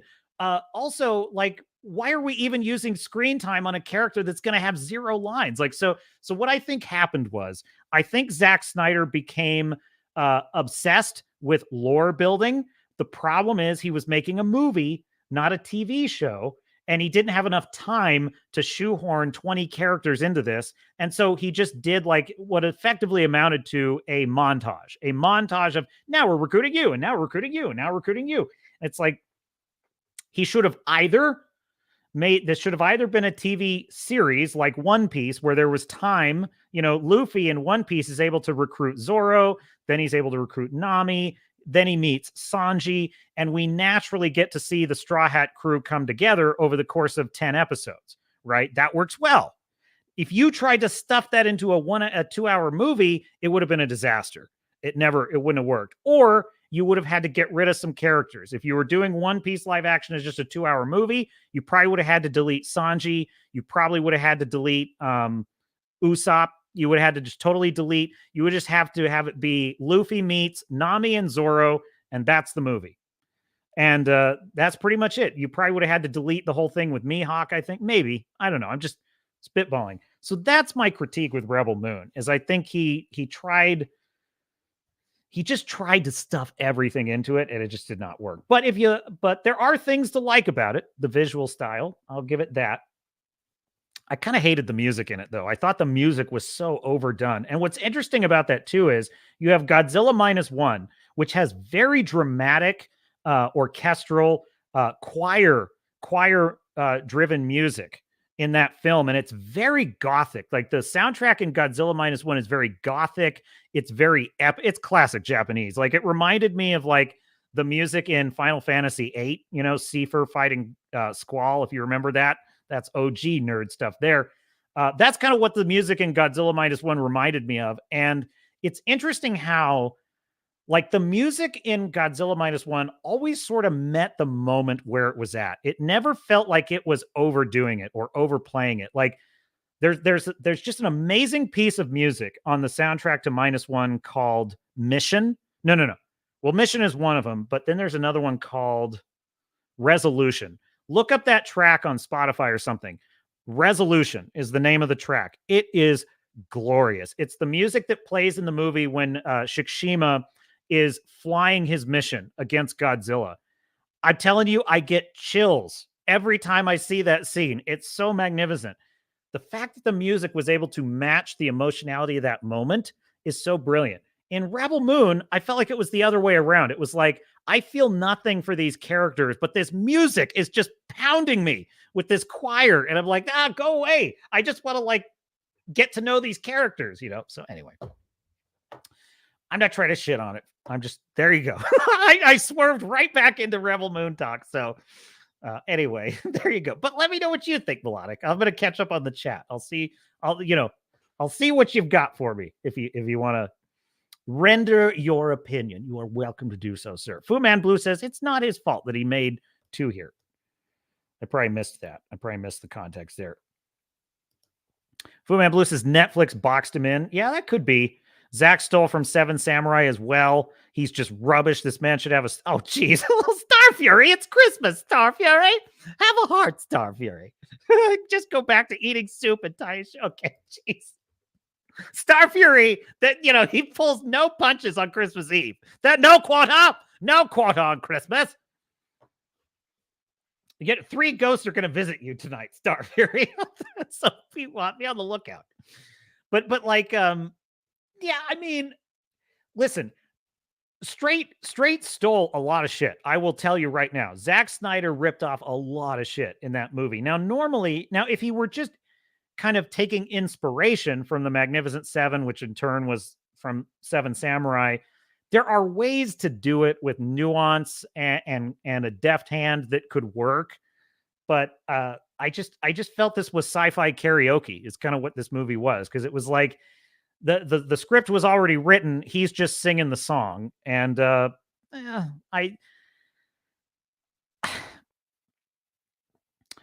a world of like Rippaverse comics and, Eric July, the Iron Age, Brandon Sanderson, like all these, Chuck Dixon, all this independent work that we're getting now. It's just amazing to me that Zack Snyder does something that just to me felt so derivative. It just felt so old hat. And I'm like, dude, this was a golden opportunity. This was a golden opportunity to like steal some of Lucasfilm's abandoned market share that they've abandoned with this Star Wars garbage. And it's like, it's so disappointing to me that Rebel Moon did not, in my view, pull that off. And so I'm disappointed. I'm not happy I did not like Rebel Moon. Trust me on that. But Snyder casts a babe, roll a 20. I mean, he does cast babes. I will give the man that. He knows what hot chicks look like. And that's fair enough. I mean, she looked, of course, she had the shaved head in her flashbacks, but when she's in the present of the story, she's a babe. She's a babe. I will say that's the one element of Zack Snyder that is non-woke. Like, he still appreciates beauty. And you may have missed that, Melodic. That's one thing I will always praise Zack Snyder on. He has an eye for beauty, and that's not nothing. Trust me. In our modern, the amazing thing about the MCU and the DCU and Lucasfilm Star Wars is that it's amazing how ugly a lot of what they make, cinematically speaking, is. And I thought Marvel's was hideous. Marvel's was hideous. When you see the prince with the gold foil fairy wings in makeup, what the hell is that shit? And then they've got like these dumb Party City costumes. Like, Marvel's is an ugly ass movie. It really is. Nothing like nothing when they're on the planet. Monica Rambeau is on the airless moon without a helmet or any kind of rebreather. She's on this moon, this airless moon. It looked like a dumb 1950s moon landing set. You know, it didn't even, it looked like old Star Trek, like 1960s Star Trek, where they didn't have the technology to do alien planets. So it's kind of like a generic, you know, like soundstage. That's what it looked like in the Marvels. So the one thing I can say for Zack Snyder is he does know how to find and show you beauty in a film. And I do appreciate that, because for the first 10 minutes before I got into the nonsense, I was enjoying it. I was like, dude, the bad guys in their suits look really good. In their like military uniforms, they look badass. They kind of reminiscent of World War II. That's a smart choice. I like that. There was a kind of gothicness that he, you know, some are arguing he ripped off Warhammer, and you know, Warhammer's ripped off a lot, to be fair. Star Fury pointed out they ripped off Battleship Yamato, which is probably true. But I did at least like that he had that visual style. So there you go. There you go. Starfield. Oh, I love that there's some tabletop references. Wrangler's like, Snyder cast babe, roll a 20. Melodic Method says dispel. What a waste of Sophia Boutella, though, was the character of Cora, because I mean, I like Sophia Boutella. I like her a lot. She is a babe. She kind of had some plausibility there. Unfortunately, I just felt she had no character. It's kind of the same sad situation Katie Sackhoff got with Mandalorian. She's great actress, but Bo-Katan is not exactly the role of a lifetime. Star Fury says, when the story is that bad, pretty girls don't save it. No, but at least it's not quite as torturous as watching the Marvels. At least it's not that bad. Like, I would watch Rebel Moon over the Marvels. I would do that if you gave me a choice. It's like the Marvels is... Anyway, yes. Starfare's cast darkness. Oh, it's the Snyder palette. Yes, exactly. Yeah. I'm just reading the internecine war in the chat right now. Starfury says the dichotomy of my personality, lame and gay on one hand and an islamophobe on the other. Well, join the club, Starfury. So complex. Yeah, your character is very complex, Starfury. We appreciate that. The chat appreciates that. Wrangler says, I'm in real life isekai. I'm in a real life isekai. I must have tumbled through a portal into the strange world of istophobia. Fu Man Blue says, shout out Amon Vellani. Yeah, I mean, she's got a professional mindset. She's got talent as an actress. Unfortunately, she was in a really bad vehicle in the Marvels, which is sad. It's unfortunate. You know, the woke mind virus, it really robs women actors of great opportunities, because when you think about it, the classic hero's journey of Peter Parker is very similar to the Miss Marvel character, right? Peter Parker's a high school student. He gets gifted with these powers. It becomes a kind of power wish fulfillment fantasy, him being Spider-Man. Like literally, I always loved how Flash Gordon is a jock who, loves to stuff Peter Parker in the locker, but also admires Spider-Man, right? So the irony of it is Peter Parker is the very idol of Flash Thompson, but Flash Thompson doesn't know that the nerd that he makes fun of is this guy he's idolizing, which is an interesting, that's such a great commentary on the nature of high school and social credit and all that sort of thing. Iman Vellani could, as Miss Marvel, could have a very similar character arc that would be just as endearing, just as likable, but because the woke mind virus demands this kind of condescending pandering all the time, she's not allowed to have the sort of classic tropes that would make that story really live. And that's the real tragedy of it. And it's a tragedy for her because she doesn't have the opportunity as an actor to sink her teeth into that. Because she's not allowed to have that under the ideological, rules that her character is going to have to live under. And it's pathetic. The best example of that is in the Marvels, there is that scene in which they're trying to rescue all the refugees from the planet. The planet's falling apart. They're trying to get them on the shuttle. Iman Vellani is doing a sort of, I keep saying the actor's name. Miss Marvel is doing a sort of classic hero thing where she's like, we got to save them all. We got to save them all. And Captain Marvel tells her, no, we just got to leave. What a great opportunity for character struggle and character growth in that moment. Because now she has a reason to doubt her idol, Captain Marvel.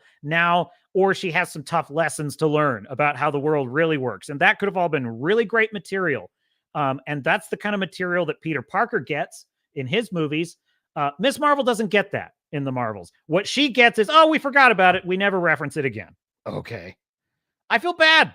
I feel bad that that's what the hand she's dealt. It's sad. But also, this is why we got to call out the woke mind virus. And, we need more people to speak out against it. And I know that's difficult if you're in that industry, but we that's the kind of shit you're going to get as long as it persists.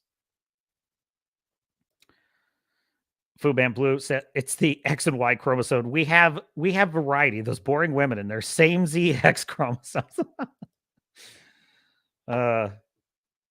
Star Fury. You're winning no points with the Reddit crowd today. I guarantee you. Wrangler says that's how she keeps her skin so smooth. Volcano powered sandblaster. That would be Galadriel taking a pyroclastic flow to the face. Only a true nerd understands how stupid that is. Like, that's what's so funny. That's why I say, like, the people running all the nerd properties they're in nerd face. They're in nerd face because they're actually jocks who hate us, but they're acting like they're nerds, which is why they don't know that atomized glass is a death sentence if you take it to the face. They don't seem to understand that. We nerds actually understand that, which is why why don't you like our movie? Dumb nerd. We're like, because you couldn't survive a pyroclastic flow to the face. And they're like, so? It's just the movie, nerd.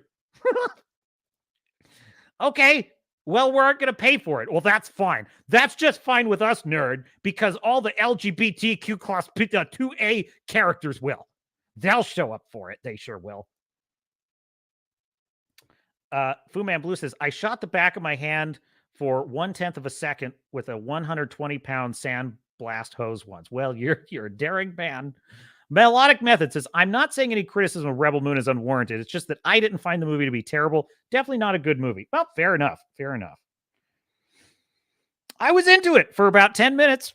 I was into it. Like, Anthony Hopkins as the robot had some potential. I liked that a lot. So, and I would say that, is it possible that like a second movie could, it could find its footing in a second movie? I mean, it's possible, but just from what I've seen with Zach, I don't think he's got the chops.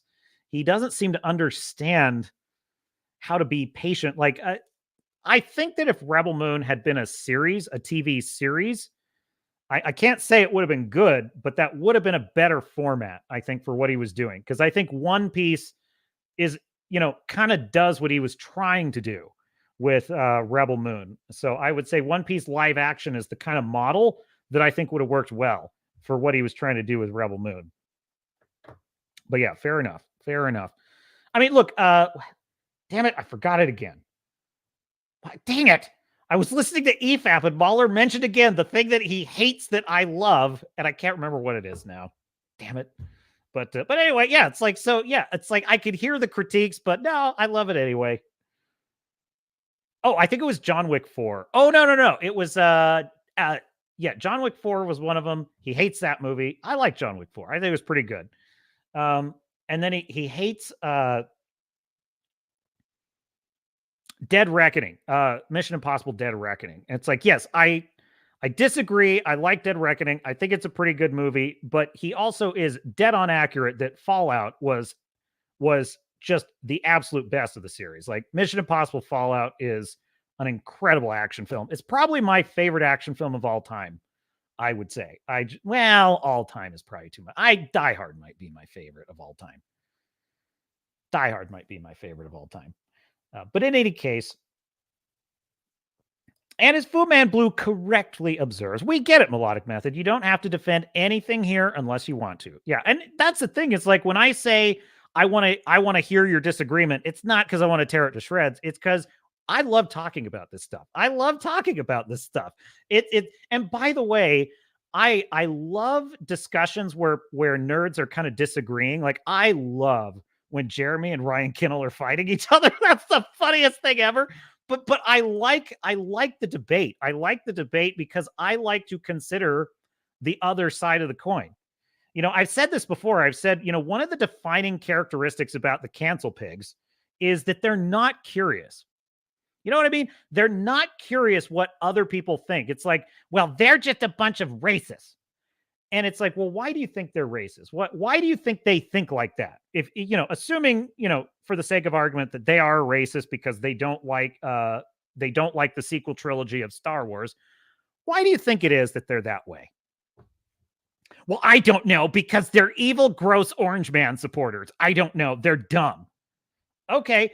But see, I'm not that way. Like if I know that someone, I wonder why the Wokies are the way they are. Like I do. I think, and to be fair, there are reasons, there are genuine, valid injustices that have happened in history or that have occurred or that do occur that make sense that there are people that are unhappy about that and we should do something about that. And so there is a rational precedent that can plausibly give rise to that way of thinking. And I like thinking about it. It's just they've taken it too far and they've driven themselves mad.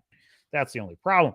Well, really their problem is my way or the highway is just the way they think. And that's really their problem. It's like if they just disagreed and felt there were injustices that need correcting, that would be one thing. But it's like, no, you want to destroy people.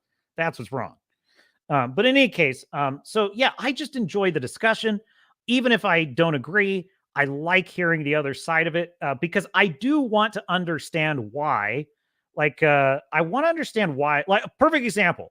I kept hearing everyone on the Friday Night Tights crew say that Stranger Things 2 and 3 were terrible. I love Stranger Things 2. 2 is probably the weakest in my opinion, but I love Stranger Things 3. That I really love that season. So whenever I hear them say they hate it, I'm like, I want to hear why they hate it. And they never say why. And I'm like, oh, okay, well. And it drives me crazy because I'm curious. I'm curious. Why do they hate it? So that's why. If I ask, that's why. Star Fury says, oh, Melodic says at Star Fury, what brand of vodka is in it though? Yes, exactly. In reference to something I missed. Let's see here.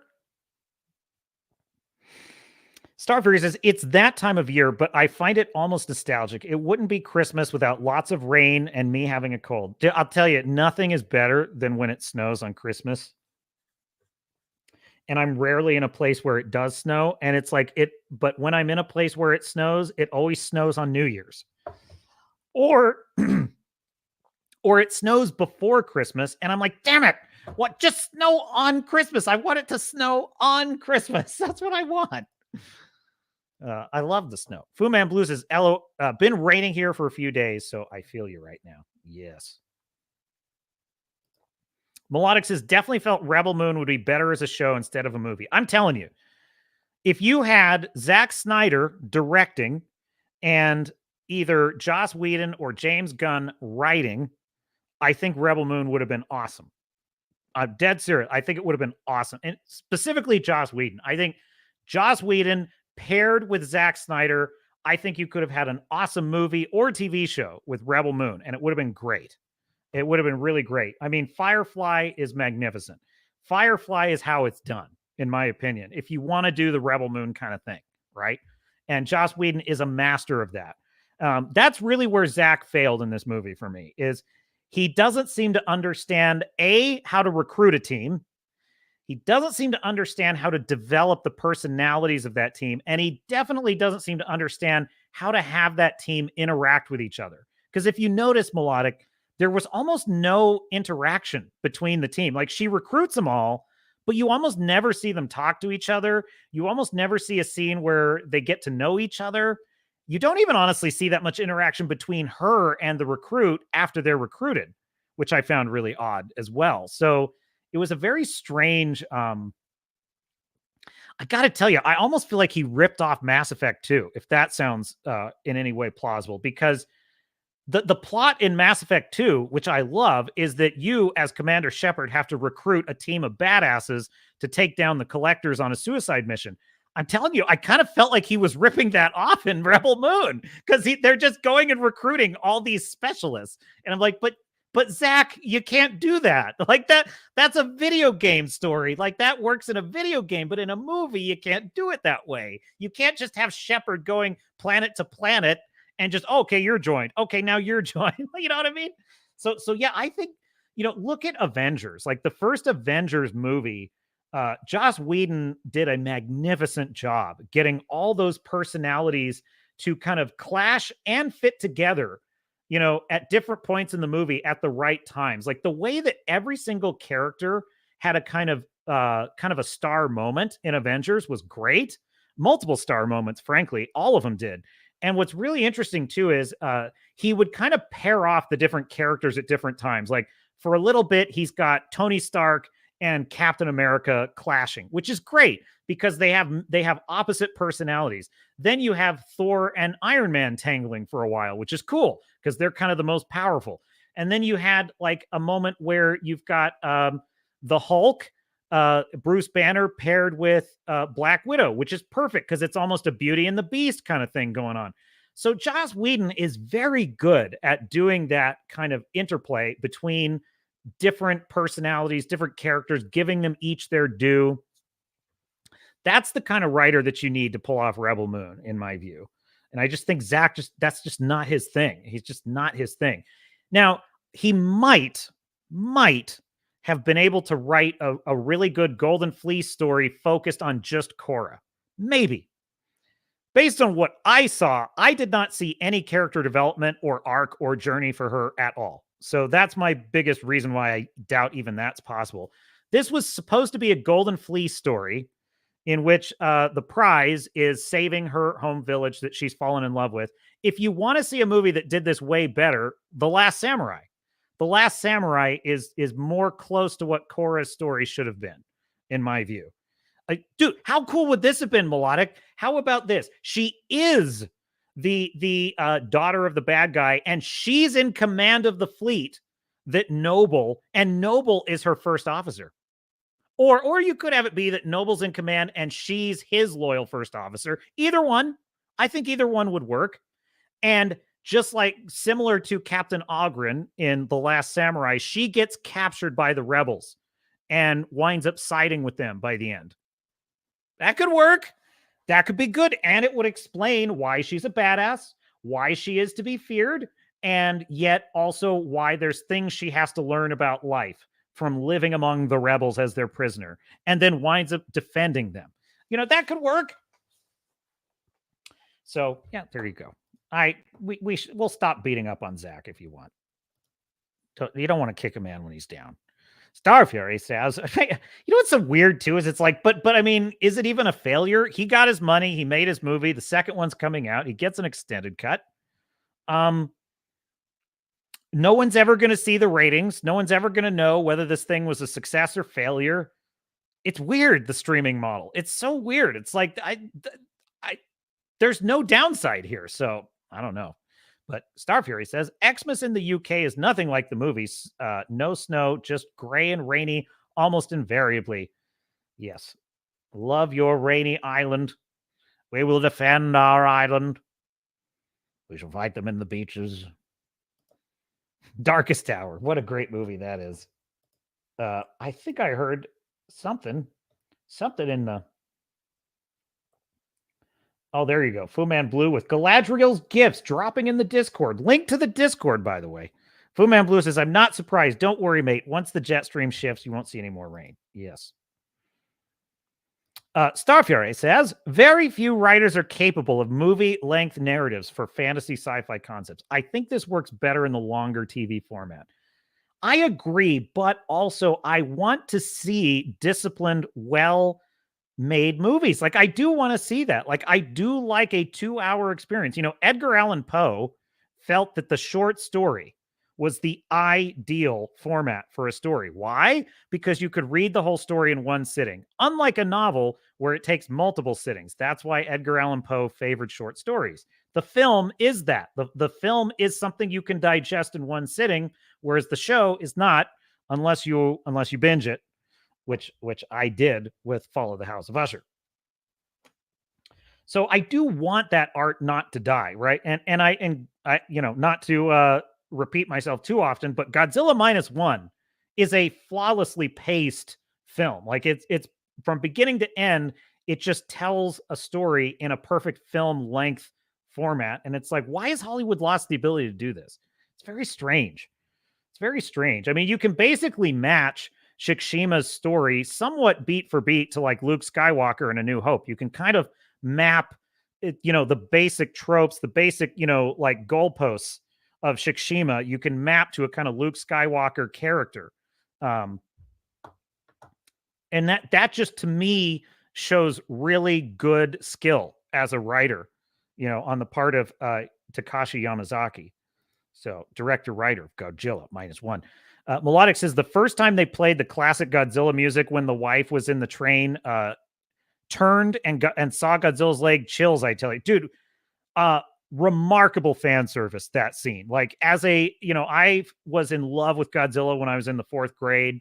Godzilla 1985 was like one of the best things I'd ever seen. I love that movie. And then we went and watched all the other ones: Godzilla versus Mothra, Godzilla versus Ghidorah, Godzilla versus, you know, Mecha Godzilla. We watched all of them. I think the only one I might not have seen when I was a kid was Godzilla versus King Kong, and I don't remember why, but I saw all of them. But my favorite was Godzilla 1985. And I just remember thinking, I want to fast forward all the scenes with the people in it, because I just want to see Godzilla, you know, trampling Tokyo. That's the fun part. But I always kind of wanted the characters to be interesting in the film. And it's like, it's amazing how -1 delivered that. Like, -1 delivered that. But when Godzilla shows up and you're hearing his music, his official theme from the original film, dude, the crowd I was with went wild. They were so happy. It was excellent. But then also, you know, spoilers for Godzilla. But then after he lets go with the blue fire and like the new film score kind of layered on top of that, oh my God, I had chills. And then he lets loose this nuke, and I'm just telling you, right, the moment where they're kind of looking up through the smoke. I said before, the way the camera is always positioned in the film so that it's like you are on the ground looking at Godzilla, or you're somewhere. You're in a plane, you're on a ship. The camera is somewhere real, is what I got the feeling with this movie, and I love that. And so you're looking up into the smoke, and you're like, is Godzilla dead? Because they've just hit him with everything they got, and you're hoping he's dead, right? And then you just see his face come out of the smoke, and they play that music, and Shikishima just screams at him with all of his fear. You just killed the one. Oh, it's so good. I love that scene. And I remember thinking when I first watched it, I'm like, oh, you're pissed at the... Okay, also, Melodic, you'll love this. So when Shikishima's flying... Spoilers! Big spoilers. Shikishima is flying towards Godzilla, which is glorious. I mean, one of my favorite heroic moments in a film ever is him versus Godzilla in that plane. It's magic. He's flying towards Godzilla, and like the sound design in this scene is so good because you can just hear the shearing of his teeth when he snaps at the plane. And you've seen Godzilla take shit out already, so it is terrifying too. And you're like, no, Shikishima, don't fly that close to him. And he flies right through his grip, and Godzilla tries to get in the plane. And I remember having this thought, like, oh, he wants that plane. I'm like, oh, he wants that plane so bad. You could just see it in Godzilla's face. Oh, I'm going to get that plane. So it reminded me of Rocket Raccoon. Oh, I'm going to get that arm. I was like, so yeah, I love that movie. It was so good. I get chills. It was just brilliant. And it's like less than 2 hours. It's about exactly 2 hours. It's about exactly 2 hours. I think the family's probably, they'll keep for a while longer. I got Christmas dinner at about an hour, so. But I'm hanging out with the chat. We're here on a Christmas Eve. Star Fury. What? I should read this before I put it up. No, we'll put it up there. There's Star Fury. This is how Star Fury would handle the three ghosts of Christmas past, present, and yet to come. I'll let you read it on the screen there. In Warhammer terms, Star Fury, you would have to have magical weapons in order to defeat a ghost. So I'm just letting you know that. Just letting you know that, Star Fury. Fu Man Blue says, let's not forget all the amazing white women that aren't getting work behind all this bullshit, too. I know there's a lot of woke white women that aren't getting enough work. They really aren't. Fu Man, I wish I could take credit for that, Fu Man Blue. Nerd face. It's actually a friend of mine who kind of coined that. He called it nerd blackface, but I think a better way to put it is nerd face. But like, that's what that's why he hates Big Bang Theory. And I thought Big Bang Theory was funny. I like the show, and I hate that show. Why do you hate Big Bang Theory? Because it's nerd face. And now in retrospect, like, you know what? He was right about that. He was absolutely right about that. And I should have listened to him at the time. So yes, I can't take credit for that, but it is apt. It is apt. I'm telling Star Trek Discovery. That is nerd face, that show. Folks, I hate Star Trek Discovery with a passion you can't even believe. I hate that show. And I'll give you one example of why I hate that show. There is a scene in which Tilly, the body positivity engineer, who is an idiot, she is a child. She is a child who does not belong in a maritime military organization. She's a screw up. She gets seriously important things wrong all the time.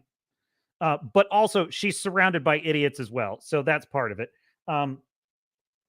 Robert Meyer Burnett is exactly correct. These people act like children running around a ship. They're not serious. They're not professionals. Like that's the problem with the show.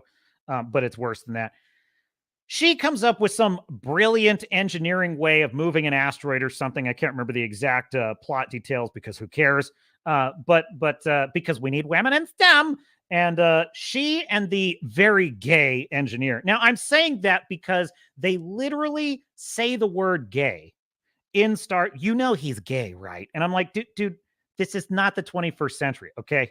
Like, this would be like Cisco. Someone pointing out that Cisco is black is what that would have been like. It would have been like someone pointing out, you know that we have a black captain on DS9.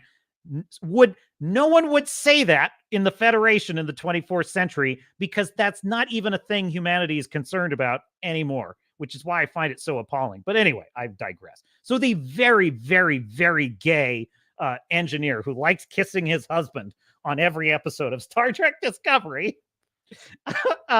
he loves kissing his husband in engineering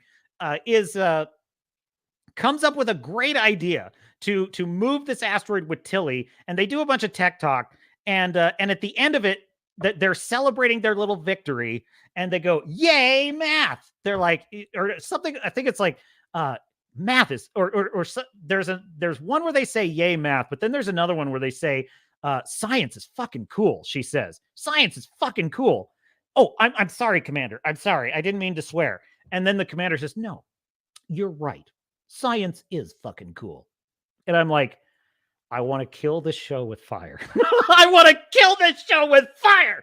I hate it so much. There's stupid jocks and nerd face trying to tell me science is cool. Screw you. I hate Kurtzman Trek. I hate it. Anyway, there you go. An unsolicited rant. So yes. And yeah, Elder Linguist over there in Discord mentioning you have a friend's channel under attack about Fallout Ashfall. I appreciate that, Elder Linguist. I'm not a big enough channel to really do anything about that, so I wish the best for your friend. I don't know. I don't really have any like. I don't have Steam. I don't do games through Steam currently because I don't have a computer that can stream it. So it's just kind of out of my sphere of knowledge. So. But I wish him the best, and certainly, you know, the message of this channel, I don't like bullying of any kind. I don't like bullying of any kind. So I stand in solidarity. Let's see here. Starfear, did Galadriel get pyroclastic flow therapy? She did. She did. She did. What else we got? Well, yeah, there you go. What's the name of the channel, Elder Linguist? I think I had it here. Shadow Raven Studios. So yeah. A member of the Swords and Starships, Sailors and Stardots asking for a shout out for Shadow Raven Studios. And he's working on Fallout Ashfall, which is a mod, which does look pretty cool. It's like Fallout in Hawaii, which does look kind of badass. And his channel's under attack by the Wokies. So yeah, if you're so inclined, stroll on over there and help him out. You know, just raise it. Just keeping the light on it helps a lot. And as this channel grows, if I'm fortunate enough to have the kind of influence where I can help, I certainly will. I'll certainly do anything I can to help people. So in any case, I do wish him well. And the chat, Sailors and Starnauts have been informed. Starfear will get him. Starfear will get him. Swords and Starships, Starfear. He says, you can do Mass Effect 2 storyline, the Magnificent Seven. It just requires good writing, which Hollywood's immune to. Oh, yeah. Oh, yeah. You can do it. You know, video games can be adapted, but the problem is video games have a different story structure than a cinematic show or movie have. So all I'm saying is that if you were going to adapt Mass Effect 2, you can't just have it be that Shepard lands on this planet and recruits Thane, and then lands on this planet and recruits Samara, and then lands on this planet and recruits Bort. I mean, you couldn't do that, right? As a player, you can do that. But in a movie, you'd have to do it as like a story unfolding. And that's what I'm saying, Zach. It's a weird thing because like Mandalorian season 3, what was like if you just one-to-one converted a video game to a show. And it's like, no, you can't do that. You can't just have Mando going to nav point markers on a map. That's not a story. Now, that's a player experience and sometimes a good one and not always a good one. Like, I think that Dragon Age Inquisition had way too much going to nav points for my taste. Love the story, love the world, but like there's only so many hundreds of hours I want to spend in a desert chasing shards of glass from an artifact. Like there's only so much of that I want to do. But you definitely can't do it in a movie. That's my point. Just my point. But you know, according to my dear sister, I'm just too snooty. So Starfear says the quicker Hollywood actors disappear into obscurity and the more Iron Age sensibility comes to guerrilla filmmaking, the better. The better. We here work in the Iron Age. Fu Man Blue says back when Big Bang came out, networks were just trying out streaming their shows. Yeah, they were. That was still network television, and that show was wildly popular. I mean, I will say Big Bang Theory at least would accurately quote things in Star Trek, which was nice, but what they were doing was they were doing a fake version of what they think nerds are. but they were getting the physics and a lot of that accurate because they had good advisors on the show. But yeah. Starfury says, science is fucking cool, but only when it's about pyroclastic flow. And I would argue, wiping out Galadriel. That's what I would say. So yeah, there you go. Oh, there you go, Elder Linguist. Fu Man Blue subbed, and Wrangler dropped a link to Shadow Raven Studios. So there you go. Awesome. So I hope he does well with that. I mean, I love Fallout. I love the Fallout world, which is why I'm so mad they're making a show about it. That's why I'm so mad they're making a show about it, because I swear to God, it's going to be just like that Halo adaptation on Paramount. It's going to be so bad. And I hope I'm wrong. I'd love to be wrong. I'd love it to be great. But I'm telling you, like, that trailer is awful for reasons I have already mentioned on this show. And we'll happily do again if the need calls to it. However, we have some grizzy shills. We have some grizzy shills on a Christmas Eve. Make sure, in addition to subbing to Steven Voiceover, make sure you sub to Grizzy1989, link in the description. Because Grizzy is doing a service to humanity, which is he goes and finds the fewer and fewer everyday defenders of all this woke garbage, and he gives their thoughts, such as they may be described as such, a fair hearing, and allows us to have a great time, as he puts it, ripping on them. So let's have some fun ripping on shills, shall we? Make sure to like and subscribe, Grizzy, if you haven't already. I have not seen this. I love saving these for you, my dear audience. My genuine first take on it. I don't watch them. I do put a like on them, but I save them until this stream to watch them with you. So here we go. Pretty safe to say at this point that things are not looking good for Captain America 4, A Brave New World. The film is currently undergoing extensive reshoots due to negative audience test screenings and has been delayed for almost a year. So why am I even talking about this? Well, as you all know, the MCU shills desperately want it to succeed. Now, that's the three soys, I think. I think that's the three soys. We all know that the MCU is dead.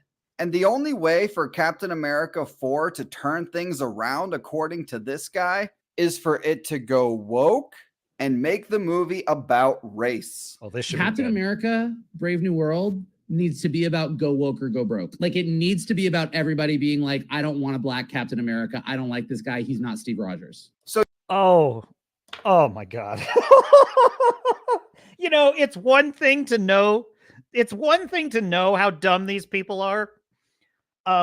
It's another thing entirely to see it in real life. Like it is another thing entirely to hear it come from their freaking mouth.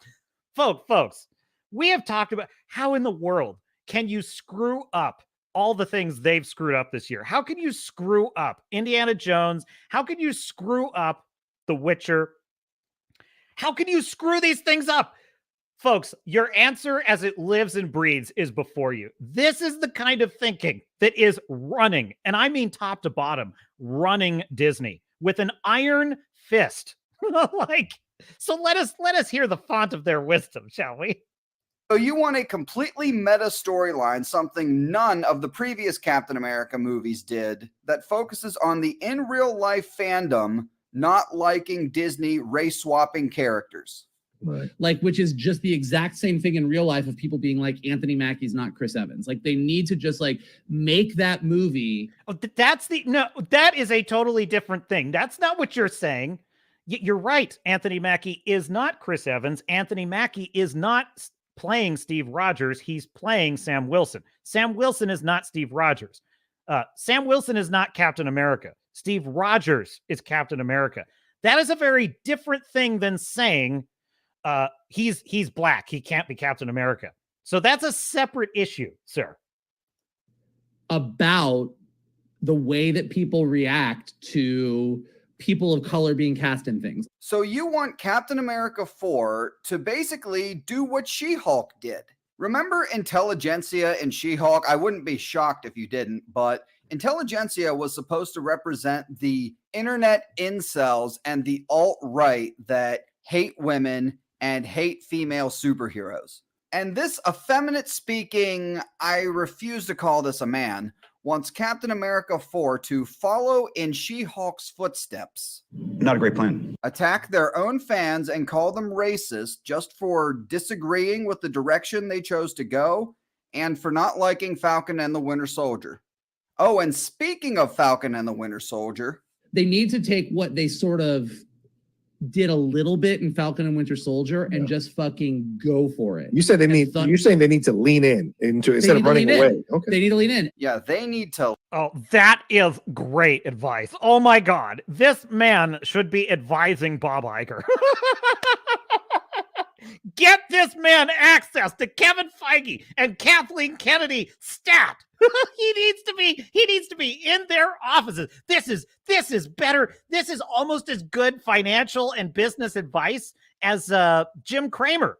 This is like that's the guy's name, right? The one that he's just a genius at investment. Yeah, Jim Cramer. This guy is the Jim Cramer of the movie business. He's a genius at work, folks. You know, it's kind of interesting. This brings up a lot of emotions, right? Because I will never forget, I was sitting in the theater during Avengers Endgame, right? And that moment comes up when old Steve Rogers is having that moment with Sam Wilson. He hands him the shield. Now, at this point in time, I really like Sam Wilson. I really like his friendship with Steve Rogers. I really like the Falcon. I didn't like him that much in the beginning because I thought he was a sidekick. He was a sidekick character. But through the events of Civil War and all, so he had kind of like earned a really cool place in the MCU that I liked a lot. And I liked that they had sort of brought Bucky back. And so Bucky and Sam, as you know, Steve Rogers, like close friends, I thought was super cool. And they even made a kind of cool triumvirate that actually could have had a future in the universe that I think would have been really cool. And then he's handing the shield to Anthony Mackie. Now, one part of me was like, that's a touching gesture and I kind of like it. But there was a deeper part of me that was like, uh-oh. You know exactly what was in the back of my mind is like, they're doing this because they are daring everyone in this audience, just one of you in this audience, to not like it. Because you know damn well that the only reason that you like Captain America is because he is white. And that represents the identity of America. And you just couldn't take it. You just couldn't take it if a black man were Captain America. And it's like, you just know that that's what they think of us. And you just know that they're daring us to have one teeny tiny little issue with this because that's what it would mean. And there was a part of my soul that sank a little. Because up until that point, up until she's got help, and up until those moments in Endgame, you got to remember that like the MCU was an apolitical. It was as Chris Gore would put it, it was a politically agnostic story. Everyone was welcome. Everyone could enjoy it. There were people of all different races I hate that word. Okay. Representation, because it's their propaganda word, but all different races were there. You know, you had Black Panther, you had Sam Wilson, you had Nick Fury as, that is Samuel L. Jackson as Nick Fury. You had plenty of different cultures, different ancestries represented. And by the way, there was plenty of room for more characters of different ancestries to come in. That was totally there. Okay. There was nothing broken with any of that. The problem is that, you know, he just comes with that expectation that any criticism of the character not being a good fit for that role is immediately going to be attached to, you just don't want to see a black Captain America. Well, the fact of the matter is, rightly or wrongly, this character is he is an original character in the source material, that he is Steve Rogers. He is what he is. Does that mean I would never want to see maybe a secondary new version of Captain, like maybe Steve Rogers trains a protege in that's there. I'm open to that. Of course I'm open to that. What I am not open to is having this forced on a character that doesn't fit and being told that I'm a racist because I just don't agree that this is the right direction for the character, right? And I felt that sinking in my soul. And this is before I felt the MCU had turned into a political nightmare and it just become this woke because it hadn't at that point. You know, I was still, so it's a sad day. It's a very sad day. And, you know, the other thing that this idiot is overlooking is that is exactly why. The reason why Captain America was successful, because I'll tell you something, Hollywood has never been fond of a character that literally has the name of what they hate, America. Okay. Never believe these assholes when they pretend they like America. They hate it. They hate it. They hate America. What they like is all the things America has given them so that they can now twist it and remake it into their own image. That's why they're trying to tear down all of our statues. There are idiots that are floating the idea of getting rid of Mount Rushmore. Trust me, they hate America with all their heart and soul. They pretend to like it. They don't. So they naturally don't like a character named Captain America. So when Steve Rogers was introduced in the MCU, I was nervous about it because I pretty much figured they were going to make him not wear the stars and stripes. They were going to make him critical of America. I was certain that was what he was going to be. I did not believe for a second he was going to be a patriotic character. I didn't think he would be. I kind of felt like they would not refer to him even as Captain America most of the time. I was stunned in the Avengers movie when Steve Rogers has that line, there's only one God, ma'am, and I'm pretty sure he doesn't dress like that. And I was like, did I just hear a Christian reference from Captain America in this movie? Dude, I was amazed. So listen, they made him a patriot. They imply he's a Christian. They allowed him to be a character from the 40s, America. He had those kind of values, this kind of traditional values. They leaned into him being a hero for everyone. Sam Wilson literally says, I don't want to live in a world without Captain America. He was a symbol of America. He was a symbol of all the good things about America. That is why everyone loved that character. He was a boring Wonder Bread character to most people aware of Captain America. Unless they were diehard fans, most people thought of him as a kind of boring Boy Scout Wonder Bread character. But the MCU presented him without that political baggage. They made him the voice of tradition. They even made him the voice of individual freedom in the movie Civil War. Like, he's against the UN in that movie. Like, that's incredible. So the fact that there was no baggage, and what I mean by that is there was no sense that anyone was being shamed about being an American. It was that he loved America and he was a hero for all of us. There was nothing broken there. Now, this idiot is here to tell us that the reason that the thing that's going to make the Sam Wilson character popular is to make him an allegory shaming us for the racist, bigoted past of America, and that's going to make him popular. This drooling glue eater has no idea why Steve Rogers, as played by Chris Evans, was popular in the first place. None. This is a truly dumb person. This is a truly stupid man. I'm just being very frank. Lean into Falcon and the Winter Soldier. So earlier when he said needs to be about go woke or go broke. I think with this effeminate. But if I were to be a little more charitable, I would say whether or not he is truly as dumb, he is more interested in getting his way. See, the reason he's saying this is because they are losing, folks. The reason they're saying this is because the woke have been embarrassed. They have been humiliated for 2 years in the box office. I mean, humiliated. Every diverse movie, every diverse female empowered movie has been a freaking dumpster fire failure. Every single one worse than the last. They are getting beaten. Their ideology is getting beaten so badly. And literally nobody likes them anymore. Nobody likes wokies. The word woke has become a albatross hung around their necks. It's embarrassing them. They're trying to manipulate us right now and to stop. Why do you say that word so much? You shouldn't say that word so much. That's lazy. It's like, no, they are losing, folks. That's why he's saying this. He does not care if Captain America is good. He doesn't care if anyone likes Sam Wilson. He just wants to own his perceived enemies. That's why he's saying this. Speaking alphabet person means is that they Dude, is that his? I wasn't even thinking that that's his profile. Oh my god! Look at this! Look at this! Pronouns in bio. Do you need any more evidence of what a drooling idiot this guy is? This the gayest geek buddy queer right? What is with these weirdos making who they sleep with their identity? This is so irritating to me.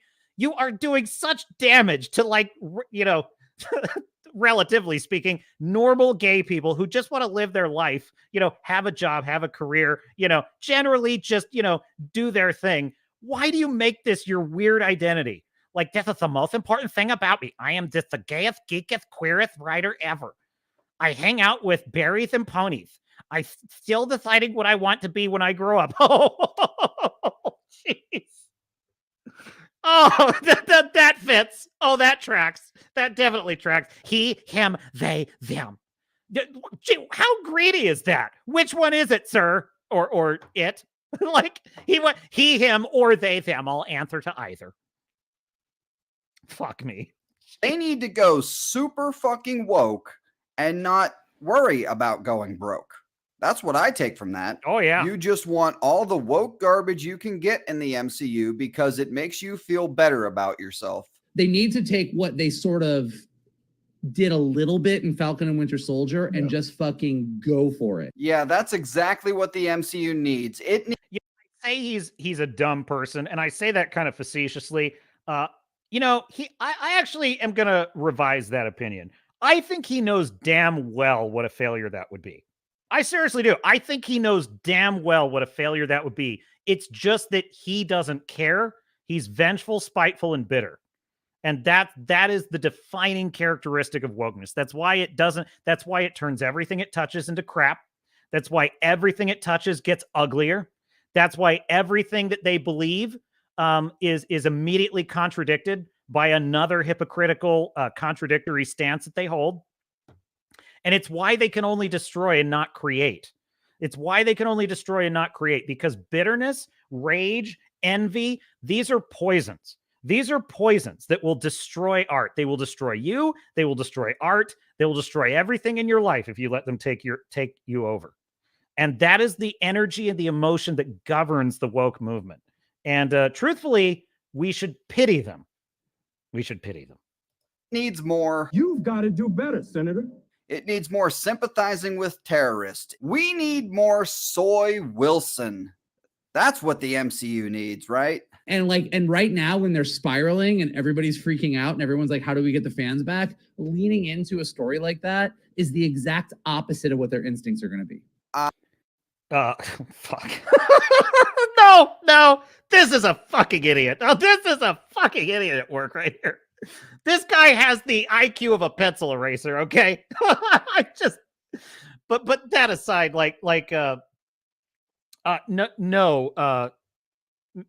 sir, madam, or it, I am not freaking out. I'm actually quite happy. I am quite happy that The Marvels is the worst performing film in history. I'm quite happy that Aquaman is opening weaker than The Marvels. I am quite happy that every single woke movie trash fire this year has utterly failed and embarrassed you wackos. So no, I'm not freaking out. I'm having a great old time. I don't know about you.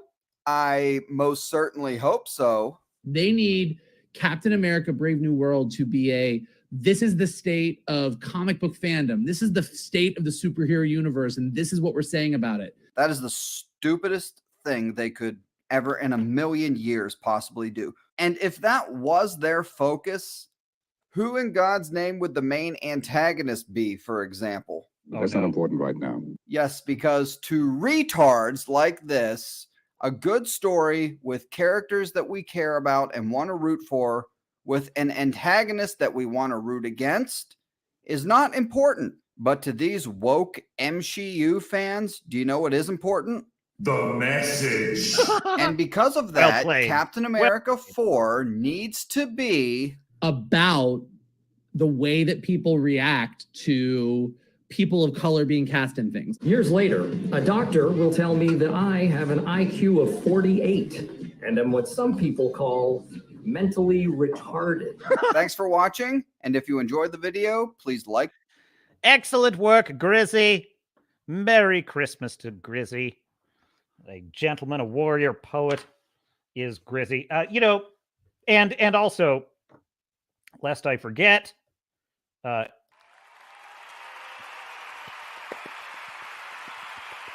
excellent work, Grizzy. Excellent work. I mean, it's like, you know what's so incredible is that guy is describing the exact reverse opposite of why the Marvel Cinematic Universe became one of the most, frankly, incredible cinematic artistic achievements in cinematic history. Folks, an interconnected universe of 22 films that built up to a massive finale that was a worldwide sensation. That's never been done before. That's never been done before. 22 interconnected films. It's an incredible achievement. And the defining characteristic of those 22 films, and it only slightly started to falter at the very end in Endgame, the defining characteristic of those 22 films is that they were nonpartisan, they were non-political, they were not about the message. They brought people together. They were about superheroes. They were about things we all love, which is heroes fighting villains, friends working together on a team. Those were the qualities that made us happy. And there was an actual core of morality in those films also that we could root for. There actually were bad guys that needed to die in the first MCU trilogy, or first three phases anyway.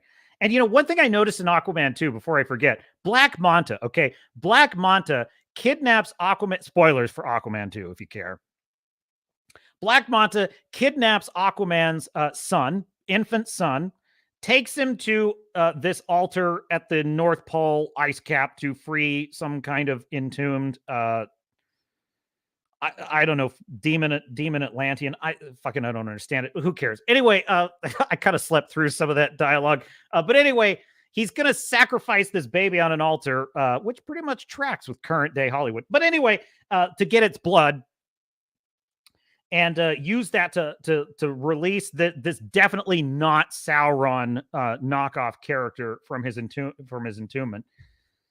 And Aquaman and Orm show up. They kick his ass, and then we have the classic scene in which Black Manta is hanging on a ledge and he's about to fall to his death. Okay, what does Arthur Curry do to the man that attempted to murder his infant son? What does he do with this man? With the sound of heroic music behind him, he reaches a hand down to help pull him up. Like even though you're my enemy, I will still show you compassion and mercy. And I just remember thinking, I'm so freaking tired of this shit. I am so tired of this weird, twisted morality of Hollywoke. Now I can understand, like, you're under arrest. I'd love to kill you, but you're under arrest and you'll stand trial for your crimes. Okay, I can live with that. Okay, that's at least a standard that, like, Batman, that passes the Batman test. Okay, Joker, you're going to Arkham Asylum. Okay, fine. But this movie plays it like he literally is, like, totally, like, he's forgiven the guy and shows him mercy and whatever. I'm going to save your life. Like, dude, no. He's going down is where he's going. He's going into the chasm. Screw this guy. He tried to murder your son and would do it again if given the chance. And I'm telling you, like, I mean, maybe it's a sick, twisted morality, which is certainly tracks with modern Hollywood, but also, like, all these writers are doing, they're Chat GPT writers, folks. They're just recycling all these dumb tropes. And it's like copies of copies of copies of copies. That's why Rebel Moon is the way it is. That's why this movie is the way it is. This guy is the perfect representative of the idiots running these companies and explains everything. It just explains everything for me. It's like, dude, that guy might as well be every employee at Walt Disney, all the way up to Bob Iger. Well, I just think we should double down. So anyway, there you go. Sorry, chat. I was neglecting you. While I went on that rant. Blackton America, that is called, says Melodic Method. I get so angry when I hear these assholes strawman it so bad, because I mean, that guy's a fucking liar. He's a fucking liar who knows exactly. He's a manipulative asshole. He knows exactly what he's doing when he says, well, this is just to really just stick it to the guys that have issues with people of color being cast in roles. And it's like they fucking know exactly what they're doing. They're gaslighting. They're lying about they're misrepresenting. They are attributing to us an opinion we do not have. Nobody is objecting to Blade being a black man. No one is objecting to the original Samuel L. Jackson being Nick Fury, which technically was a race swap, but he was a good character and we were good with it.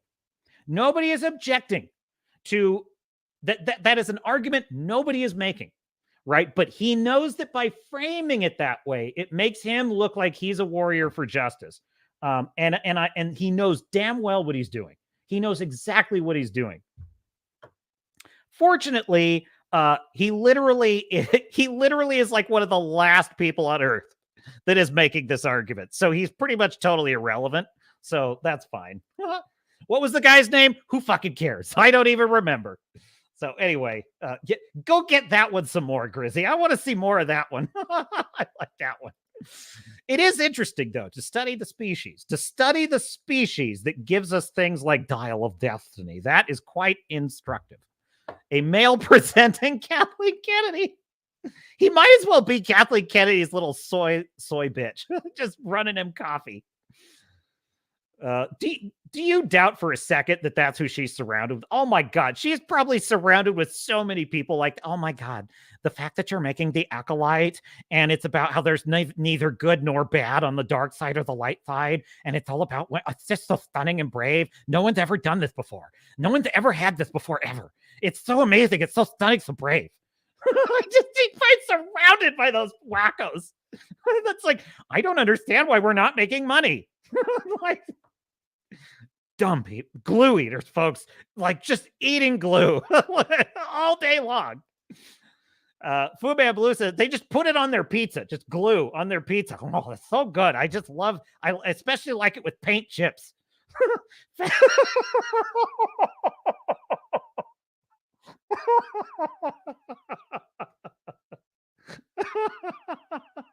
Salad with paint chips and glue is the dressing. Okay. Is that funny? Probably not. I think it's funny, though. Falcon has no powers, says Fu Man Blue. The brother is putting his ass in life and death situations, knowing that one mistake is the end of him. I mean, here's the thing. He's great as the Falcon. There, obviously, we know that there can be great non-powered characters like Hawkeye. Great.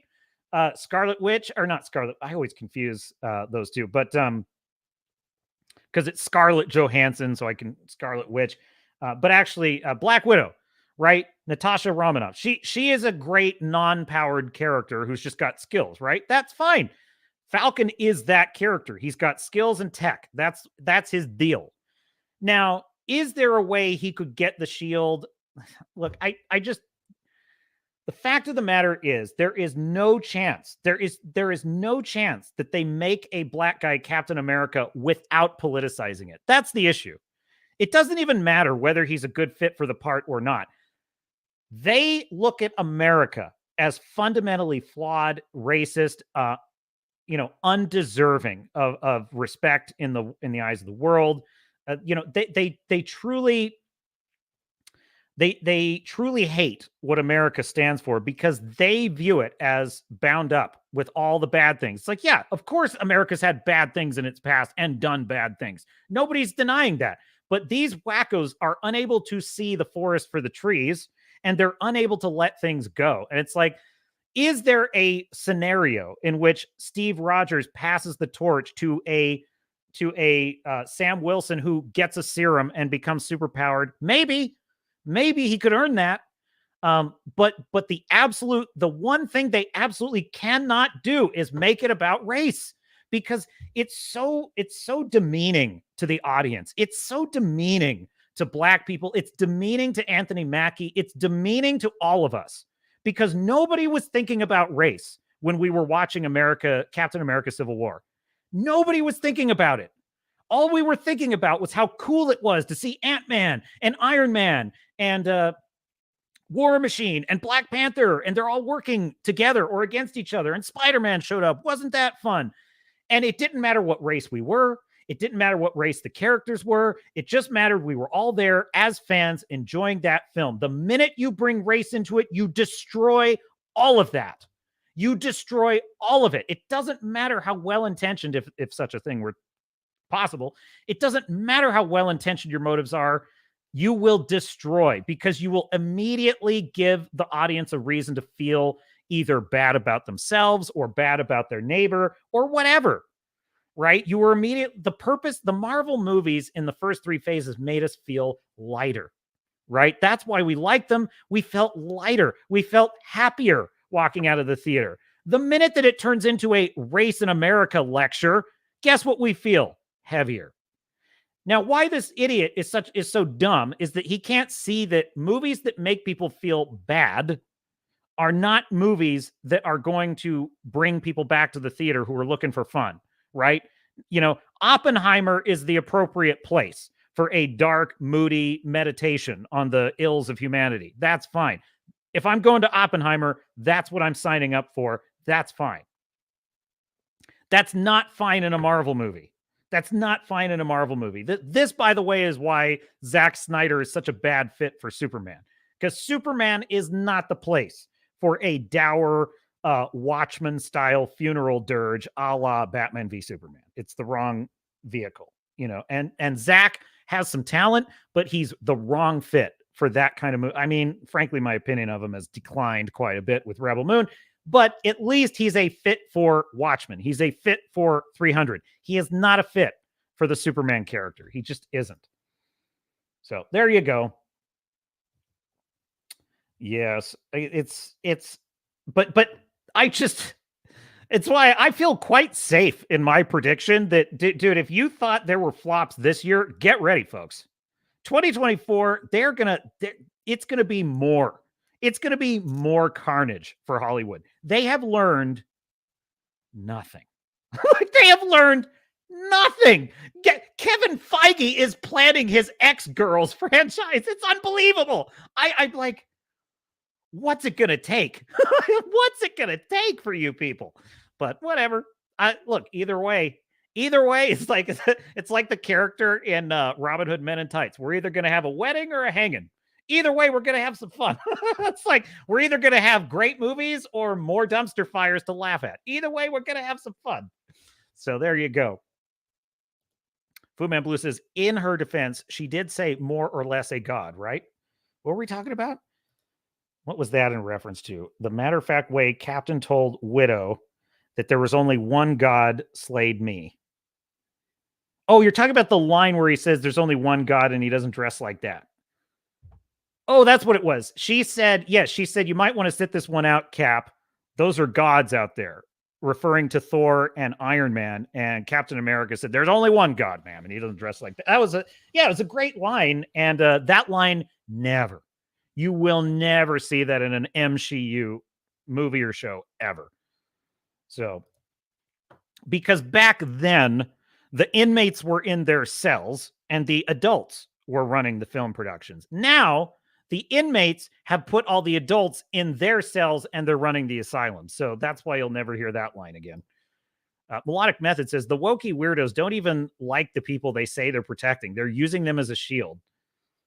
Yeah, I mean, they just view them as group identities. They just view them in a racialized way. And I consider that sick. I consider that counterproductive to, moving past tribalism. I mean, really, the wokies are just another form of human tribalism. Now, to be fair, all of us humans are susceptible to this. All of us. We all have it. It's a survival instinct, right? The people you care most about are your family, generally. Next, your friends. Next, people your community, your country. That's just the way that we organize ourselves into civilizations. And in the old world, that meant, are you part of my clan or not? Or are you part of my tribe or not? In the modern times, we've turned it into these bizarre camps And in the case of the Wokies, that's their camp, is like, which oppressor victim group are we talking about here? I consider that a low resolution view of humanity, and I consider it a very limiting view. Very limited view. Staff Fury with some Mass Effect talk. Oh, I love this. Or even just the Elusive Man to get Shepard to his team for the final assault on Harbinger. I love me some Mass Effect. I just wrapped up another playthrough of Mass Effect 3 with my Renegade Femshep romancing Liara. I just finished another one. Star Fury says, here I am. I play as a girl boss. I play as a girl boss at Mass Effect. But if they made it a show, I would want if they were going to do Shepard, which they should never do. They should never adapt the Shepard character on a show, because the Shepard is the player, and that is as it should be. But if they were going to do it, I would say, yeah, you would have to do the male Shepard, in my view. I just think that would be, because most players choose a male Shepard if you look at the data. The reason I like playing as FemShep is because Jennifer Hale's voice performance is awesome. Like, it is awesome. Her voice performance is really good. She's just super badass. I love Jennifer Hale. So, but anyway, Starfire says, or even just the Elusive Man to get Shepard on his... what was that? I forget what that was in reference to. There we go. No, I know, Melodic. This turd has 4 pronouns. It's so greedy. It's so greedy. It's like, oh, I'm going to collect. Pronouns are like Pokemon to these people. They got to collect them all. It's like, how do we get them to Pokemon Go to the Pulse? Okay, I was at a family member's house last night. And I don't watch like cable or terrestrial TV anymore. I just don't. And Huckabee, which I like Huckabee. He's fine. But Huckabee has a talk show, a nightly talk show. It's kind of like an old Tonight Show style show. And I just was like, dude, this is fine. It's, it's fine, but this is so boomer. It's like, this is such a boomer show. I could not watch this. It's like a show from the 90s. It's like a show from the 90s that nobody makes anymore, which is fine. Because look, there's certainly enough bullshit with John Oliver and all those turds.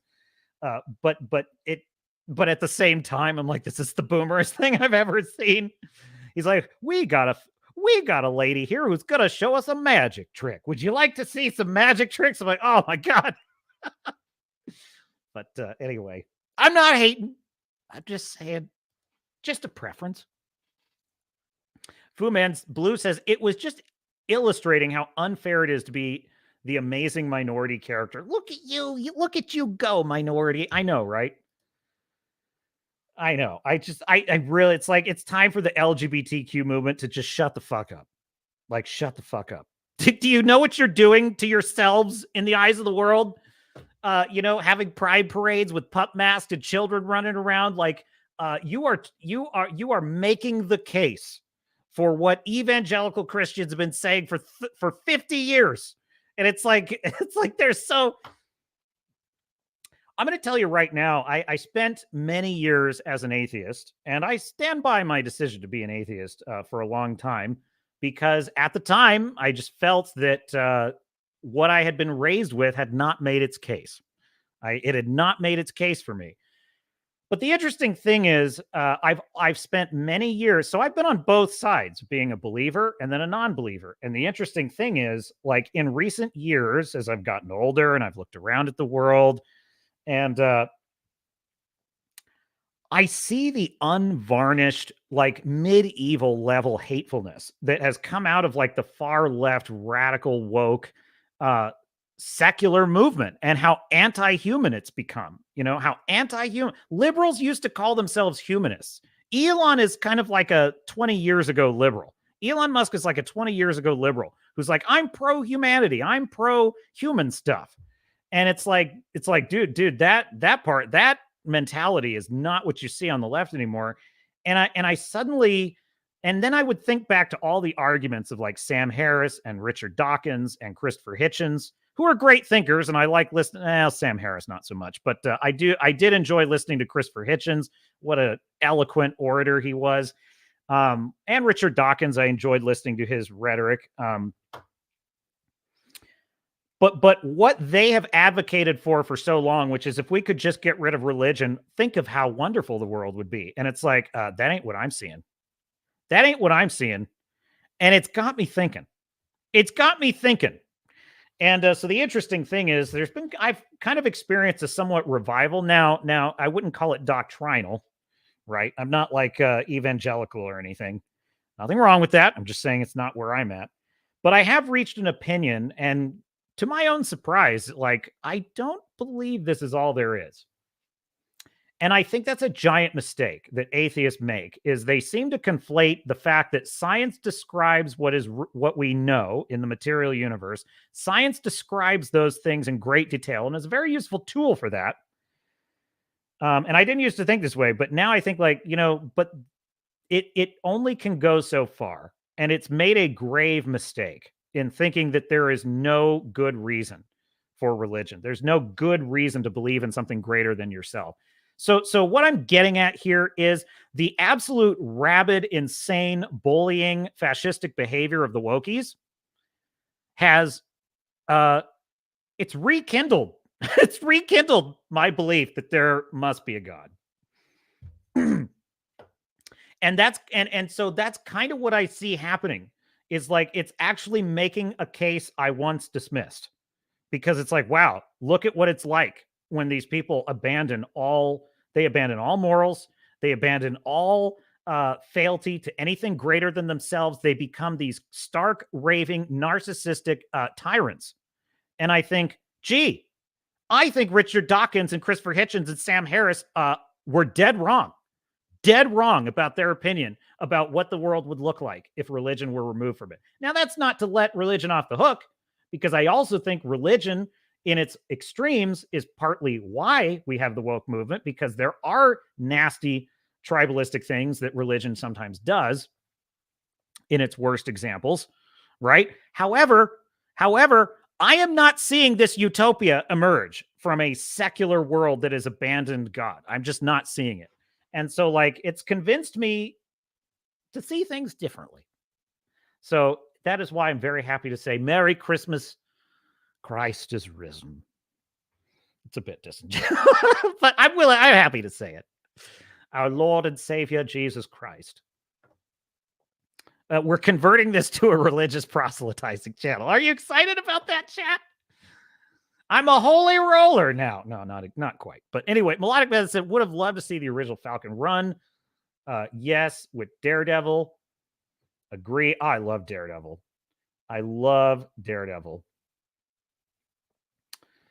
Star Fury, let's get biblical. Wrangler says, gotta go. Have a great night. Merry Christmas, everybody. Merry Christmas, everyone. And yes, that is a great segue. I think it's time to wrap it up. We all have Christmas dinner to do.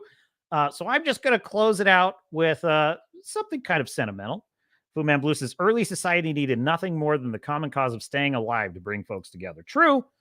But I do think that, like, you had to have faith in something. Like, when you looked up at the sky and had no idea what the stars were, you had to believe in something, So non-religion is a strange conceit of the modern world. I think that's a kind of anomaly, to be quite honest. I think it's in our nature to believe in something greater than ourselves. And I didn't used to think this, but I do now. I think that's because there is something greater than ourselves. So Eckhart Tolle, I would say Eckhart Tolle has helped me a lot in kind of seeing things without the baggage of a doctrinal religion, just to see things as more than what meets the eye. Yeah, there was more to that thought, but it's not important, says Fu Man Blue. I get you, Fu Man Blue. It's hard to fit it all into a chat. Totally understand that. So with that being said, I thought I would close it out with my favorite Christmas story, A Christmas Carol. I will now read the entire book. No, I'm just kidding. No, I'm not going to do that. Where is it? I have it pulled up. So if you don't know, Sir Patrick Stewart does a really excellent reading of A Christmas Carol. He performs it and it's you can get it on Audible. It's an audiobook. It's really, really good. So I recommend checking it out. But at the end of the book, Scrooge has just, he's been shown his grave by the ghost of Christmas yet to come. He wakes up in his bedroom and he's so grateful that Christmas has, he's not missed it. And he arrives at his work. He arrives at his counting house where Bob Cratchit is there. And just the last couple pages of the book. And I just thought I would read it just to close it out. So let me find it real quick. He sends a turkey to Bob Cratchit's house, which is awesome. There it is. Where is it? Where is it? Dang it. I had it pulled up. And then I missed it. Yes, there it is. Okay.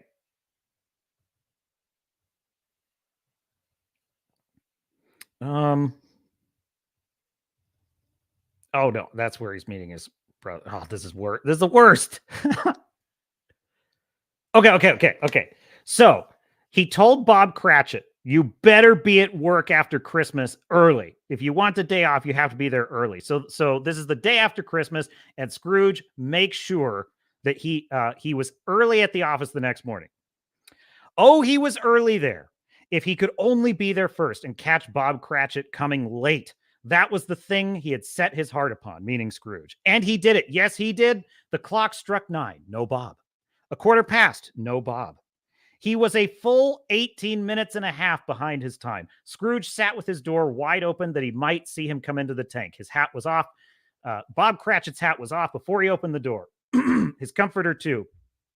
He was on his stool in a jiffy, driving away with his pen, as if he were trying to overtake 9 o'clock. Hello, growled Scrooge in his accustomed voice, as near as he could feign it. What do you mean by coming here at this time of day? I'm very sorry, sir, said Bob. I am behind my time. You are? Repeated Scrooge. Yes, I think you are. Step this way, if you please. It's only once a year, pleaded Bob, appearing from the tank. It shall not be repeated. I was making rather merry yesterday. Now, I'll tell you what, my friend, said Scrooge. I am not going to stand for this sort of thing any longer. And therefore, he continued, leaping from his stool and giving Bob such a dig in the waistcoat that he staggered back into the tank again. And therefore, I'm about to raise your salary. Bob trembled and got a little nearer to the ruler. He had a momentary idea of knocking Scrooge down with it, holding him and calling him to people in the court for help in a straight waistcoat. A Merry Christmas, Bob, said Scrooge, with an earnestness that could not be mistaken as he clapped him on the back. A merrier Christmas, Bob, my good fellow, than I have given you for many a year. I'll raise your salary and endeavor to assist your struggling family, and we will discuss your affairs this very afternoon over a Christmas bowl of smoking bishop, Bob. Make up the fires and buy another coal scuttle before you dot another I, Bob Cratchit. Scrooge was better than his word. He did it all and infinitely more. And to Tiny Tim, who did not die, he was a second father. He became as good a friend, as good a master, and as good a man as the good old city knew, or any other good old city, town, or borough in the good old world. Some people laughed to see the alteration in him, but he let them laugh, and little heeded them, for he was wise enough to know that nothing ever happened on this globe for good, at which some people did not have their fill of laughter in the outset. And knowing that such as these would be blind anyway, he thought it quite as well that they should wrinkle up their eyes and grins as have the malady in less attractive forms. His own heart laughed, and that was quite enough for him. He had no further intercourse with spirits. It was another time, the wording there. He had no further intercourse with spirits, but lived upon the total abstinence principle, even afterwards, and it was always said of him that he knew how to keep Christmas well, if any man alive possessed the knowledge. May that truly be said of us, and all of us. And so, as Tiny Tim observed, God bless us, everyone. And so I say to you, my dear chat, my dear sailors and starnauts, it's been such a pleasure spending this Christmas Eve with you. I will see you on New Year's Eve in 1 week hence. And so have a wonderful Christmas. Merry Christmas. Happy Hanukkah. let your heart be filled with good cheer and goodwill towards all, even the wokies, even the shills. Goodwill and a Merry Christmas to the shills. I wish them the merriest of Christmas. So that is our show for tonight. I thank you for hanging out with me. And until next time, when next we see each other, this is Captain Garrett saying, I will see you out there.